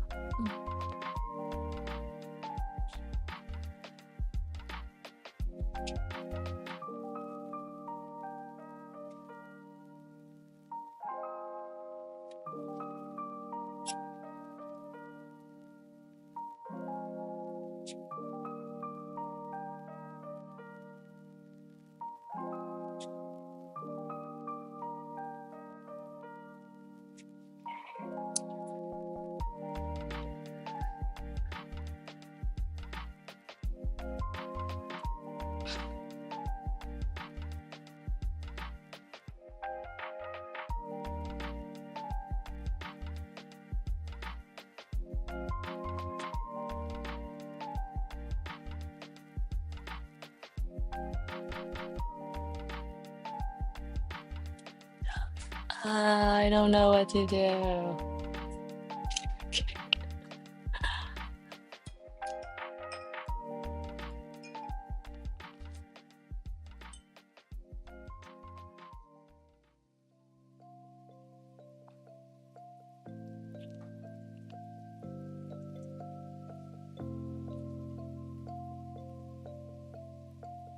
The way I draw these eyes are very anime inspired, I guess, because I studied a bunch of them to get this look. I'm gonna add my highlights and reflective lights after this whole thing dries in a pure white gouache.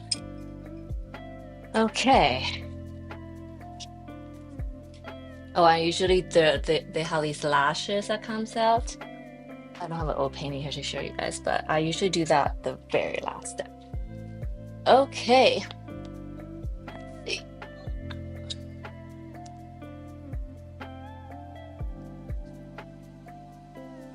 This is all I have. What we did. So the gouache kind of blends in. She's like on the ground, dark.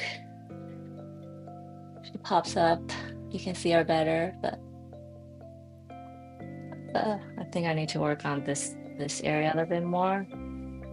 This thing's small. Maybe that's okay. Maybe that's okay, yeah. So this is the right side of the painting, and let's move to the left side. So let's go back to the side and work on these now. the branches I did.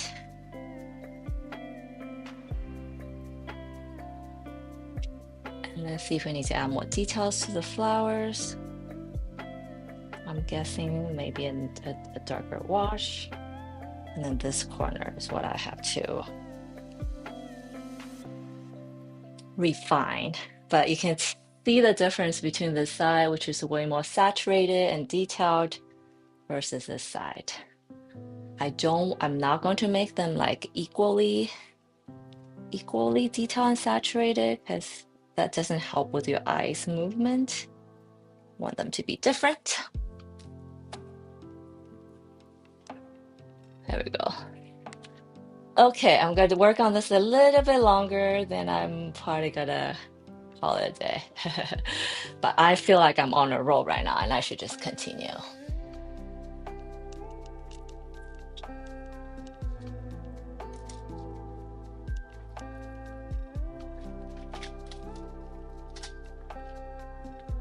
Okay, so let's go back to the watercolor.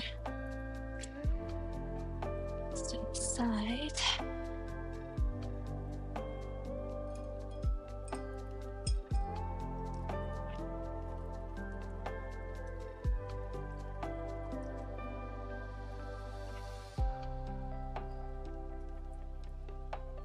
I'm trying to wash out my brush of gouache right now and be disciplined about washing them out because I've a couple times found coming back next day, found my like brush soaked in the water still, and that's not good. Do you do commissions or prints or stuff like that? You're doing great. Oh, thank you, Lynn. I haven't done I have done commissions. I take that back, but I don't actively advertise it right now. But yes, I've done commissions in the past, but because right now I'm trying to build my body of work, so I'm not advertising commissions. But if anybody who wants a commission, you can certainly reach out. I'm not gonna say no. But I do prints, and I have a Etsy shop that sells my prints, and the links are in the description below, the Etsy shop, and then I list my originals on my own website. Okay, here we go. But I think prints are good. I'm going to experiment with more things and see how they go. But coming up with those things also certainly takes time and experimentation. But I have plans to expand my offering, so to speak. Oh shoot, what color did I do? Warmer and cooler. Okay, that works for me.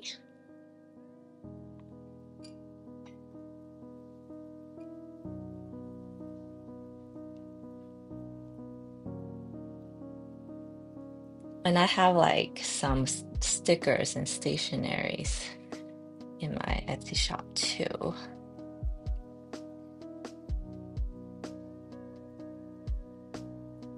I should probably make more stickers. I haven't made any recently.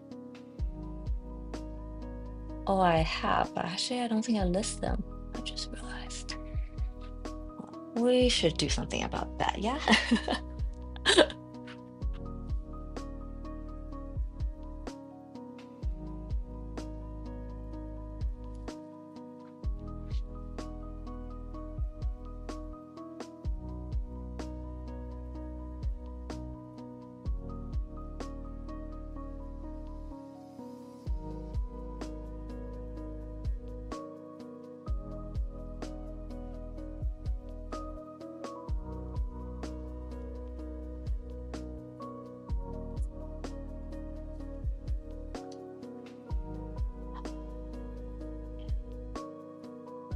So I'm starting with the branches again.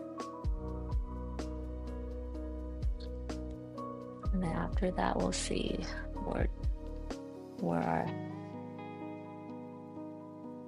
our work needs to go.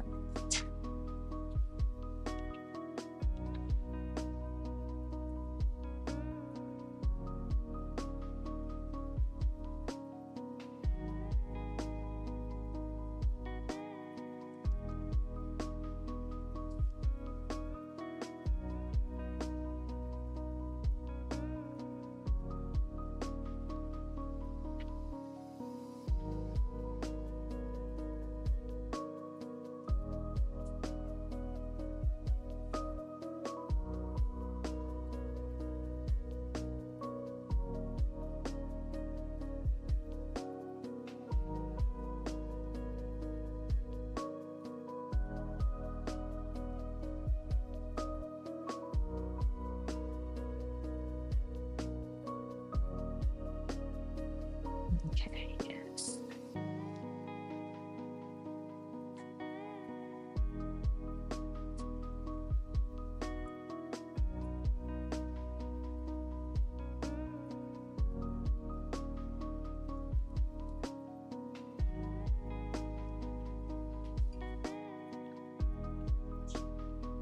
Ooh.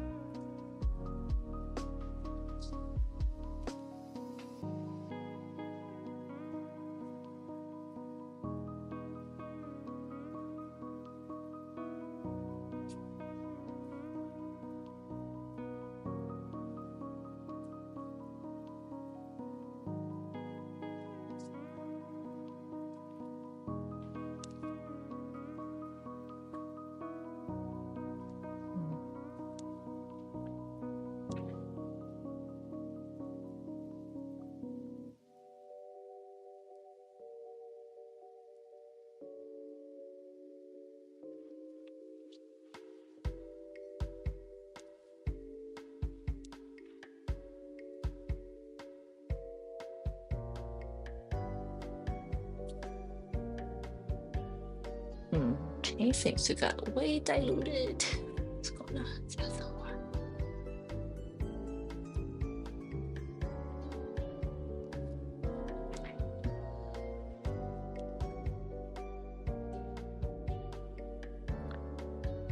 I have one more sketch due.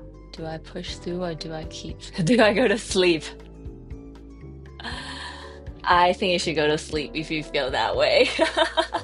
And especially sounds like you did a great, you had a very productive sketch day already.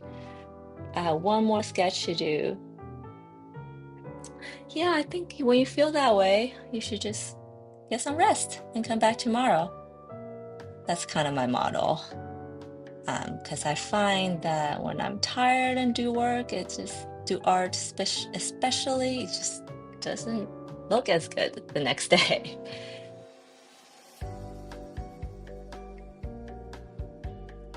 So that's what I will for. Go to sleep.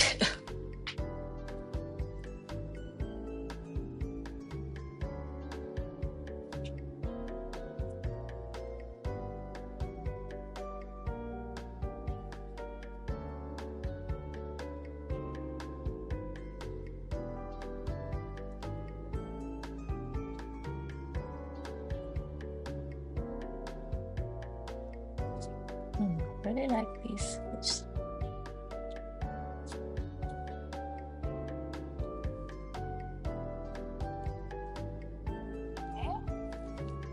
Oh, I like this cluster. It's very cool.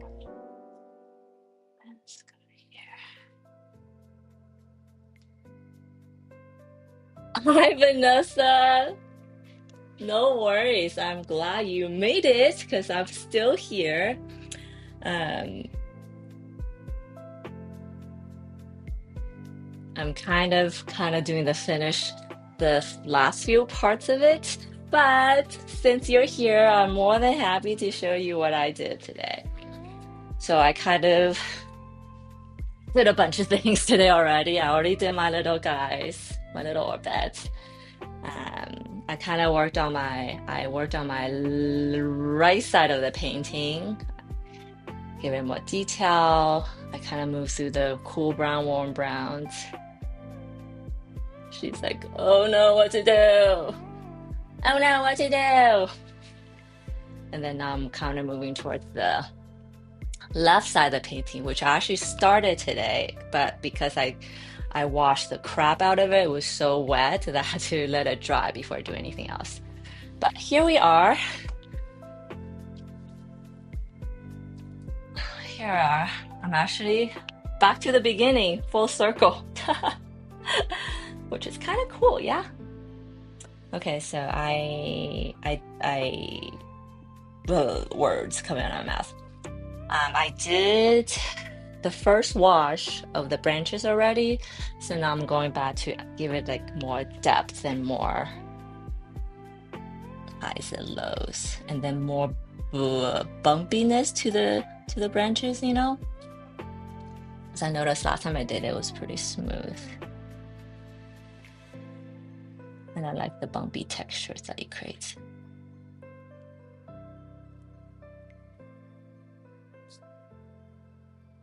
But how are you today?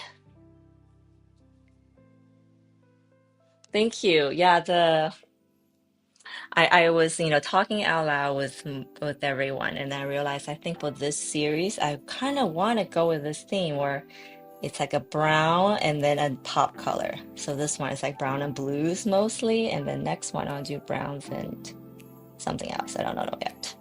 I'm leaning towards pink because, that's just my default color, but we'll see how the pose ends up being like. Because I think for these paintings, I'm kind of starting with the pose, like with the figure, and then building everything around it for it.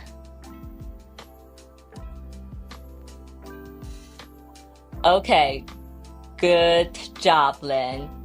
Definitely give it a try again. If you have any questions, you can definitely reach out to me. I'm more than happy to share. And have a good night. Thank you so much for hanging out today. Bye, Lynn. I hope she starts live streaming soon because it's such an awesome activity for artists. Okay, cool.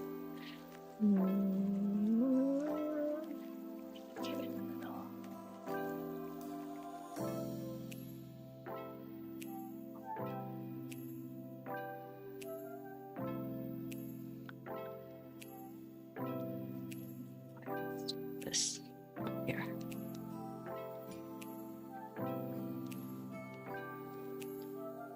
Thank you. I will definitely be done with it today, or maybe today. But I think I'll probably at least get it to like 90% done today, and then maybe one more session to really do all the last details. And with my painting, I feel like I can work on it, but then it will reach to a point when I know I'm done. Because everything I work on it doesn't really do anything anymore. I was able to claim and organize my office card for my watercolor out, hoping on Friday. Yes! That is a great start, Vanessa. You put the intent out, you prep your space and your mindset. I'm sure as you're prepping your space, you're prepping your mindset at the same time. This Friday. All right. I can't.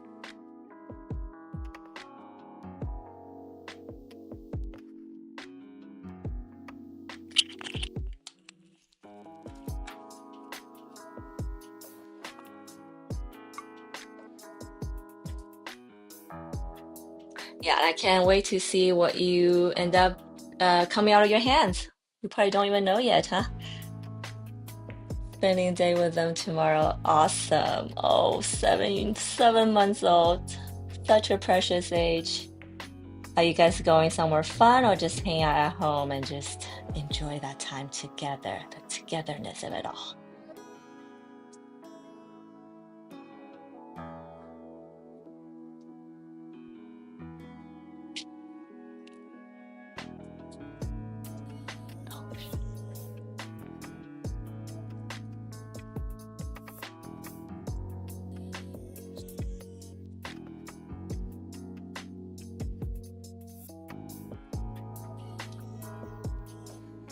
So fresh, I know. Freshies.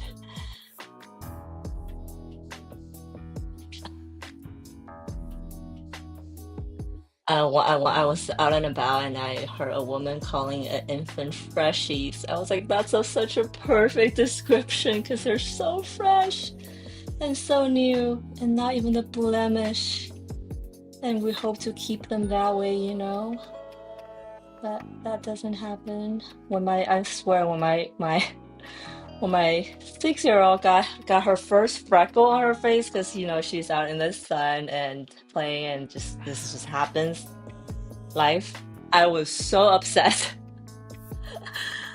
I swear I was so upset that she got her first freckle. Now I try to like slather sunscreen on her. But I also gotta remind myself, like, this is living, you know? Life leaves marks on you, and there's nothing I can do about it. And I just need to let it go. My daughter knows more how paint project we're doing with it. Oh, that's so fun! Well, I'm sure you're gonna make a mess, but it'll be the best kind of mess. And those little ones, they love getting messy. I remember. I think mine still does.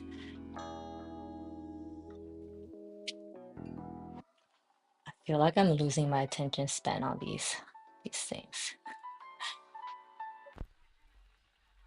I gotta remind myself to stay with it. Almost done, so stay with it. I wet like water, just clean water glaze the branches again and dropping these paint in to create that little texture.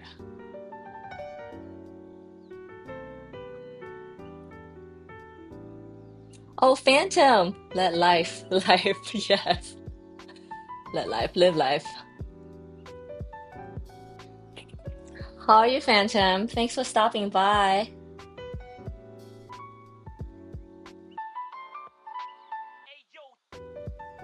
I'm gonna leave these two branches in the back unpainted. I like the depth that it creates, the foreground, the background.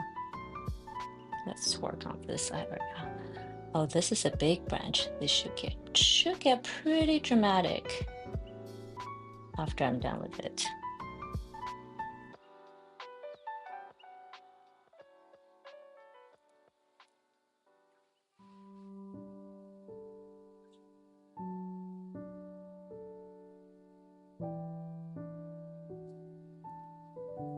I think we're using the little hand like for leaves or something like that, making trees. Oh, that's so cool.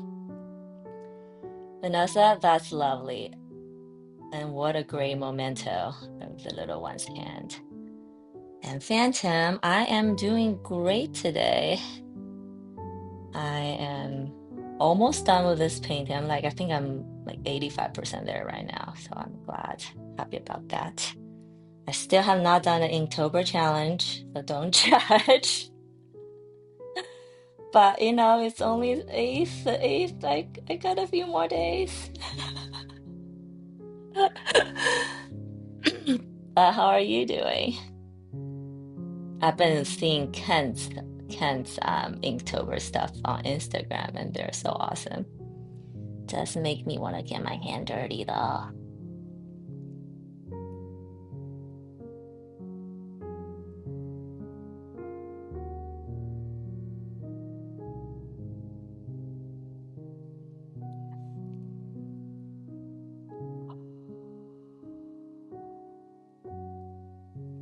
This is turning into like a big old log, which I guess is okay.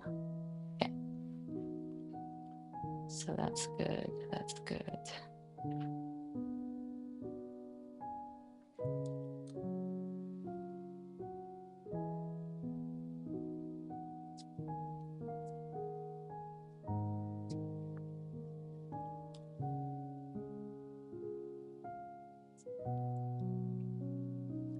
Base a little bit darker as it spread.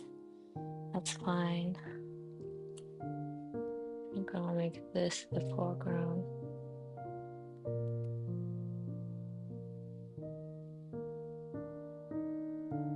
It's fine, it's fine. Let's work on this one. I haven't done Inktober either. Okay. Woo! Phew!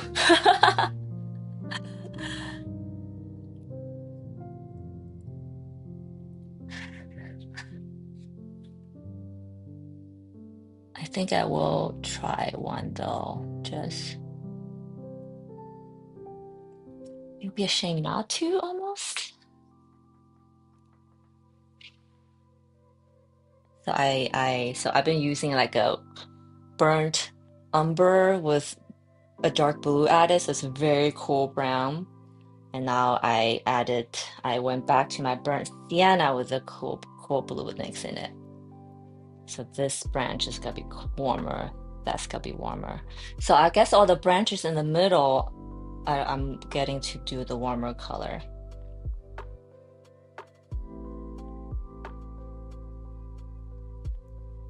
Which is almost like a shadow on the ground.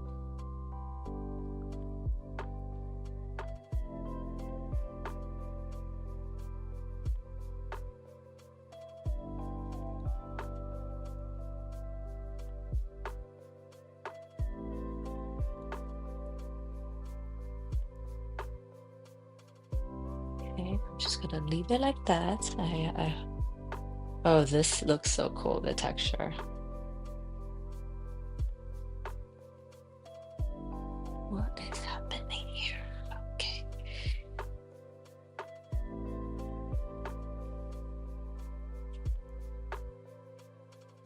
I was joking earlier that when I did these branches last time, it feels like I was over it.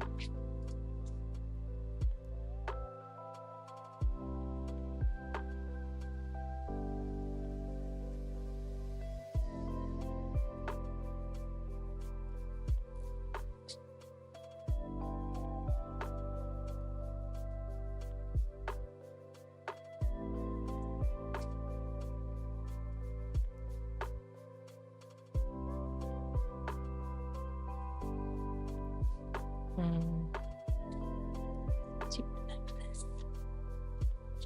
Yeah.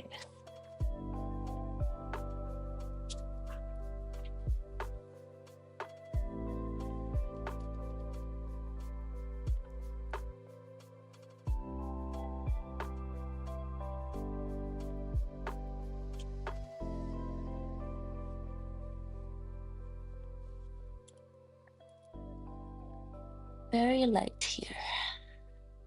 So Vanessa, do you know what you're gonna paint on Friday yet? Well, tomorrow consider a warm up, yes. And then maybe Friday when you sit down, maybe a continuation of tomorrow. But yeah, have you thought about it? Or am I ruining it for you? I'm sorry. I'll stop. If that's the case. Sometimes thinking about it makes it worse, for sure.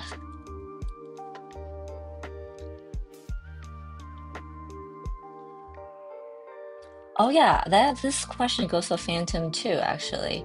So I know you do a lot of, different things, but do you usually know what you're gonna do before you sit down on your live stream, or you kind of just sit down and pick the thing to draw? I think I was wondering about that the other day. I almost feel like I might have asked you this before already.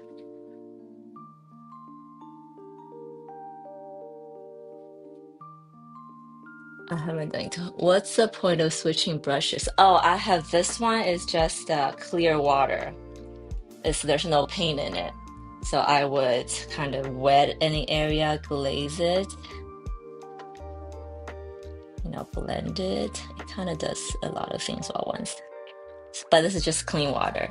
And then I go in with a brush that's dipped, that has ink in it.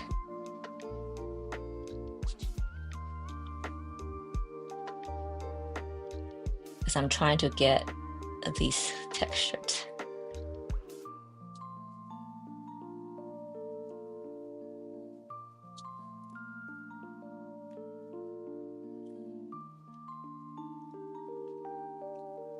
Okay, I'm gonna go back to that cool brown again.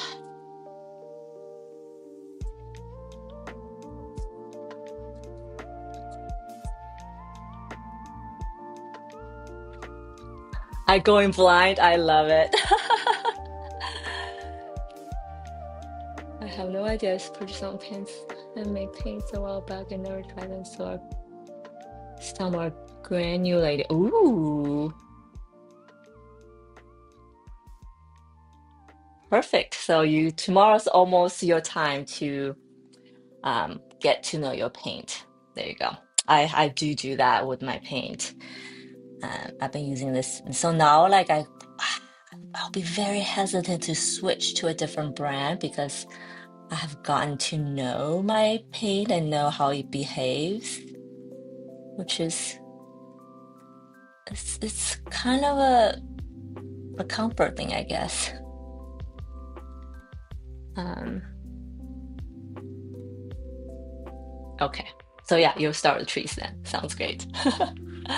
And Phantom goes in blind. Wow, okay, that's pretty impressive. I asked him if he plans what he's going to do in his live streams, his painting ones. He goes in blind. Okay, so I wet these branches with this brush, and now I'm going in.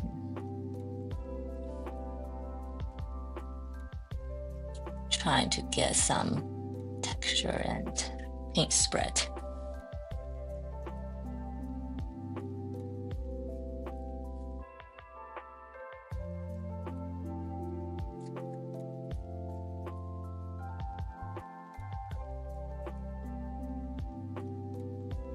All I know is if I'm going to do pencil sketching, watercolor, shadow. Next. So you kind of know what medium you're gonna do, but not what to do. That's cool.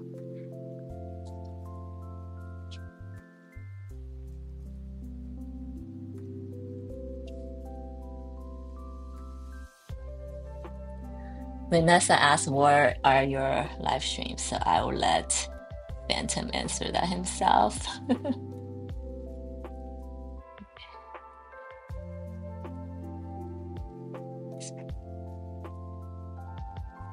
See, this already dried, so I'll wet it again.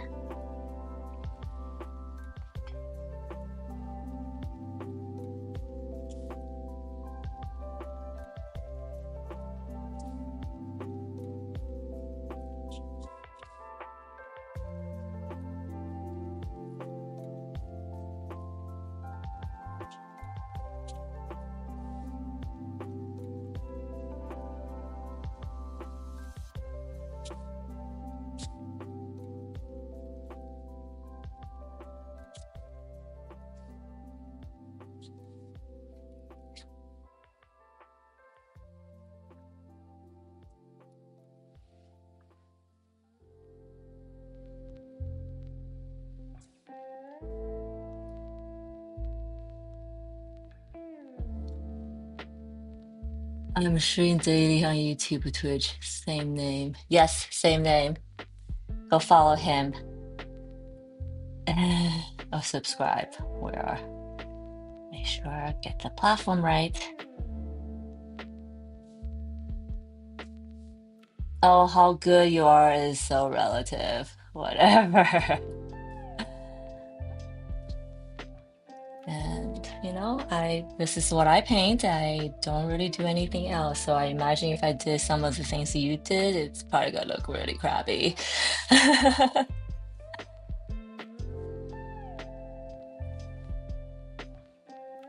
I'll leave these ones more fade in the background. I may or may, let's do this area here.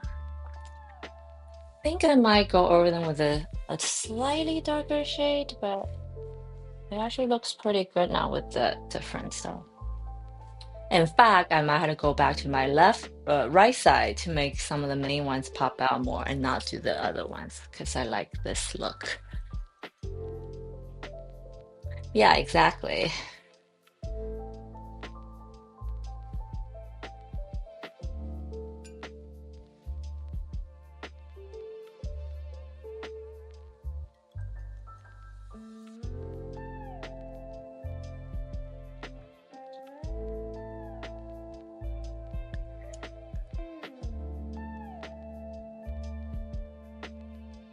think doing art is a lifestyle, a practice, and the outcome is almost not as important.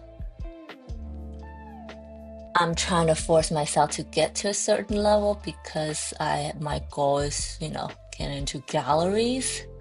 So that's something I have to aim for and strive for. But other than that, it's like I think good and bad is not really important. Because how many times you guys have seen art in galleries or shows or whatever, you're like, wait, how much are they charging for that and why? It's all in the eyes of the beholder, right? And I'm not even saying that in a sarcastic way, because I think everyone have those moments, because there are arts that might appeal to you but not to me, and vice versa. And that's just the reality of art.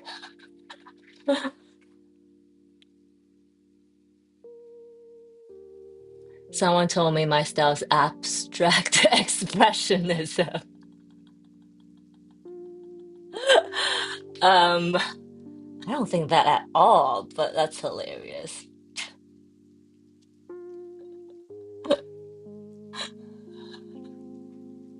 I laugh because I feel like abstract expressionism was the biggest scam of art history.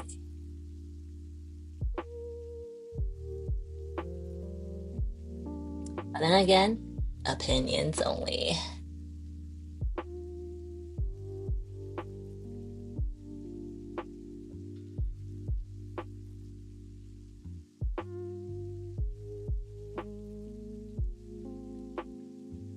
Ooh.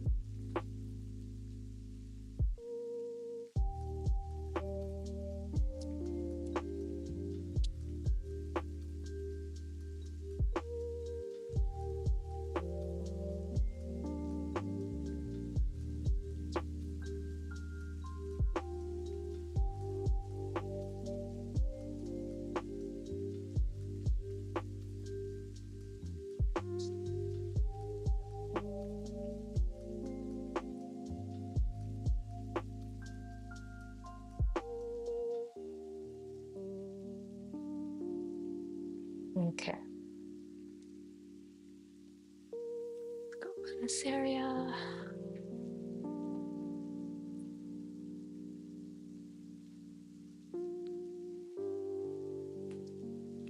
Yay, I'm glad you guys connected. I think the most, excuse me, the most interesting thing about Phantom's art is that he explores all different things, and it's kind of almost like expresses your mood or what you're into at that moment.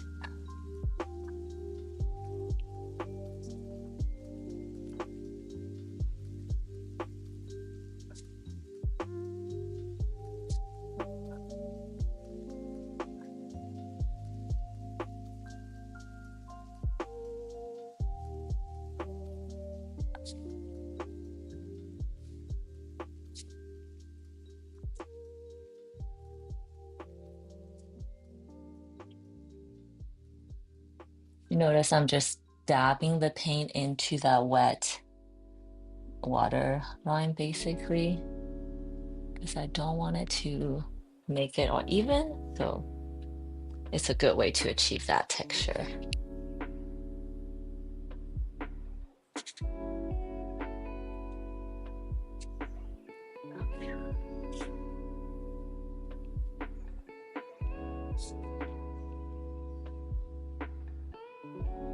Yeah, I think it's cool. I don't think I'm gonna paint the other ones because they should just fade into the background.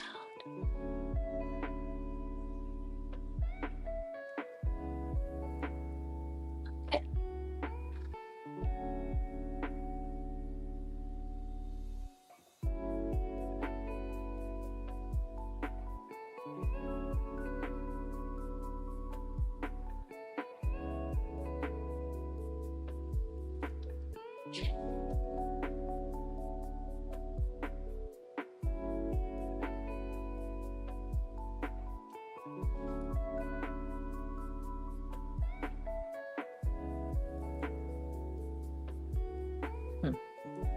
Oh, hello, doggy. My dog's back.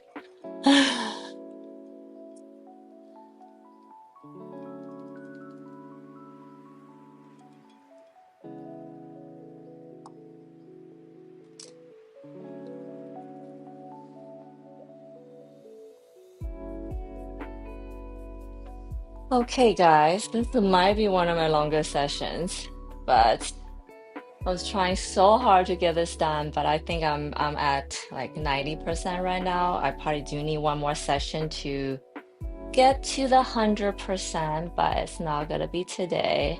So I'll probably finish this over the weekend, and then next week when we come back, I'll start a new painting.